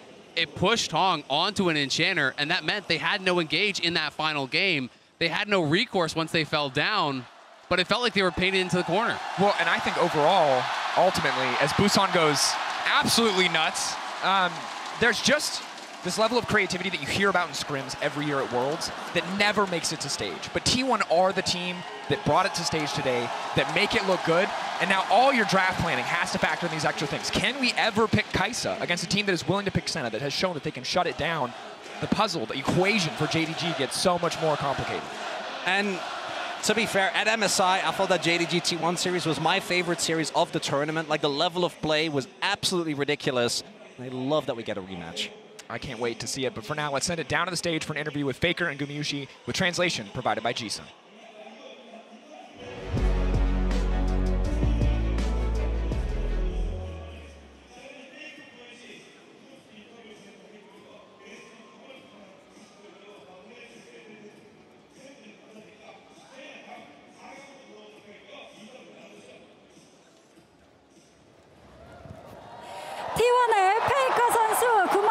Thank you very much, guys. We are here joined by Faker and Gumayusi on the side of T1. Congratulations on the win. 페이커 선수 LNG를 3대 0으로 잡아내고 4강 Faker, 성공하셨습니다. you just 3-0 LNG. How do you feel?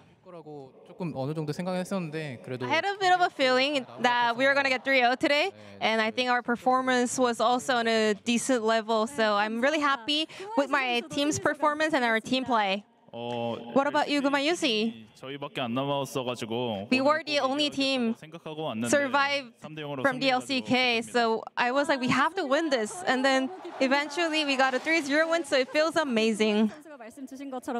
Faker, just like Gumayusi just mentioned, all 3 other LCK teams got eliminated already, so you guys were the last hope of the LCK. Did you feel any extra pressure about this? I saw you meditating before the match started. 가능하면 그냥 최대한 경기에만 집중하려고 하기 때문에 I always try to just focus on the match itself only. 상관하지 않고 있었습니다. So I try my best not to care about the given situations. I only focus on the game. Gumayusi, today we were able to see a lot of unorthodox picks on the bottom lane. Nilla Senadio and then various Ashcomp as well. It looks like you guys are prioritizing the laning phase a lot. Me and Kyria together performed together for such a long time, so we had a lot of options to opt into. Right now, I don't think we have a set meta at the moment, so we are going to be the trailblazer of the meta, and I'm sure that our choices are correct. 오늘 용 하나도 내주지 않고 완벽한 승리를 거둬내셨습니다. And T1 did not lose a single Drake in the series. And with this win, Faker, you are keeping your undefeated record up against LPL teams at Worlds in a best-of-5 series and best-of-3 series. What do you think about that? 그런 기록이 있어서 Well, I mean, 기대를 하셨을 것 같은데 저는 그런 기록은 maybe that's why also all the fans were expecting more and had high hopes about it, but I don't care about the records and numbers. I just want to focus on how hard we prepare. What about you, Gumayusi? T1, they don't lose the LPL. 좋습니다. 이렇게 미리 답변. Wonderful. 이제 4강에 3 Now, LCK가 올라가게 됐습니다. heading on to the semifinals, we have 3 LPL teams and 1 last LCK team, and you are going up against JDG, another rematch between you and Ruler. MSI의 빚을 좀 갚아주고 싶고요. You know, 작년 4강 Ruler has some debts from the MSI, and also I'm gonna make sure that he gets to recall some of the memories from last year. I'm pretty sure Ruler is watching this interview right now. Anything you want to say to him? 룰러 선수 Ruler, 아시안 금메달 축하드리고요. congratulations on the gold medal from the Asian Games. So I will win the Worlds. 네, 페이커 선수도 What about you, Faker? 대결에서 가장 중요한 포인트 뭐라고 What do you think is the most important part heading into the JDG series in the semifinals? 진동 같은 경우에 제가 스위스 스테이지에서도 항상 좀 빨리 만나고 싶다라고 생각을 I always mention, even in the Swiss stage, that I really want to go up against JDG as soon as possible. I just want to have a great game together, and I am confident that T1 can win up against JDG. So we will just do as we normally do to prepare for the series and do our best on stage. Gumayusi, you once mentioned that you and Kyria are the strongest bottom duo at Worlds. What is your mindset for semifinals? 열심히 준비해서 4강 징동전 We will do our best during the preparation to do our best, and show the best at semifinals. And I'll see you guys at Seoul. 기대하도록 하겠고요. 마지막으로 페이커 선수 정말 맘졸이면 Lastly, Faker. LCK 팬분들께 LCK의 All the LCK fans were so desperate to see T1 win today. Anything you want to say to the fans? 깔끔하게 승리했는데 앞으로 있을 경기 We were able to get a very clean win today at quarterfinals. We will make sure to repeat this at the semifinals as well. Thank you so much for your support. And that was the interview from Faker Gumayusi after their victory up against LNG today. And we're gonna wrap up the interview translation. Thank you.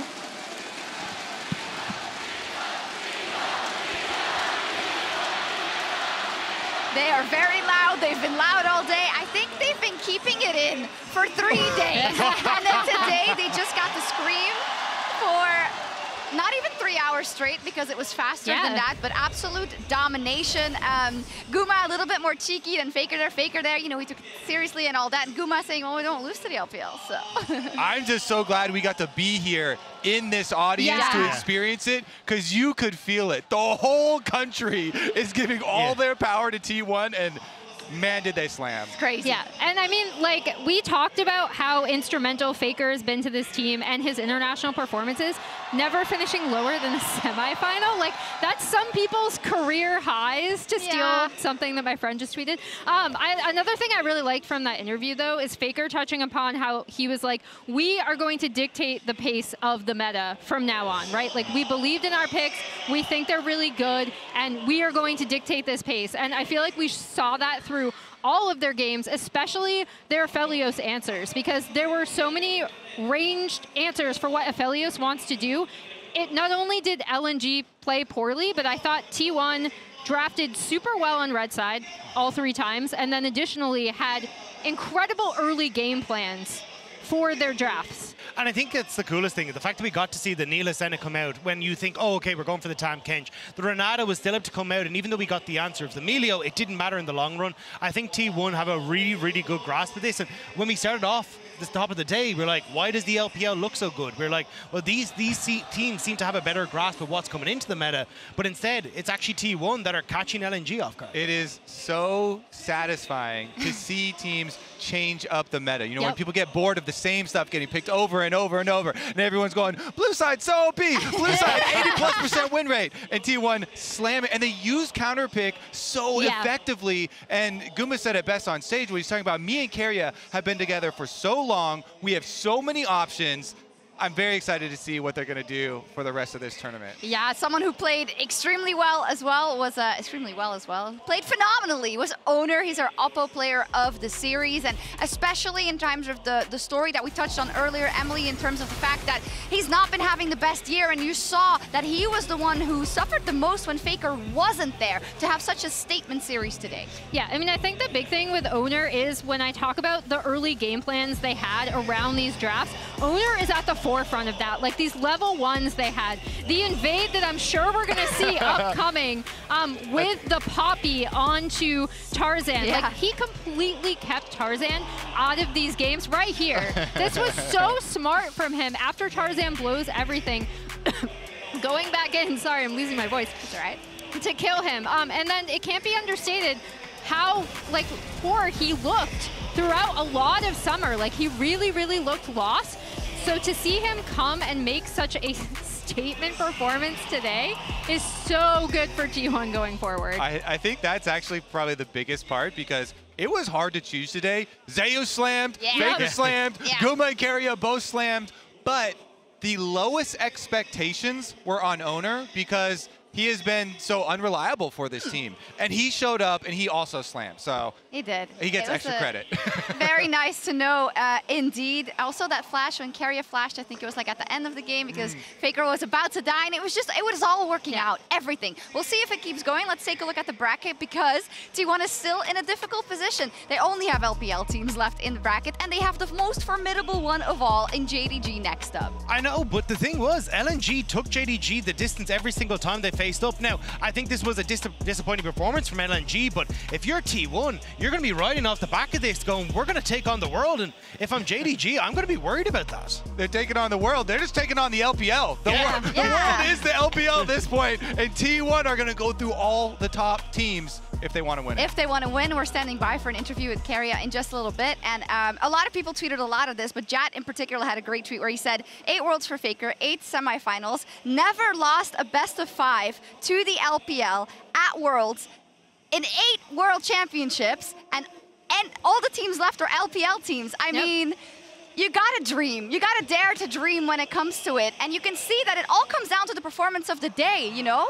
Well, and also the stage is set, right? Because of all the narratives we talked about around this T1 team. I know everyone hates that word, but like honestly, like this team, they came out and they said, you know, some of their players have said this is the last time we might be together as a roster. We talked about how this roster has come like so close to only fall short at the finish line at international events, and how that's kind of colored their dominance that they've had over the past few years. And so now the stage is set, 3 LPL teams, T1, the lone LCK team, on home soil in Korea. It would mean so much for this team to continue forward in this tournament. But also, if you get the fact that T1 takes down JDG, you have BLG on the opposite side, they've taken down Genji, and then they meet for that MSI rematch. I mean, we got this already coming through, like T1 manhandled BLG at Worlds so far. So that could be such an incredible series if T1 are able to go the distance and Weibo don't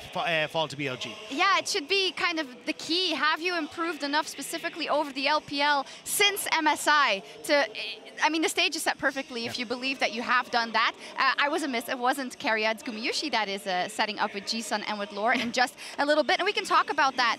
He's going to be facing Ruler. He brought it up in the stage interview already in terms of last year. I hope you remember. We're going to ignore MSI for a bit. But it's true. It's going to be such a formidable AD carry matchup as well. Especially when you look at the drafts that we've seen going into that bot lane at the moment. Like, we got the Ashe Varus coming out. I mean, the Varus was incredible over the entire course of this. We got the Neela coming through.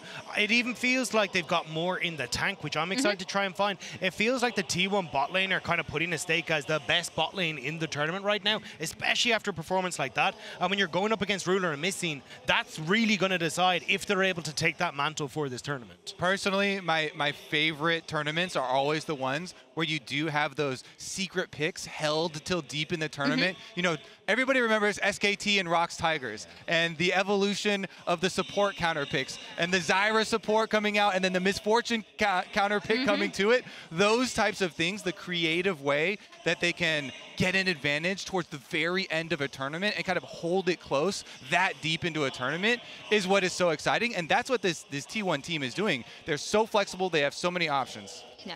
The interview is ready, so Laura and Jisun are standing by backstage with Gumayushi.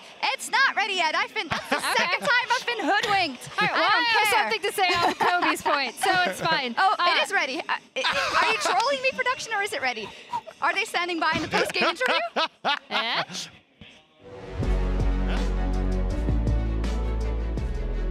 Thank you so much, Shox. We're back here in the interview area with Gumayushi, AD carry of T1. Thank you so much for joining 안녕하세요. me. 안녕하세요. 축하드립니다. And congrats to making it to semifinals. I want to mention what happened this week for the LCK. As you were the last bastion of hope representing the LCK here at Worlds, what was your reaction seeing all the teams falling one by one and coming into today knowing that you were the last hope for the region? 우선 가장 먼저 이번 주에 LCK에 일어났던 일들에 대해서 여쭤보고 싶은데요. 사실은 이제 지켜보시면서 정말 매판마다 LCK 팀들이 탈락하는 걸 지켜보시면서 어떤 마음이 드셨는지, 그리고 그렇기 때문에 우리가 마지막 희망이다라는 걸 알고 오늘 경기 임하셨는데 좀 어떠셨나요? 일단 대진표를 보고 나서 젠지와 결승에서 만나고 싶지는 않다 이런 생각을 했었는데 8강에서 이제 LCK 모든 팀들이 떨어질 거라고는 생각을 못 해가지고 조금 당황스러웠지만 저희한테는 어떻게 보면은 좀 더 주목받을 수 있는 기회일 수도 있겠다라고 생각을 해가지고 오늘 꼭 이기고 싶다라는 마인드로 준비해왔던 것 같습니다. Well, yeah, looking at the bracket when it was decided, I was like, I don't want to go up against Gen.G at finals. And then I was not expecting to see all the other LCK teams getting eliminated in quarters. So I was pretty much flustered. But at the same time, I took it as maybe we can be under the spotlight, you know, maybe we can get more attention. So I did not want to lose this series, and I'm so happy that we were able to get the win. And I think it makes sense with the approach you have with the meta so far. And you said on stage that you were the leaders here at Worlds when it comes to understanding the game and how to approach the drafts. And I know that T1 often was criticized for their drafts in international events in the past. Is there anything you've been doing differently this time in the way you prepped, scrims, training and everything compared to the previous international events that you've been playing? 그리고 방금 전 무대 인터뷰에서도 T1이 이제 메타를 좀 개척해 나가는 그런 입장이 될 것이다라고 말씀해 주셨는데요. 오늘도 좀 다양한 픽을 많이 보여주셨습니다. 사실은 이전 국제 대회에서는 T1이 국제 대회에서 준비해온 뱀픽 전략 같은 게 좀 아쉽다라는 비판을 듣기도 했는데 이번 월즈는 그럼 준비 과정이나 스크림, 뭐 훈련 과정에서 좀 다른 식으로 가져온 게 있을까요? 그냥 이번 메타가 좀 원딜들이 그냥 다 밸런스가 일정한 것 같아가지고 여러 픽들이 다 나올 수 있었던 것 같고 저희가 워낙에 지금까지 같이 해오면서 해온 바텀 픽들이 많았기 때문에 그런 데이터들을 이용해가지고 여러 픽들을 시도해보고 이제 실전으로 대입했던 것 같습니다. I think right now, Worlds meta, especially on the bottom lane, I think all the AD carry picks are pretty much balanced and even, so we have a lot of options available. We can try many different stuff. And also, me and Carria, we have been performing together for such a long time. So that means we already tried a lot of different duos on the bottom lane. So we were able to try something more, cook something more in the practice games. And then we were able to also give it a shot on a competitive match. And taking a step back, I want to mention the documentary that T1 released this week about you, your career, your past. We knew that your older brother was a pro player as well, but it feels like esports run through your blood in general, with your father also being a video games player. What does it mean to you to be the last representative of the LCK here at Worlds in Korea, but also following the legacy of your family, representing them in the international stage? 그리고 이제 최근에 공개됐던 T1 구마유시 선수의 다큐멘터리에서 보니까 이제 형분께서도 프로게이머로 활동하셨고 또 아버지께서도 게임을 즐겨 하신 걸로 드러났는데 구마유시의 피해는 정말 e스포츠가 흐르는 것 같습니다. 그렇기 때문에 이번 월즈에 또 LCK 마지막 남은 대표 팀일 뿐만 아니라 또 이제 가족들의 그런 e스포츠적인 유산을 이어간다는 의미에서 마지막 남은 LCK 팀으로서 지금 각오가 어떠신가요? 이제 또 한국 땅에서 열리는 월즈인데 결승에서 이제 LPL 대전이 나오면은 많은 한국 팬들이 슬퍼할 것 같아서 저희가 꼭 결승에 가서 우승을 해야겠다는 생각이 있습니다. So Worlds right now is in Korea, and I'm pretty sure our fans are going to be so sad to see LPL versus LPL at finals. So I want to promise that we're going to make it to the finals and make our fans happy and win it all. And next step, JDG, you versus Roller. You said that you were the best bot lane at Worlds right now. Can you tell our viewers why T1 should be feared in semifinals against JDG? 그럼 말씀하신 것처럼 결승에 가시려면 이제 다음 매치 4강전에서 JDG를 잡아야 하는데요. 또 룰러 선수와의 리매치잖아요. 이제 구마유시 선수가 굉장히 자신 있게 우리가 세계 최고 바텀 듀오다라고 말씀하신 만큼 T1의 바텀 듀오를 두려워해야 되는 이유가 뭐라고 생각하시나요? 저희는 아직 꺼내지 않은 픽들이 많습니다. We have so many more picks to unfold. It's going to be interesting to watch. Thank you so much. 인터뷰 감사합니다. 구마유시. Thank you so much, Jisun, as well. And Shucks, over to you. Thank you so much. Incredible work, Jisun and Laura. As always, lovely to hear from Gumayushi. I love it. I mean, Kobe said it already, but in terms of kind of just like, no, we're going to dictate the meta. Yep. Whatever that may look like. What Darren makes Yumi, us... you down? Sure. No, actually. I'd rather Varus Ash. We were setting up for the interview, so Emily, maybe I'll give this to you. LNG, I think, just as a send-off, as we do for every team that gets knocked out. To me, very disappointing because this is, this isn't how they usually play, right? Yeah, I mean, I think they definitely got, like, absolutely attacked in draft. Like, I don't think they really had an answer for these red side drafts coming out from T1. I do also think we did see some uncharacteristically sloppy misplays from them. Like, we do know that LNG is technically a slower paced team when compared to other LPL teams, but in particular, Scout and Tarzan really underperformed today.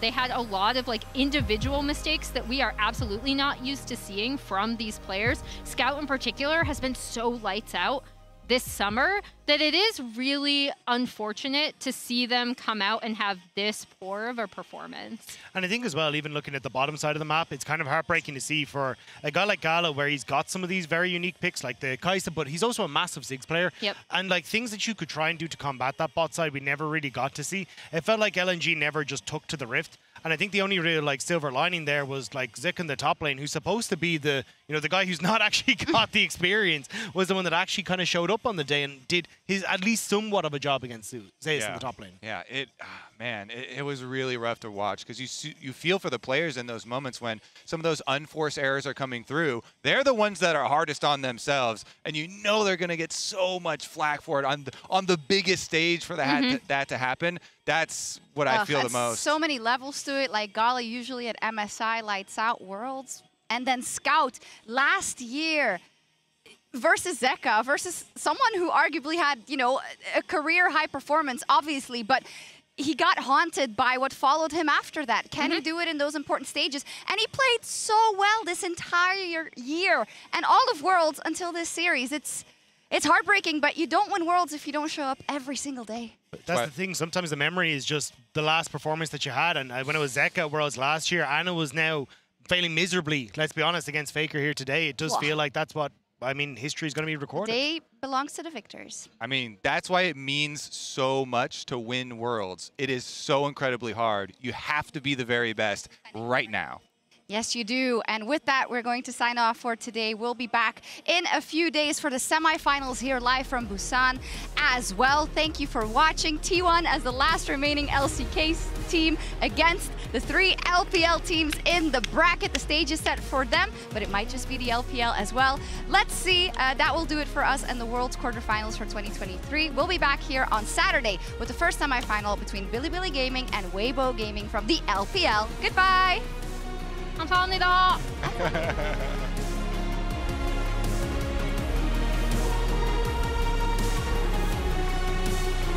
Scout on the flank, however, going to look for the shove. Is going to manage to catch only Zeus in the meantime. Baker still standing strong. Shockwave getting good damage down. T1 quick to force the fight. The Herald still connects. Now Baker going to be in trouble, but again, there's no follow-up damage here. Orianna just sitting pretty.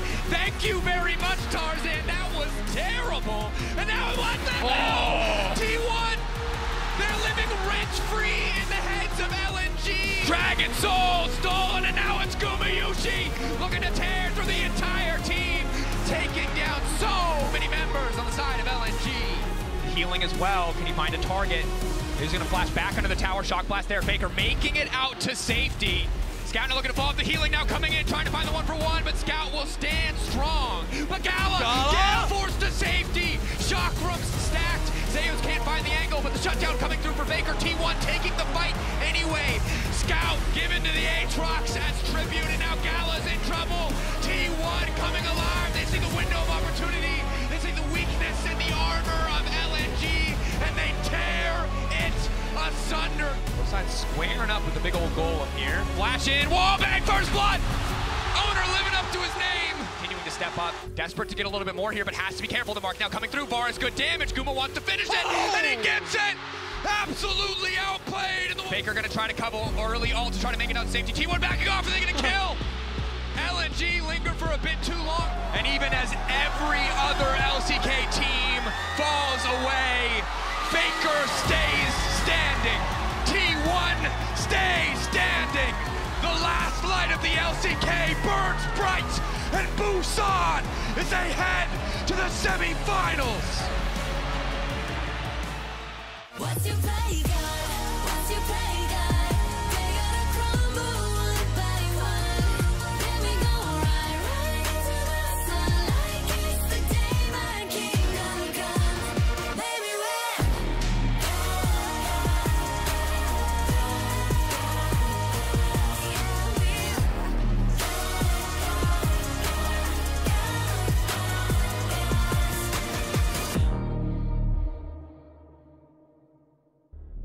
unstoppable, phenomenal, awakening, the animal, unshakable, optimal, it's happening, can't control, feel it, feel it, feel it. Feel it. Feel it. Feel it. Feel it. Feel it. All this power. Power. All this power.